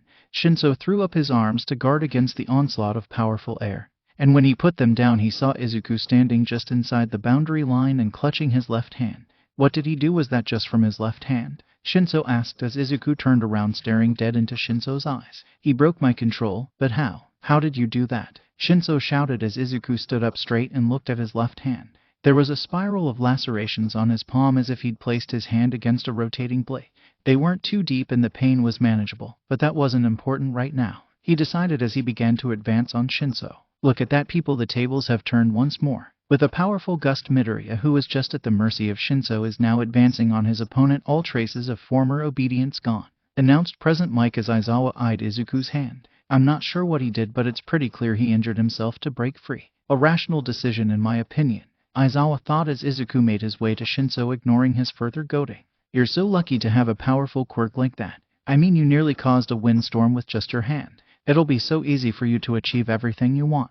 How blessed you must be, Shinso said as Midoriya remained silent. He's not going to answer me now. That monkey must have told him, Shinso thought as he glared at Izuku, who got within striking distance. I have dreams of my own, Shinso shouted as he threw a punch that Izuku easily dodged and retaliated with a solid punch straight to Shinso's face. There was a crunch as Shinso's nose was broken and he was thrown back tumbling end over end until his legs landed outside the arena boundary. Shinso has been ejected from the arena. The winner is Midoriya from Hero Course 1A. Midnight stated, raising her whip above her head in Izuku's favor. That's what I'm talking about. A rock-solid punch straight to the face. Way to go, Izuku, Raph shouted, throwing a couple punches at the TV. Master Splinter released the tension in his hands as he gave a sigh of relief. Good job, Izuku, Splinter said as his sons celebrated their junior's victory. At the Midoriya household, Inko was cheering her baby boy on with all her heart. She almost couldn't believe the tiny baby she'd given birth to was now this amazing young man. It made her so proud. I hope Hisashi is watching, she said as she sat back down. Izuku looked over at Shinso as they stood across from each other. You're right, you know. I am blessed. I've only gotten this far because people believed in me and gave me the courage to work hard. I know that natural ability counts for a lot, but I learned that hard work counts for more, and I think the people here have learned that too, Izuku said as Shinso looked at Izuku as he was walking away and did the same. I don't need your lip service. All everyone saw was a general studies student get his butt kicked. Shinso was interrupted by his classmates. Hey Shinso, that was a pretty close call. You nearly had him, and I think the heroes saw that too, his classmate said, pointing out some of the pros talking about Shinso. What an impressive quirk. With something like that, capturing villains would be easy. Yeah, I can't believe he's only in general studies. UA must be slipping, another said, shaking his head. It can't be helped with so many students applying. It's only natural that a few good ones slip through the cracks. Shinso looked back at Midoriya's retreating figure, remembering what he said. Hard work counts for more, and I think the people here have learned that too. Shinso smiled, rubbing the back of his head as he walked into the tunnel. Izuku sat in the nurse's office as Recovery Girl bandaged his hand. That was amazing, kid. But how did you beat Shinso's brainwashing? All Might asked as Izuku thought back to the last thing he remembered before getting control of his body. I think another former user of One for All helped me out, Izuku answered as All Might took a seat. So it wasn't Luffy this time? All Might asked as Izuku shook his head. I'm sure it wasn't. I couldn't see the person fully, but his voice sounded different and the power he used was completely different from Luffy's, Izuku said, looking at his bandaged hand. Are you able to access this new aspect's power? All Might asked, worried for his protege. Izuku has barely gotten control of Luffy's power, and if he had another one to deal with, All Might wasn't sure he was equipped to handle so many different powers or help Izuku train with it. I need to think about how best to handle this influx of new abilities, he thought to himself as he noticed Izuku shaking his head as he stood up.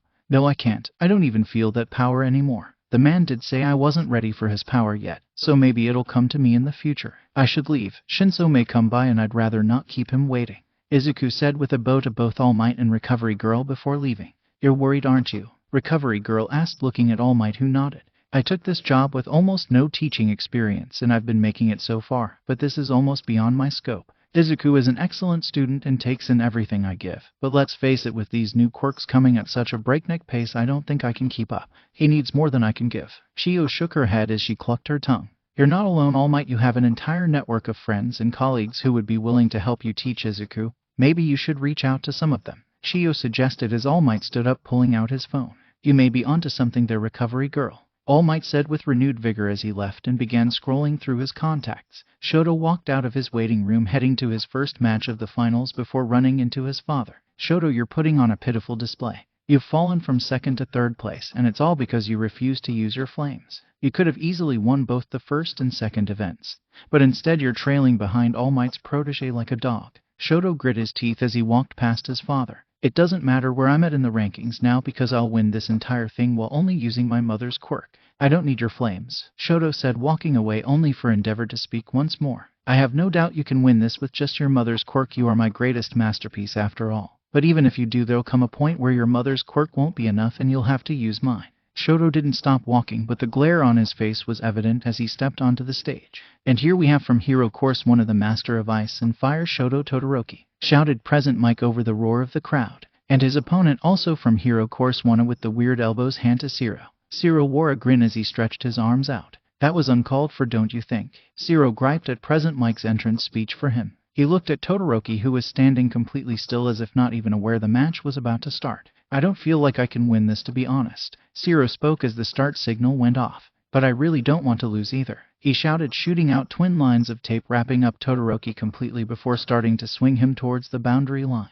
It was at this point that Todoroki looked up, his eyes full of malice. Apologies, was all he said before a massive crash could be heard from the stadium. The people outside the stadium were awestruck by the massive glacier of ice arcing over the stadium wall that had appeared in an instant, while inside the audience was forced to lean back as far as possible to avoid the slope of ice in front of them. Zero was captured in ice as he shivered in place. Don't you think that was a bit overboard? Zero asked Todoroki through chattering teeth. Tell the truth, Zero, can you move? Midnight asked, also shivering as her entire right half was frozen over. Or are you joking? Obviously and not, Zero stated. Zero is completely immobilized, so the win goes to Todoroki, Midnight said as Todoroki shattered the frozen tape on his body and walked up to Zero, beginning to melt him free of the ice. The crowd looked on at the defeated boy and began chanting, "Nice try," to lift Zero's spirits. Sorry about this, that was over the top. I was irritated about something else and acted childishly, Shoto explained, looking down at the ground. The finals were put on hold to clear out the glacier Shoto had created. But afterwards the next match was Kaminari vs Ibara, which also ended in an instant with Denki short-circuiting himself in an all-out electrical assault which Ibara blocked with her vines before capturing Denki, earning her the win.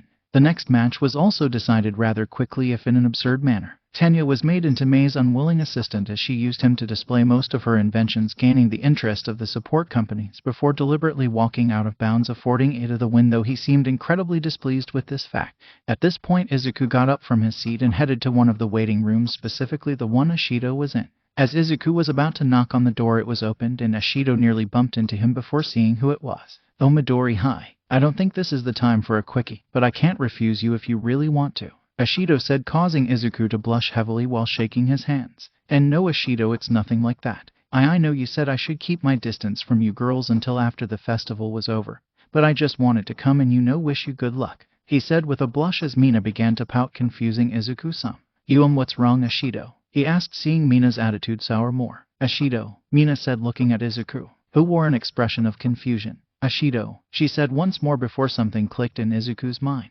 Mina," he said as quietly as possible, only for Mina to lean forward. "You were coming to say good luck?" Ashido asked once more before Midoriya stood up straight and took a deep breath. "Good luck, Mina," he shouted as Mina smiled, petting his head. "There's a good Midori, and thanks for that, but I've already got a pretty nice good luck charm right here," she said, pushing the waistband of her sweats down, revealing a familiar pair of panties to Izuku, who only blushed harder. I'll let you get going now," he said, rushing back to his seat as Mina giggled, stepping out of her room and noticing a presence around the corner. Ochako had followed after Midoriya, seeing where he was going, and though she hadn't been able to see anything because of the open door, she'd heard most of it, and it caused her to grit her teeth, exuding a presence of anger. "I know you're there, Ochako, and I just want to let you know I am going to win this thing, on my own merits," she shouted before going out to fight Aoyama and make good on her word, quickly defeating the laser user and advancing in the finals to the chagrin of Ochako, Momo, and especially Toru, who had not made it into the finals and was only barely keeping her composure. Momo bit her nail as she got up to go to the waiting room and looked at Midoriya, who wore a smile on his face, no doubt overjoyed by Mina's victory. "I'll win too, Midoriya. I want to be closer with you than just as your subordinate," she thought, walking behind him to the waiting room. Urazu walked out onto the arena facing Takoyami. "I defended against Takoyami's attacks during the cavalry battle, so I know he's got an advantage on attacking. But if I can defend against him and getting close, the battle's mine," she thought, so wrapped up in her planning she barely heard the start signal until Dark Shadow was nearly upon her. Urazu created a small shield which Dark Shadow slammed into, pushing her off balance before coming back around for another attack, repeating this maneuver again and again before suddenly stopping. "Now's my chance," Momo thought as she created a long pull, only to be stopped by Midnight's announcement. "Momo Urazu has been pushed out of bounds. The winner is Fumikage Takoyami." Momo dropped the shield and pull as she watched Takoyami bow and then walk off. She cast an eye to Midoriya, who also wore a face of empathy for her loss. She gave a sad smile as she walked off the field. "That was really one-sided, but I'm not surprised. Takoyami played to his strengths, and after facing her in the cavalry battle he knew how best to handle her quirk," Izuku stated as Ochako smiled. "That's one less opponent with Toru, Su, and Gyro already knocked out. It's just down to me and Mina, as it should be. She's the cause of all this," Ochako thought as she cast an eye to Mina, who was also looking at her. They both knew what was at stake now. The next battle was between Kirishima and Tetsu, and out of all the previous matches it was one of the longest, with both having virtually the same quirk. It would drag on for a while. Seeing this, Izuku made another trip to the waiting room, this time to speak with Uraraka. He knew that he was once again going against what he promised Mina, but he was sure that Mina knew he wouldn't be able to keep his word for long. He knocked on the door before opening it and finding Ida there already. "Oh hey Midoriya, come to wish Uraraka good luck as well, have you? I am pleased to see our class representative taking such a hands-on approach when it comes to our classmate." "Good show, sir," Ida complimented with his usual robotic movements. "Deku, what are you doing here?" Ochako asked, looking at him as Izuku coughed. "Well, I know you're going up against Katsuki in the next match, and I want you to know he's not going to go easy on you no matter what. I don't think he's capable of holding back, to be honest.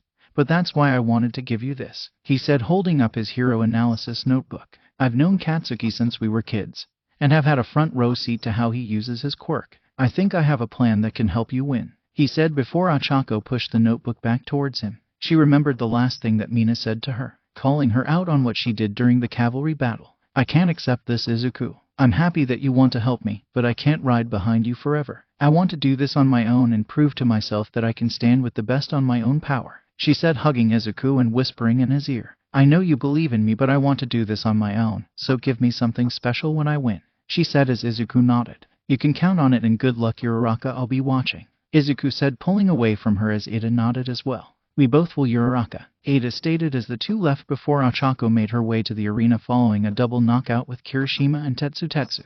Bakugo stood across from her, glaring as usual. "The next match is Hero Course 1 Akatsuki Bakugo, the runner-up in the cavalry battle," announced Present Mike as the crowd cheered. "Then we have also from Class 1 and my personal favorite to win, Ochako Uraraka," shouted Present Mike, feeling Aizawa glaring at him from the side. "I thought you were supposed to be impartial," stated Aizawa, disappointed in his colleague's obvious bias. "This is your one and only chance, Pink Cheeks, bow out or get hurt, simple as that," stated Bakugo, who was met with an intense glare rivaling his own.